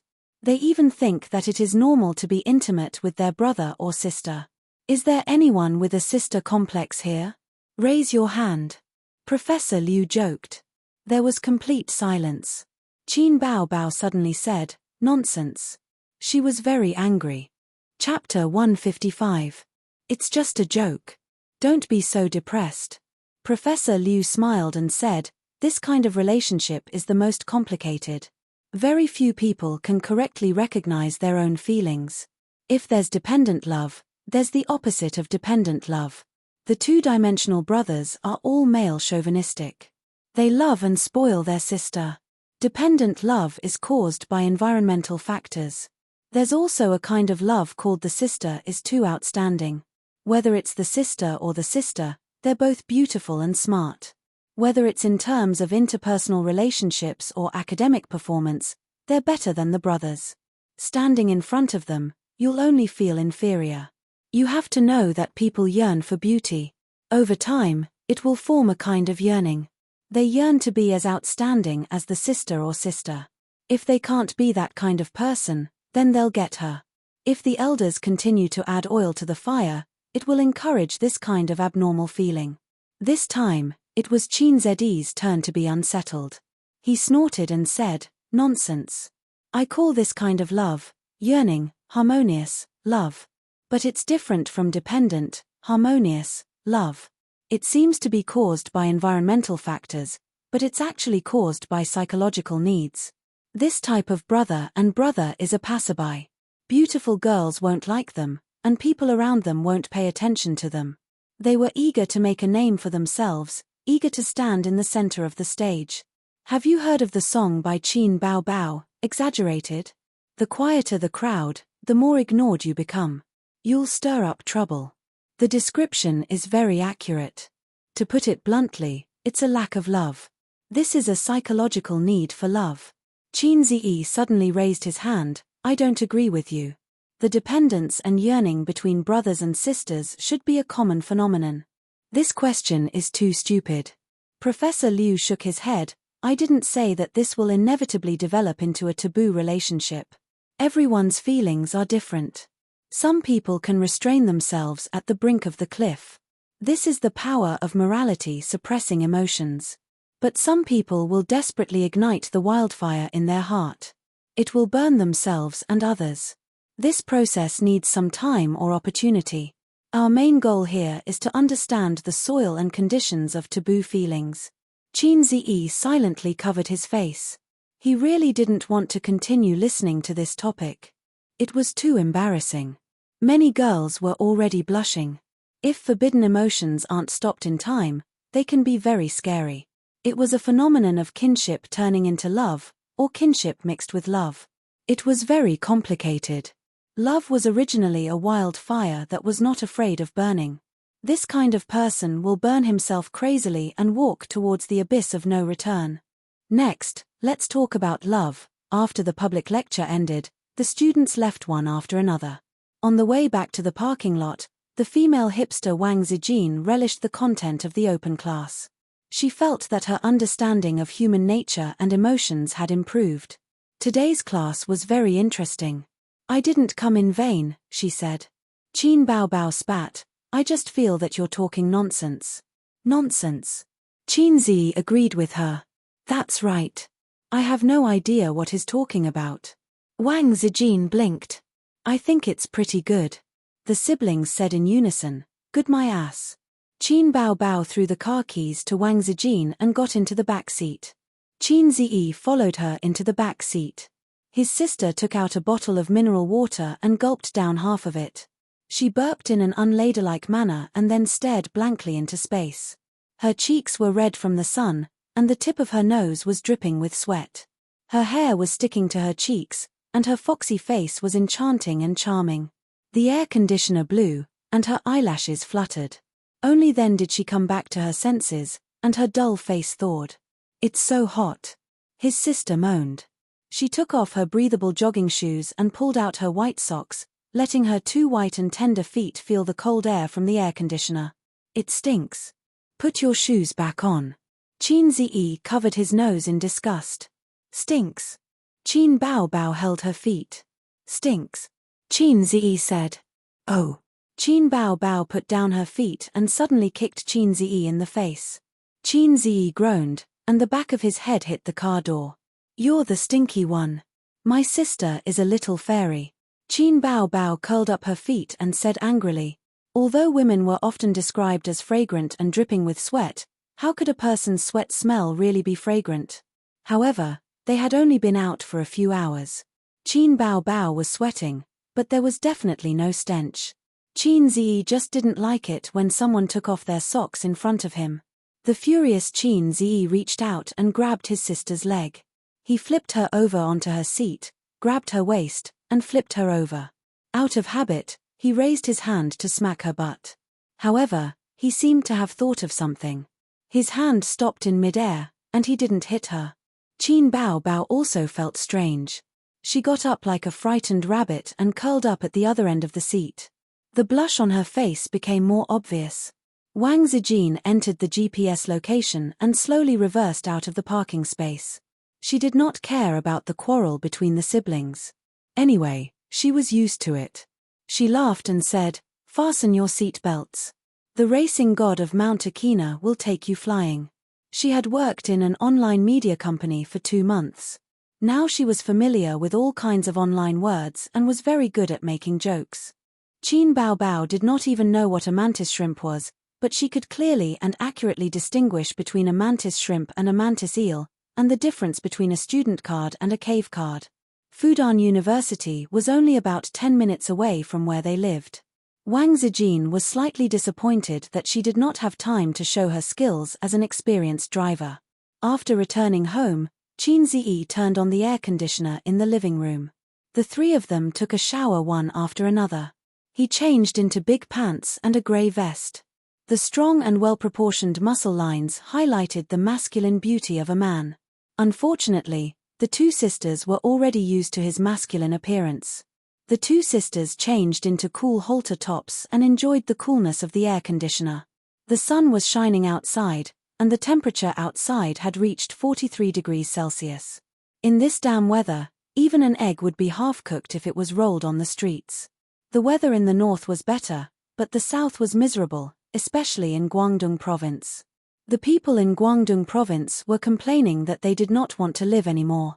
Teppanyaki could be seen everywhere, and the local people also wanted to go back to Africa to escape the summer heat. Wang Zijin took up more than half of the sofa. She closed her eyes and fell asleep. Qin Bao Bao was sitting cross-legged on the single-seater sofa with a laptop on her lap. Qin Ziyi caught a glimpse of her from the corner of his eyes. She was actually watching Japanese cartoons. The sister noticed Feng Yu's gaze and quickly looked at him warily. "What are you doing?" Qin Ziyi was stunned. "I am not doing anything. Is there a need for such a big reaction?" Qin Bao Bao covered the laptop and did not let Feng Yu look at it. She kicked it with her leg. "Go do what you are supposed to do." Qin Ziyi was even more curious. He quickly snatched the laptop from his sister and looked at it. He had seen this cartoon before.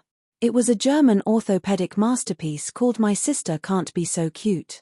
Qin Bao Bao panicked and screamed, "Give it back to me." She was like a cat with its hair standing on end. But because of her sudden movement, she bumped into Qin Ziyi's arms. The laptop fell to the ground, and the battery fell out. Qin Ziyi held onto the stumbling sister, and a strange feeling arose in his heart. Is she watching Japanese cartoons? Is she afraid of being seen by me? Why? Is it because of today's lecture? Qin Ziyi lowered his head and looked at his sister. Qin Bao Bao was also looking at him. Her bright eyes seemed to be covered with a layer of mist. Wang Zijin was awakened by the noise and grumbled unhappily. "What are you guys doing? So noisy." The siblings turned their heads at the same time and looked to the side. Nothing. Qin Bao Bao silently picked up the laptop and went back to the room without saying a word. Qin Bao Bao locked herself in the room for the whole afternoon and went back after lunch. When she looked at Feng Yu, her eyes were always twinkling. Wang Zijin was very sensitive to the abnormality of her best friend. She thought that the siblings were quarreling as usual, but found that Qin Ziyi was very attentive to his sister and kept putting food in her bowl. He was not as cold as usual. After lunch, her sister went back to the room again and did not come out. Wang Zijin went to the bathroom with her pajamas. The sound of water splashing was heard. Qin Ziyi took the opportunity to knock on his sister's door. "Qin Bao Bao, come out. Let's talk for a while." No one answered. Qin Ziyi opened the door and went in. Qin Bao Bao was lying on the bed and looking at her phone. She was only wearing a loose t-shirt. She had been lazy these days and did not wash her 3 pajamas. Today, she did not wear any pajamas. Qin came in and happened to see her white and tender thighs and purple underwear. Qin Bao suddenly turned around and pulled down the hem of her t-shirt in a panic. She said angrily, "Why didn't you knock before coming in?" Qin did not expect that she would not wear pajamas today. He said awkwardly, "I will remember to knock next time." "Why did you come in?" Qin Bao rolled her eyes at her brother and said angrily. Qin was suddenly speechless and did not know what to say. "Don't listen to that stupid professor's nonsense. There is no such thing as German orthopedics. Wouldn't this be more embarrassing?" He did not know why, but he was a little flustered when Qin Bao searched for German anime the moment she came back. Qin Bao sat up and hid her white legs under the blanket. She wrinkled her nose. "So this is what German orthopedics means. Disgusting. This is just a style of anime." Qin pretended to be indifferent, but he was actually guilty. Sometimes, the more you care about something, the more you will mention it, as if this will make you look open and above board. There are many anime with this theme in Japanese anime. Which anime? Qin Bao probably had the same thought. Although her eyes were drifting, she pretended to be calm and talked about it. "The one you watched is very ordinary. The author's whole family died because of a bad ending. I recommend Empty Fate to you. The brother and sister live a shameless life all day." "I don't want to watch it," sister said loudly. "Even brother is not bad, but it is too dirty. It is not suitable for little fairy. Watch it." "I don't want to watch it. Choose another one." Qin Bao looked very disdainful. Inferior student in Magic High School is also the same. It is just that the brother and sister in it make people feel uncomfortable. The author's thinking is too conservative and not bold enough. Rebellious Luluxiu is also good, but I can't stand the scene of him sending his sister away. There is also Kiss Sister. TSK, this is amazing. The two sworn sisters are always asking for a kiss from their brother. Won't this kind of anime be banned? Qin Bao was shocked. Japanese people have big holes in their brains. Even asterisk is legal, let alone this. Qin said. "You have actually seen so many." Qin Bao looked at her brother's eyes from a salted fish to a pervert. Damn pervert. How is it perverted? Qin was puzzled. Aren't people who have seen so many perverted anime perverted? Qin was not convinced. "Do you dare to post something on Weibo? If you do, those fans will turn against you in a matter of minutes." I don't care about others. I only think that you are a pervert." Sister threw a pillow at him. Qin Bao's worldview was refreshed. Chapter 156. The next day was Sunday. Qin Bao and Qin had to go home to stay with their parents for a day. After the siblings moved in together at their parents' request, they had to go home every weekend. After all, their parents missed their children too. Ever since Qin Ma unlocked the blind date demon attribute, Qin Bao rarely went home. "I can't afford to offend her. I'll just hide." Now, she went home once every half a month. It wasn't good for her not to go home all the time. Grandpa would explode. He also brought Wang Zijin along. The little sister of the Wang family was two-faced, so she had almost no friends in Shanghai except for Qin Bao. Qin couldn't figure out at first. How did the little homebody battle expert become best friends with his silly sister? Thinking about it carefully, Qin Bao might not be worse than Wang Zijin in terms of homebody battle skills. One must know that he had been tricked by his sister since he was young. They arrived at their parents' house at 9:30 in the morning. The neighborhood was quiet, and people didn't like to come out in the hot summer weather. Occasionally, there were cars coming in and out. The grass in the green belt shone with the green sunlight, and the leaves rolled listlessly. The guard uncle lay half dead in front of the fan. Qin Bao honked the horn repeatedly, and only then did he reluctantly open the fence for them. It was rare for Grandpa Wang to be at home. He was in the study looking at stock trading software. He had a special notebook to record the trends and changes of stocks, sectors, and the market. This was a habit he had picked up in recent years. He was old and his memory was not as good as before. "Dad, why didn't you go to school today?" Qin Ziyi pushed the door open and entered. We have guests for lunch. Grandpa Wang's eyes never left the computer. Qin Ziyi took out a brown box from his pocket. It was beautifully packaged. He put it on the desk and said, "Dad, this is for you." He bought the Mont Blanc fountain pen from Shumai shopping mall in the morning. It cost 4,000 renminbi. The body of the pen was pure black and shiny. It was made of acetate fiber plastic and felt very warm when holding it. The design was simple and smooth, and the appearance was grand and elegant. Grandpa Wang looked at the fountain pen and said, "Did you take the wrong medicine?" "Took the wrong medicine, that's too heart-wrenching. It's rare for me to be filial to my father. I made some money in the stock market, so I wanted to buy some gifts for you." Qin Ziyi said in his heart, "I can't forget the look in your eyes when you looked at me empty-handed when Qin Bao gave you a present." The old man plays with the fountain pen, unable to hide his fondness. Qin Ziyi doesn't know if a cultured person likes this, but his father likes it. When Qin Ziyi was in elementary school, his grandfather had a Mont Blanc fountain pen. He kept it in his shirt pocket every day. At that time, it was also popular to keep fountain pens in the chest pocket. He loved it more than his own son. "It's a lot of money," the old man said. 4,000, brat, you're spending too much money." The old man reprimanded him with righteous words and quickly put the pen into his pocket. "Dad, you go ahead. I'll go to the living room to talk to Mom." Qin Ziyi turned around and was about to leave. "Wait." The old man stopped him and put on his father's dignity. "Give me your phone." "What for?" Qin Ziyi was stunned. "Look at your recent harvest list."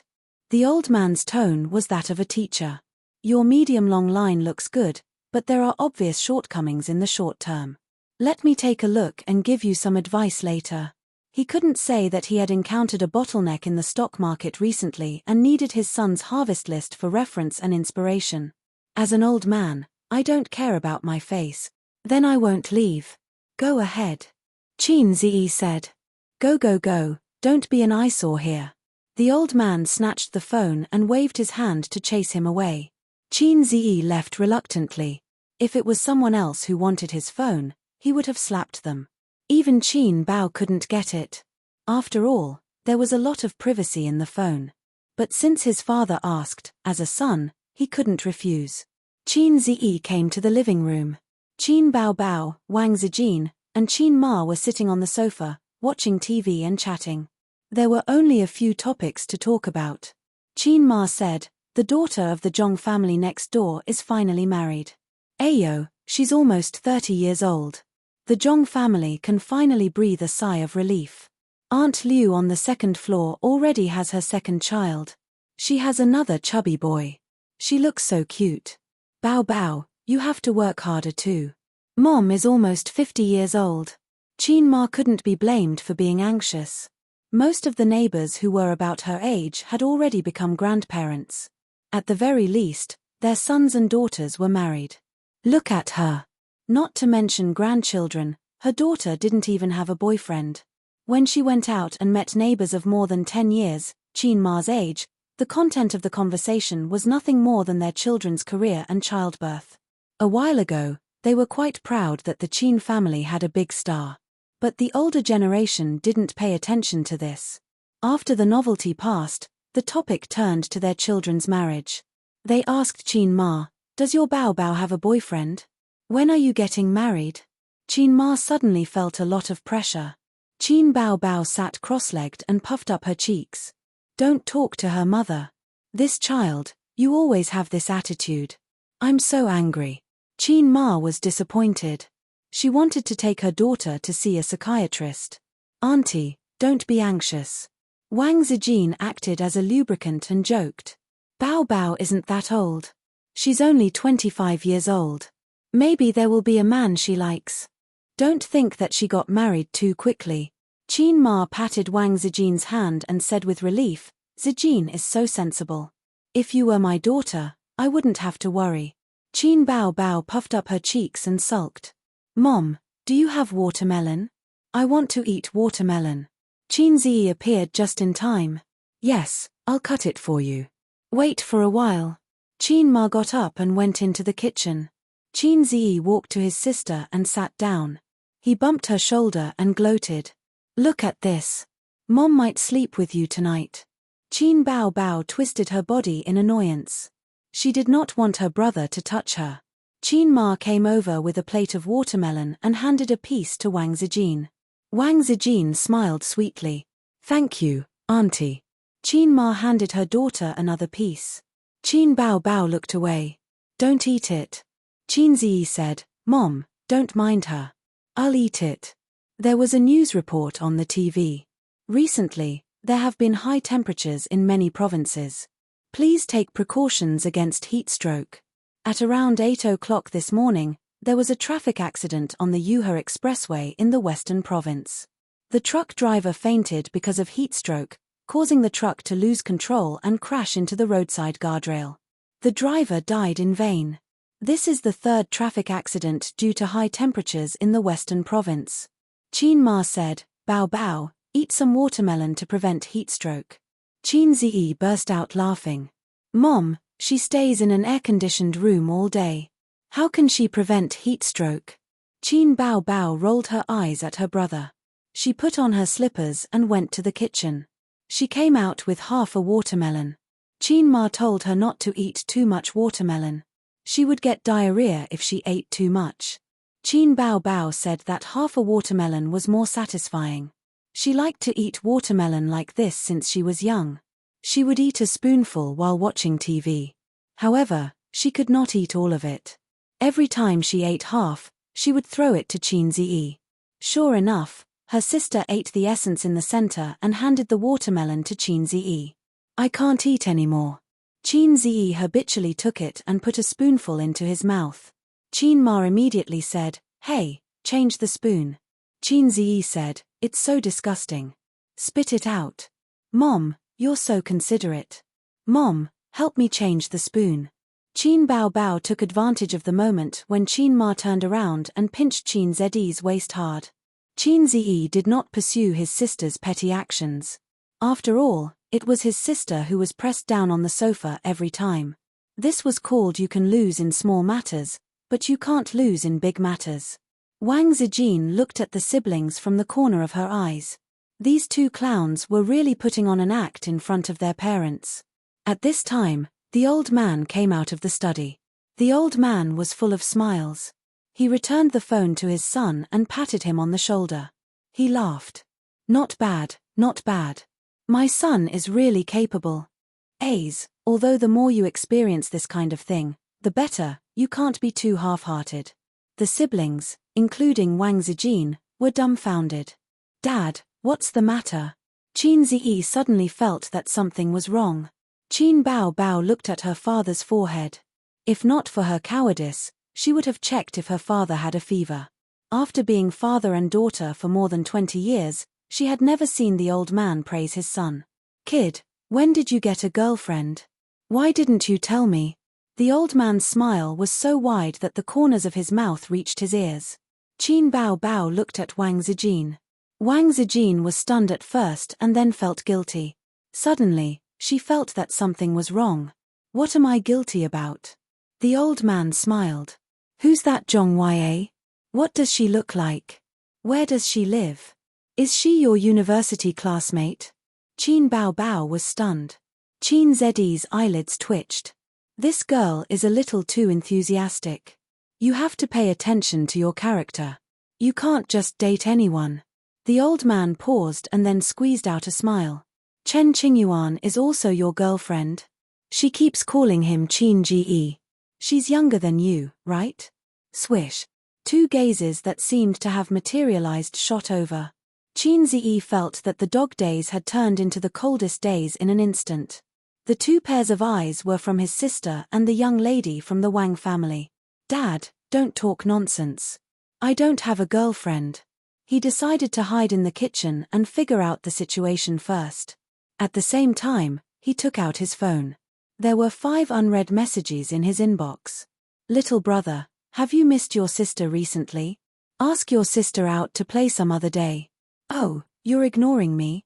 You're not going to recognize me anymore after eating me, are you? Qin Ji, are you free this week? My mom wants to invite you over for a meal. Qin Ji, don't think that I'm annoying. I'll be a good boy in the future. Qin Ji, reply to me with a text. I don't dare to call you. What the F *CK? This information was too much. Zhong Ya was the kind of woman who liked to talk nonsense. It was obviously a very serious matter, but she could still start it with a topic that was 18 times forbidden. As for Chen Qingyuan, that girl, she was stubborn and did not have the slightest awareness that she had been banished to the cold palace. She always wanted something to happen between her and Qin Zi. What would the old man think of me? I've been an excellent son for 22 years, and this damn smartphone. The text message notification would pop up the content. The old man could see everything with a glance. He did not even need to open his inbox to spy on his son's privacy. Suddenly, there was a scream behind him. Then, his shoulder sank. Chapter 157. Qin Bao Bao jumped from the sofa and pounced on her brother's back. She hooked Qin Zi's waist with her long legs and grabbed his neck with both hands. She said angrily, Qin Zi, you black-hearted maggot. I'm going to strangle you. Qin Bao Bao really wanted to cry. It was hard to guard against a best friend. Qin Zi struggled hard and tried to shake his sister off. Qin Bao Bao's legs could crush a person to death. She kept on shaking and not falling. The siblings were in a tug-of-war. What are you doing? Let's talk nicely. Grandpa Shun was surprised that his daughter was so agitated. Qin Bao Bao ignored her father and kept on scolding, you black-hearted maggot. You're a bad egg. Grandpa Shun couldn't take it anymore. If he was a bad egg, what was he? He picked up the remote control and whipped his daughter's butt. Qin Bao Bao cried out. She covered her butt with one hand and strangled Qin Zi's neck with the other. Grandpa Shun whipped her twice more. She finally jumped down and covered her butt with tears in her eyes. She looked at her father with grievance and innocence. Grandpa Shun scolded, how old are you? You're acting like a child. Is it appropriate? Your mother is right. You should find a partner for you. You won't be mature if you haven't been in love. It was mainly because Wang Zijin was an outsider. His daughter's behavior embarrassed Grandpa Shun, who prided himself on his strict upbringing. Dad, you want to hit him? Qin Bao Bao pointed at her brother and complained angrily, he's seducing a married woman. Married? Grandpa Shun was stunned. No. Qin Bao Bao replied. What are you blabbering about if you're not married? Grandpa Shun scolded. But he's seducing 2 women. Qin Bao Bao was unwilling to give up. That's because he has the capital. This won't do. Old Master Shun frowned. Yes, with outsiders around, the family must be upright. If you're in a relationship, then just be in a relationship. You can't be so half-hearted and two-timing. Who's two-timing? Qin Ma heard the noise and came out of the kitchen. Mom, your son hooked up with a married woman. You and Dad should beat him up. Qin Bao Bao poured dirty water on her brother to vent her grievances. Mom, don't listen to her nonsense. I'm innocent. I didn't seduce Zhong Ya. Qin Zi tried to defend himself. Who is Zhong Ya? One of my best friends. Qin Bao Bao said angrily, I've already told him not to go after Zhong Ya, but he doesn't listen. She already has a boyfriend. Who knows when she will get married? Qin Zi hurriedly looked at Wang Zijin. She was smiling faintly, but there was a hint of sadness and anger in her eyes. No, I didn't. Qin Zi defended himself loudly. Qin Bao Bao cried, yes, yes, yes. She suddenly squatted down, holding her stomach and sobbing. Old Master Shun and Qin Ma didn't expect their daughter to have such a big reaction. What's wrong? Why are you crying? How old are you? Don't you feel ashamed? Qin Zi took the opportunity to slander his sister. Maybe it's because I have a rumored girlfriend and she's upset. Get lost. Qin Bao Bao picked up the remote control and threw it at him. She looked at Qin Ma with tears in her eyes. Mom, my stomach hurts. So it was her period. Qin Ma saw it and knew that her daughter was having menstrual cramps again. She hurried to help her up. Isn't it next week? Why did it come early? Baby Qin's face turned pale from the pain. She looked pitiful. RZE bought me a lot of popsicles yesterday. Qin Ma and old Master Shen looked at their son angrily. Heh, this black-hearted maggot. Even at this time, he didn't forget to stab me. A woman's early menstruation was related to many factors, such as abnormal temperature and catching a cold. She must have liked the cold at night and turned on the air conditioner to kick the quilt. Qin Bao Bao suffered from menstrual cramps every time. One of the reasons was that she was afraid of pain. It was said that menstrual cramps were similar to the labor pains before the pregnancy. Qin Ziyi searched for this answer on the internet when he was in high school. He laughed at his sister. Isn't this good? You have a prenatal rehearsal every month. Qin Bao Bao started a war with him. Qin Ma and Wang Zijin helped Qin Bao Bao back to the room. Old Master Shen went to prepare the ginger tea. Although his daughter didn't stay at home often, these things were always prepared. The love of parents was in every little thing. After a while, Wang Zijin came out. Little Miss Wang picked up a piece of watermelon and ate it happily. Qin Ziyi paused for a moment. Sister Ziwei, don't listen to Qin Bao Bao's nonsense. You've seen Zhong Yue too. She's very flirtatious. We're innocent. Wang Zijin gave him a sideways glance and imitated Qin Bao Bao's tone. What does it have to do with me? Qin Ziyi pursed his lips. The Wang family's Miss Wang was very cautious. You couldn't hit her with sugar-coated bullets, and she rarely got angry. Moreover, they weren't close, so Qin Ziyi had never coaxed her, unlike baby Qin, who was very familiar with coaxing. Wang Zijin said with a half-smile, "You explain to Bao Bao. She's really jealous." What she said. 10 minutes later, Qin Ma came out of her daughter's room and went to the kitchen to prepare the ingredients. It was time for lunch. "Mom, how is she?" Qin Ziyi shouted in the living room. "She's fine. It's a little better now. It won't hurt in a while," Qin Ma replied. Qin Bao Bao changed into a camisole and changed out of her blood-stained underwear. She lay on the bed half-dead and babbled, her delicate eyebrows knitted tightly. The door opened silently. She looked up and saw Qin Ziyi poking his head in. "Does it still hurt?" Qin Ziyi walked to the bed. "It hurts," Qin Bao Bao said pitifully. "The brown sugar ginger tea is useless. I'll help you rub it," Qin Ziyi said and lifted his sister's blanket. Qin Bao Bao quickly stopped him and glared at him. "I don't want you to massage me, you black-hearted maggot."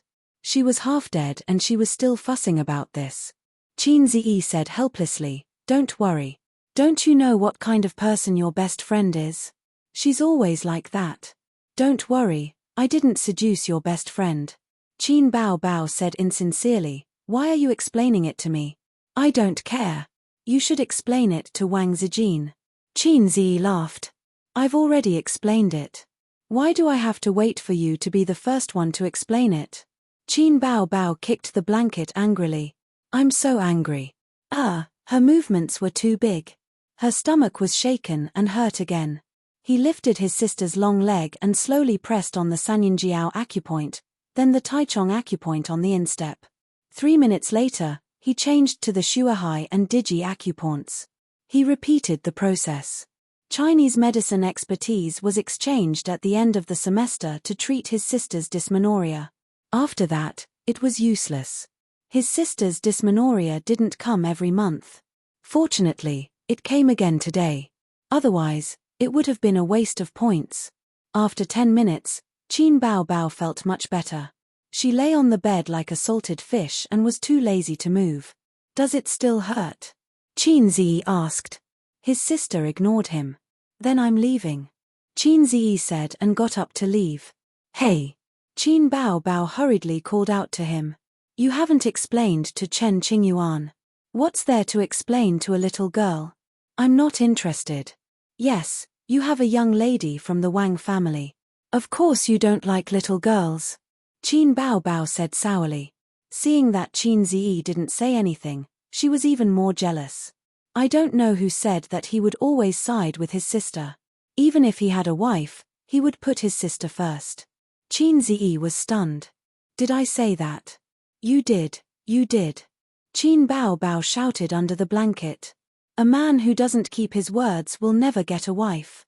Qin Ziyi thought to himself, I've said so many sweet nothings to you every day. How could I remember them? Besides, can a man's sweet words be trusted? Sister, you're different now. Qin Ziyi said perfunctorily. Then what am I now? Qin Bao Bao kicked the blanket again. Am I a salted fish? Stop kicking. You'll have a stomachache later. Qin Ziyi pressed her leg. You have menstrual cramps because you kick the blanket at night. Sister Ziwei told me. Sleep for a while. I can't sleep. Sing me a song, Qin Bao Bao said. Maybe I'll fall asleep. Qin Ziyi agreed readily. He helped his sister with the blanket, adjusted the air conditioner, and sat on the bed. You're here. Qin Bao Bao pecked her head expectantly and stared at her brother with shining eyes. Qin Ziyi cleared his throat. I have a little horse, but I never ride it. Qin Bao Bao punched him angrily. What? You sang wrong. You sang wrong? Then I'll sing again. Okay. I have a little sister, but I never ride her. Why did you hit me again? Qin Bao Bao didn't say anything. She lay under the blanket and punched Qin Ziyi's chest with her fists. After coaxing his sister, Qin Ziyi went to the living room to get some water. The aroma of the dishes assailed his nose. He glanced at the dining table. Mom, you're so nice. You know we're coming home today, so you cooked so many dishes. Qin Ma smiled in the kitchen. I didn't cook for you. We have guests today. Guests? Who? Qin Ziyi remembered that the old master seemed to have said that there would be guests. Your dad's student. You met him in junior high. Qin Ma had just finished speaking when the doorbell rang. Chapter 158. I'll go open the door. Wang Zijin, who was sitting cross-legged on the sofa and watching TV, put on her slippers and ran to the entrance. A man in his 30s stood at the door. He was wearing a fitted casual suit and had a decent appearance, exuding a gentle aura. He was carrying a basket of fruits. When he saw Wang Zijin, he was stunned. Perhaps he suspected that he had entered the wrong door, so he quickly glanced at the house number. Hello, I'm Miss Qin's student. He sized up Wang Zijin and was slightly surprised. Miss Qin's relative? Come in. Wang Zijin smiled gracefully. She turned sideways and invited the guest in. Then, she closed the door and bent down to find a pair of cotton slippers from the shoe cabinet. Qin Ziyi poked his head out of the living room and looked at the man for a few seconds before suddenly remembering who he was. This person was called Wang Pei, Old Master's favorite student. When Qin Ziyi was in junior high, he would visit Old Master almost every weekend to ask some questions or help Qin Ma with the housework. After graduating from university, he became busy with work and came less often. After that, Qin Ziyi moved in with his sister. He hadn't seen him for 3 to 4 years. Wang Pei was also stunned. He stared at Qin Ziyi and thought to himself, is this Miss Qin's son? I don't remember Miss Qin's son being so handsome. The students who had been to Miss Qin's house all knew that Miss Qin had a pair of children, a white swan and an ugly duckling. When the white swan just entered junior high, she had a natural seductive charm. When the ugly duckling entered senior high, other than its height of 1.84 meters, its appearance and aura were ordinary. The only thing Qin Ziyi was good about was his height. Qin Bao Bao was 1.72 meters tall and had to tiptoe to kiss him. Is Wang Pei here? Qin Ma shouted from the kitchen. Auntie, it's me, Wang Pei said with a smile. Qin Ziyi thought to himself, at least you're a little more sensible. Back then, when this guy saw Qin Ma, he kept calling her master's wife, which made Qin Ziyi feel very pretentious. Mother **K, do you think you're Ling Huchong? Master's wife? What era is this? Your teacher is in the study room. I'll get A's to call him. Qin Ma said, son, ask your father to come out. Wang Pei had no choice but to face reality. All right, it was indeed that ugly duckling. It was just that it developed a little slowly. Qin Ziyi poured a cup of hot tea for Wang Pei, then went to the study to call out the old man. When the old man heard that his favorite disciple had arrived, he was very happy and welcomed him with a smile on his face. Qin Ziyi poured another cup of tea for me. Wang Zijin originally wanted to let me do it, but Qin Ziyi didn't let her do it. She didn't even know where the tea leaves were. She was purely trying to curry favor with the old man. She couldn't curry favor with Qin Ma. She didn't know how to cook. If she went in rashly, she would only expose her shortcomings. Moreover, Qin Ma's favor was almost full. Lunch wasn't ready yet. The old man chatted with the students while his son, Qin Ziyi, accompanied him. Wang Zijin didn't feel like an outsider at all. She made a cup of tea for Qin Ziyi and sat next to him as if she were Qin Zedi's elder sister, the eldest daughter of the Qin family. "Where's Bao Bao?" Wang Pei asked the question in his heart after exchanging greetings with the old man. "She's not feeling well. She's lying in her room," the old man said. "Then you have to go to the hospital. Don't fall ill with minor diseases," Wang Pei said with concern. "It's okay. I'm not that delicate." The old man didn't want to say that the girl had menstrual cramps. "What position are you in now?" "I'm still the regional manager in Pudong. I haven't moved in 2 years." The old man nodded. Zhongfeng is famous for its deep and muddy waters. What you need to do now is to seek stability. In today's society, no matter how capable you are, it still depends on your qualifications. At your age, even with your father-in-law's help, you've reached your limit. The next step is to build up your qualifications. Wang Pei said, "Teacher, what you said makes sense. I'll listen." While Qin Ziyi absorbed the knowledge of stock trading, he also learned about securities companies. Zhongfeng Securities had been rated 2A for 15 years in a row. It was definitely a big shot in the securities industry. Wang Pei could climb to the position of regional manager in just 5 years not only because he was capable, but also because he had a good father-in-law. According to the old man, he seemed to be the second-in-command of Zhongfeng. It was a classic example of a peacock man marrying a phoenix girl. The most famous peacock man in history was Chen Shimai. Wang Pei understood the ways of the world very well. He didn't neglect Qin Ziyi next to him and asked, "Is this girl your girlfriend?" Qin Ziyi looked at Wang Zijin, who returned a faint smile. The old man snorted. If he can find such an outstanding girlfriend, there must be smoke rising from his ancestors' graves. This was really his biological father. When the meal was ready, Qin Ma called for dinner. "Son, go and wake your sister up for dinner." Qin Ziyi ran into his sister's room. The blackout curtains were tightly closed. Qin Bao Bao was lying on her side, one of her legs was outside, clamping the quilt. The fluorescent light of the phone shone on her face. Qin Ziyi slipped over and slapped his sister's butt. "Time to eat." Qin Bao Bao cried out in pain. "You're asking for it." She sat up angrily and threw a pillow at him. Qin Ziyi caught the pillow and threw it back on the bed. "Get up and eat." Seeing that his sister could still argue with him, it meant that her stomach didn't hurt anymore. At the dinner table, the old man sat at the head of the table. On his left were his favorite students, Wang Pei and Qin Ma. On the right were the only son, the eldest daughter, and Wang Zijin. According to the family status, Qin Zedi's seat should have been his sister's, but his sister was willful and deliberately separated her brother from her best friend. "Bao Bao, are you feeling better?" Qin Ma picked up a piece of fish for her daughter. "Eat this, it's good." Qin Bao Bao ate happily. "Yes, help me massage." "Massage what?" Qin Ma asked. "He massaged the soles of my feet." "I feel much better now," Qin Bao Bao said. The old man and Wang Pei continued to talk about the workplace, finance, national policies, and other topics.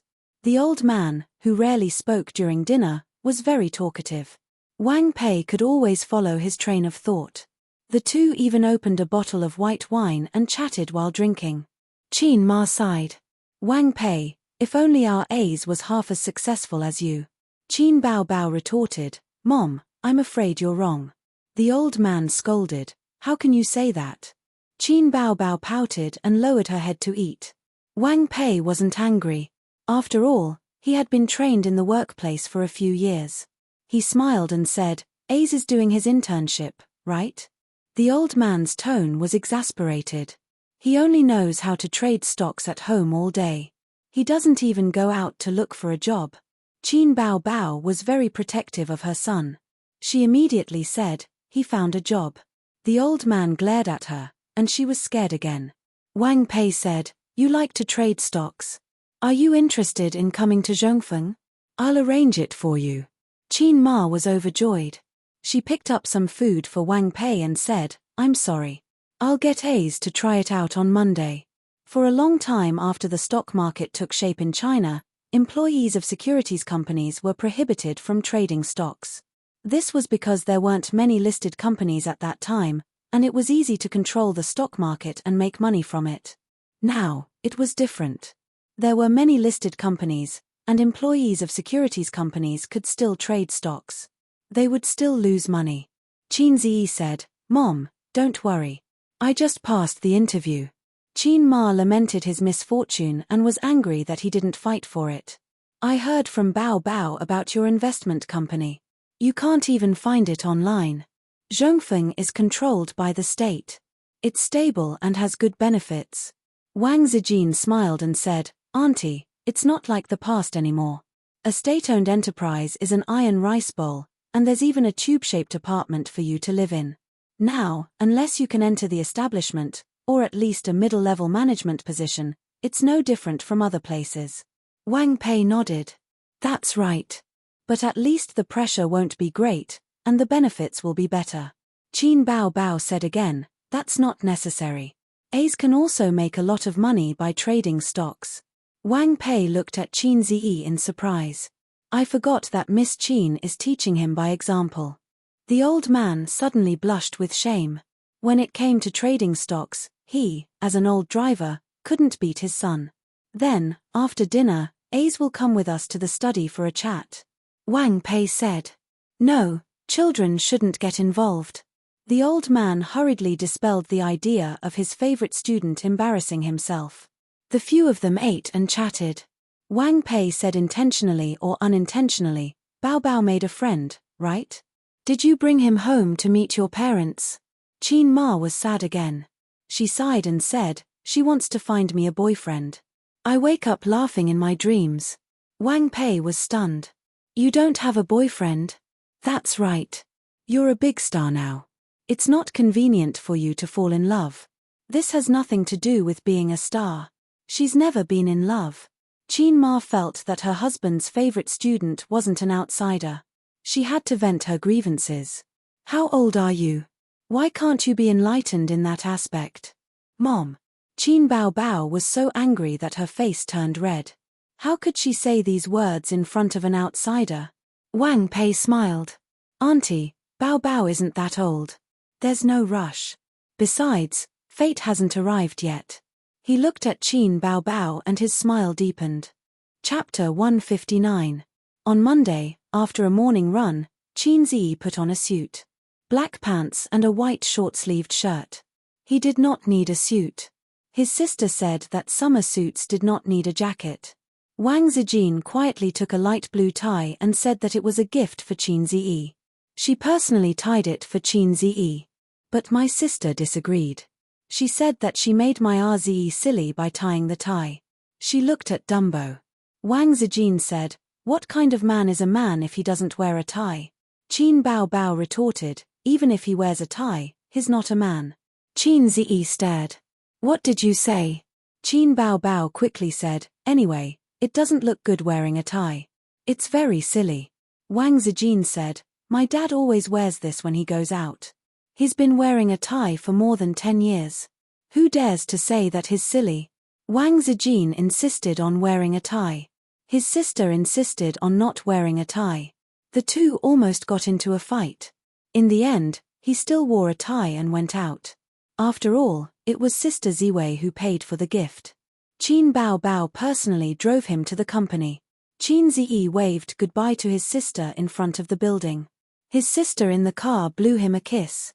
The little red horse drove into the traffic. When he arrived at the company, he told the receptionist that he was here to join the company. The receptionist looked him up and down and smiled. So formal. Qin Ziyi was stunned. With the help of the receptionist, he signed a series of relevant procedures. The receptionist brought him to an office and smiled. "Let me introduce a new colleague." She looked at Qin Ziyi. Qin Ziyi understood and said loudly, Hello, everyone. My name is Qin Ziyi.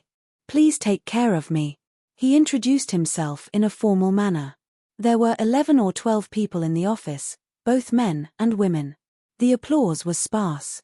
Qin Ziyi glanced at his colleagues in the office and his heart skipped a beat.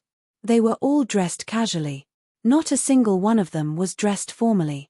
Damn it, didn't his sister say that the big companies were all elites in smart suits and elegant dresses?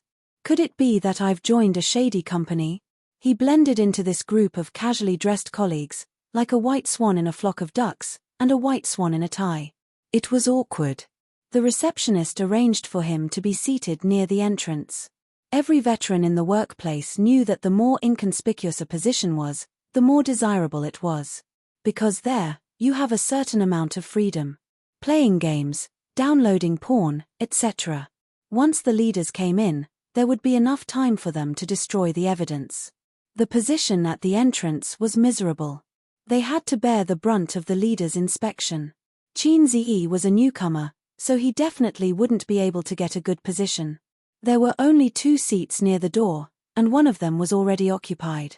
Hello. Hao Han, who also bore the brunt of the leader's prestige, greeted Qin Ziyi.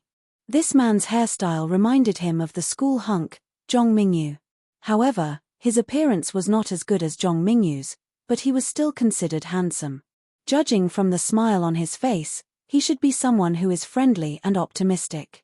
Qin Ziyi had some impression of him. They had met during the interview the other day. I'm Yang Jian. Qin Ziyi. I'll add you into the group. There's a group in our department. I just added it this morning. Yang Jian took out his phone and added Qin Ziyi into the department's chat group. Wait a minute, let me change my nickname. Qin Ziyi said. Students like to use Penguin, while adults preferred WeChat. Qin Ziyi was the latter, because his sister didn't use Penguin. Qin Ziyi's WeChat name was originally the same as his Weibo name, but one day, his sister said that they should have a couple's name. It had to be unique and not similar. The internet veteran Qin Ziyi suggested that his sister be called Crossdresser. He was called Crossdressing Lowly. It was very unique, and definitely not similar. Qin Bao gladly accepted. Anyway, he only had a few WeChat friends. Other than his roommates and his sister, there was basically no one else. Yang Jian said, it's okay. After you enter the group, just change the name of the group and change it to your real name. Qin Ziyi thought to himself, this wasn't a matter of real name or not, this was a matter of personal image. He hadn't thought of a name yet, so he changed his nickname to Qin Ziyi. Welcome newcomer. Welcome. Handsome little brother has been assigned to our department. 666-inch, let's have dinner together tonight. Let's treat handsome little brother to a meal. Scram, you want to get free food again? Handsome little brother, do you have a girlfriend? Qin Ziyi looked at the chat group, then raised his head and glanced at the quiet office. Everyone's expression didn't change. They looked like they were working hard and didn't have time to chat. This month's performance didn't meet the standards. I feel weak all over. I just want to sleep. Take it easy at night. Your nutrition won't be able to keep up. Qin Ziyi looked up blankly and glanced at everyone. Everyone still looked serious and focused on their work. Mother **K, did I really enter a shady company? Stop looking, you didn't join the wrong group. It's not good to chat in the office. If you have something to say it in the group. If you find it annoying, just block it. Yang Jian said in a low voice. When he first joined the group, he was also confused. The contrast was too strong. Qin Ziyi clicked on this guy's personal information. When he saw his WeChat name, he almost spat out blood. Yang Pu, Qin Bao. You live in Yang Pu?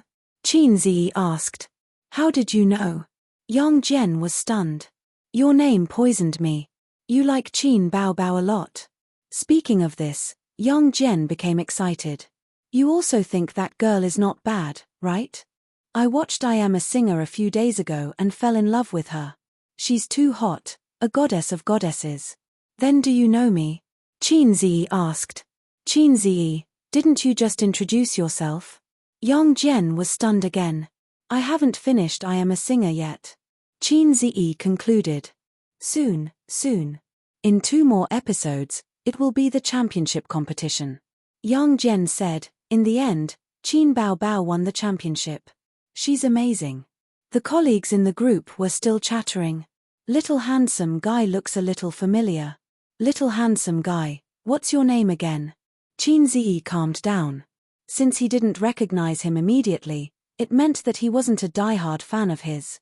Even if his identity was exposed, he would just be a curious onlooker. Once the excitement died down, he would just be a normal person. In this day and age, everyone was rational when it came to chasing celebrities. Celebrities were also humans, not Martian mutants. There was nothing to be surprised about. Of course, the fangirls of the little fresh meats were an exception.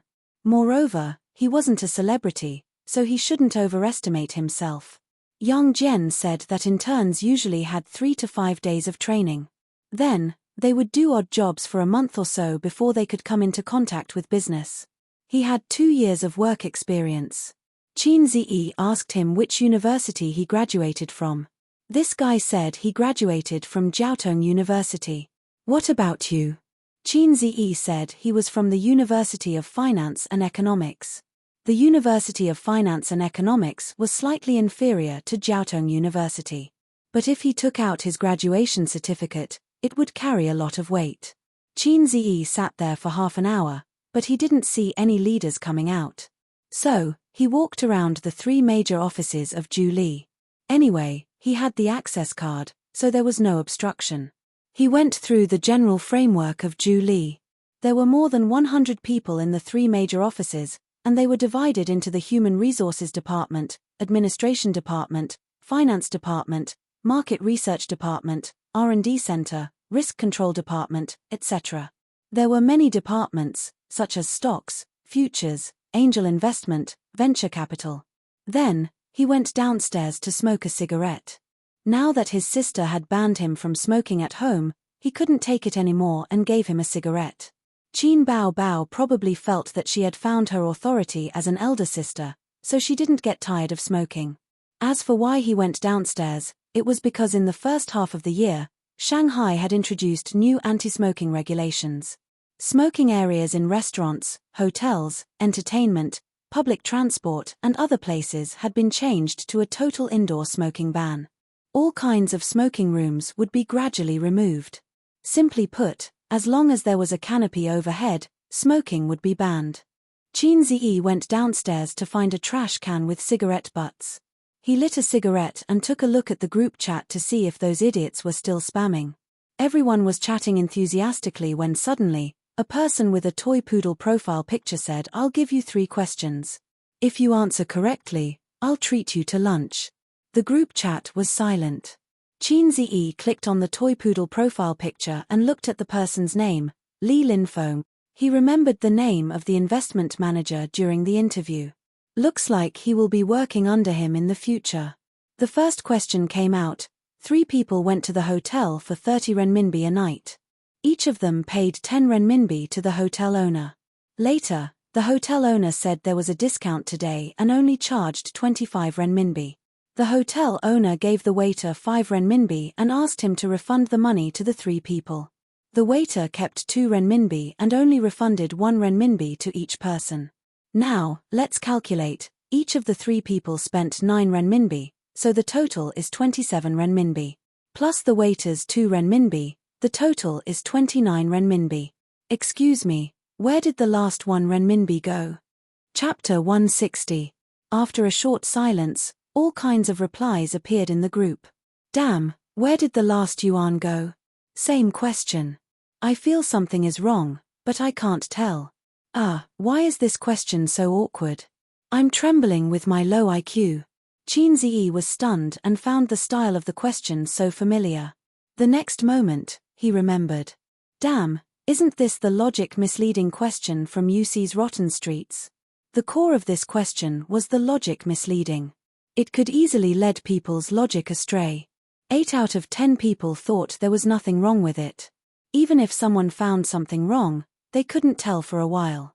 But as long as they thought about it a few times, they would immediately notice the trap. Qin Ziyi replied, The three people spent a total of 27 yuan.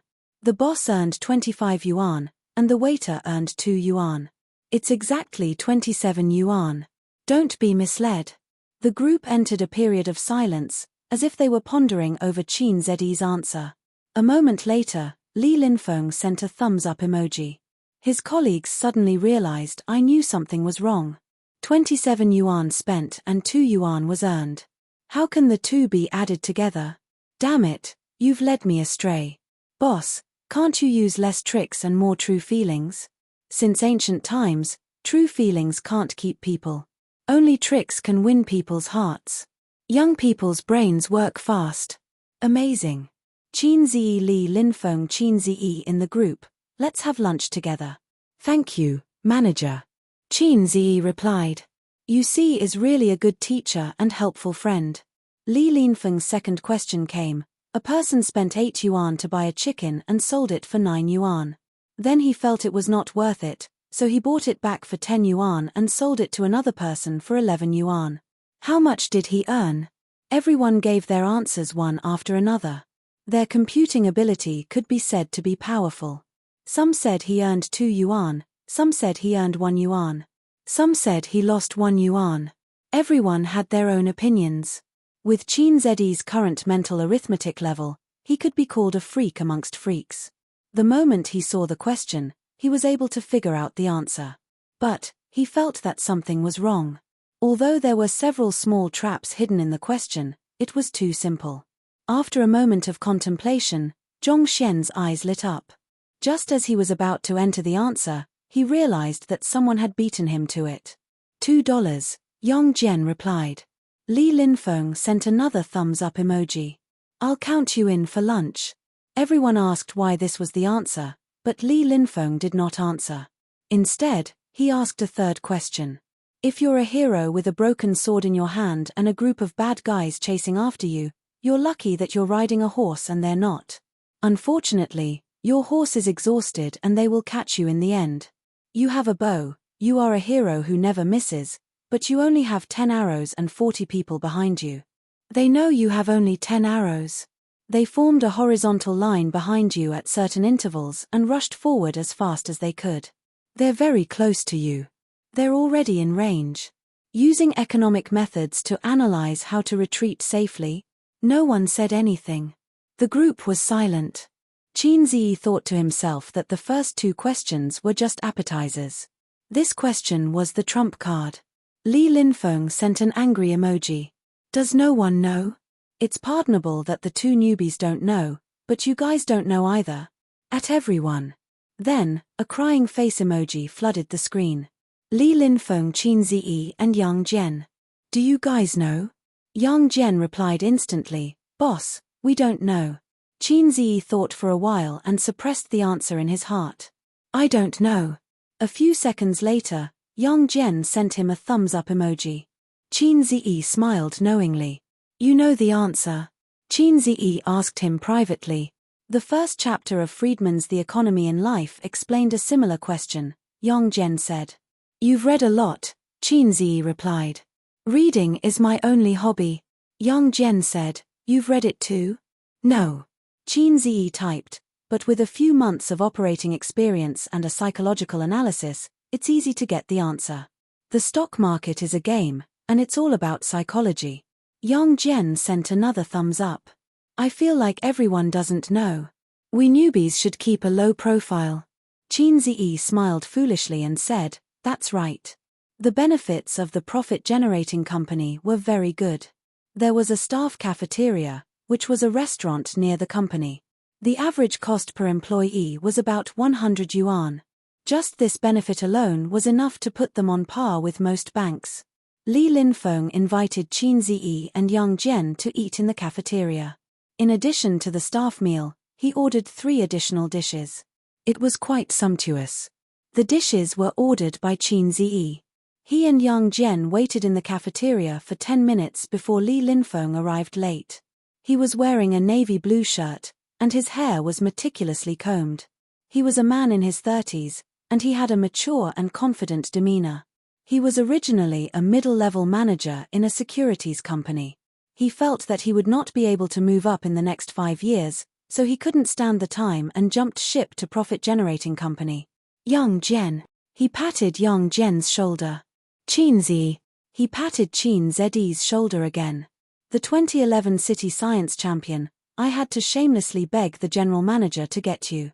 Li Linfeng personally poured wine for Young Jen. Young Jen was flattered. He pointed at Chin Zi and said, "As for you, you are a surprise." Compared to Young Jen, the science champion, Chin Zed's 30 minutes perfect score was still fresh in Li Linfeng's mind.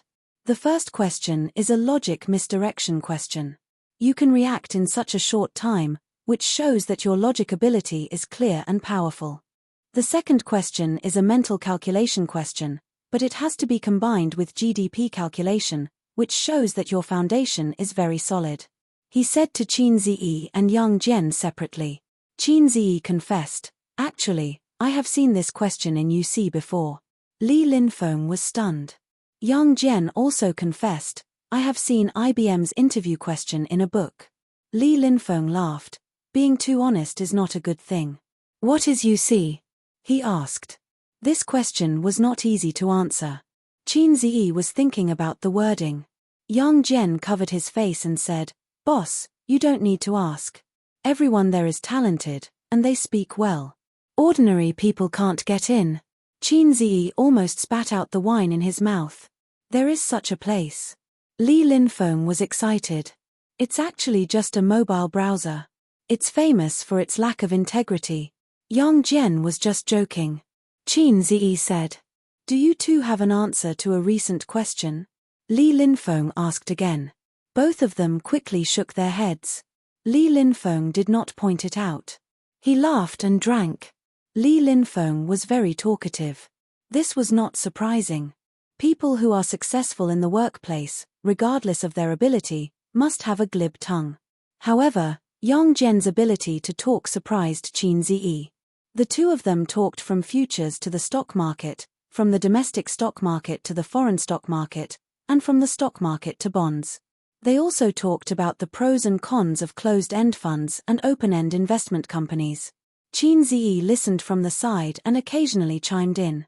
Young Jen suddenly laughed and said, "Boss, on the day of the interview, I saw a fairy sister. Damn, super awesome. Is she from our company?" Li Linfeng's face was strange. Chin Zi turned to look at the door. His face was also strange. "Boss, that girl is really awesome. There is a beauty in the north, isolated from the world." "How do you say that?" "Yes, a secluded orchid in an empty valley." Young Jen was enraptured. He poked Chin Zi. "On the day of the interview, we met her at the elevator." "I don't remember." Chin Zi saw a figure slowly approaching from the corner of his eye. He kicked Young Jen under the table. "Why did you kick me?" Young Jen glanced at him. He was still talking. She was dressed as an office lady. She was so stylish. The dress wrapped around her butt, round and perky. Her figure was hot, but her temperament was cold and quiet. It was a contrast between ice and fire. "Boss, I walked around our office this morning and did not see her." Li Linfeng, who was calm, suddenly became cautious. Then he stood up and said to the person behind Young Jen, "Boss Su." Young Jen also noticed that there was a shadow behind him. He turned his head blankly. After seeing the elegant, cool and exquisite office lady behind him, his face was filled with a very complicated and frozen expression. Kui, who probably met Xie Juiying, who was beautiful and red with peach blossoms. Guoxiong first met Yang Guo, who was a gray-haired uncle at Fenglingdu. Amorous feelings rippled. Su Yu nodded slightly. At 2:30 in the afternoon, the managers of all departments will have a meeting. Don't be late. Li Linfeng nodded and bowed. Su Yu glanced at Chin Zi and Young Jen. She paused on Chin Z's face for a few seconds and frowned slightly. The three watched Su Yu take a seat in a small compartment not far away. A translucent screen separated her from the outside world. Young Jen immediately turned his head. His eyes were like light bulbs. "Boss. Boss Su." Li Linfeng smiled. "She is the general manager of our company." Although Young Jen's adjectives were exaggerated and out of tune, He had never seen a woman on the whole floor who could be compared with Boss Sue. Yang Jian's body trembled. My beautiful president, I didn't expect that I, Yang Jian, would encounter a plot in a novel in my lifetime. Suddenly his face changed. I'm afraid she is not taken.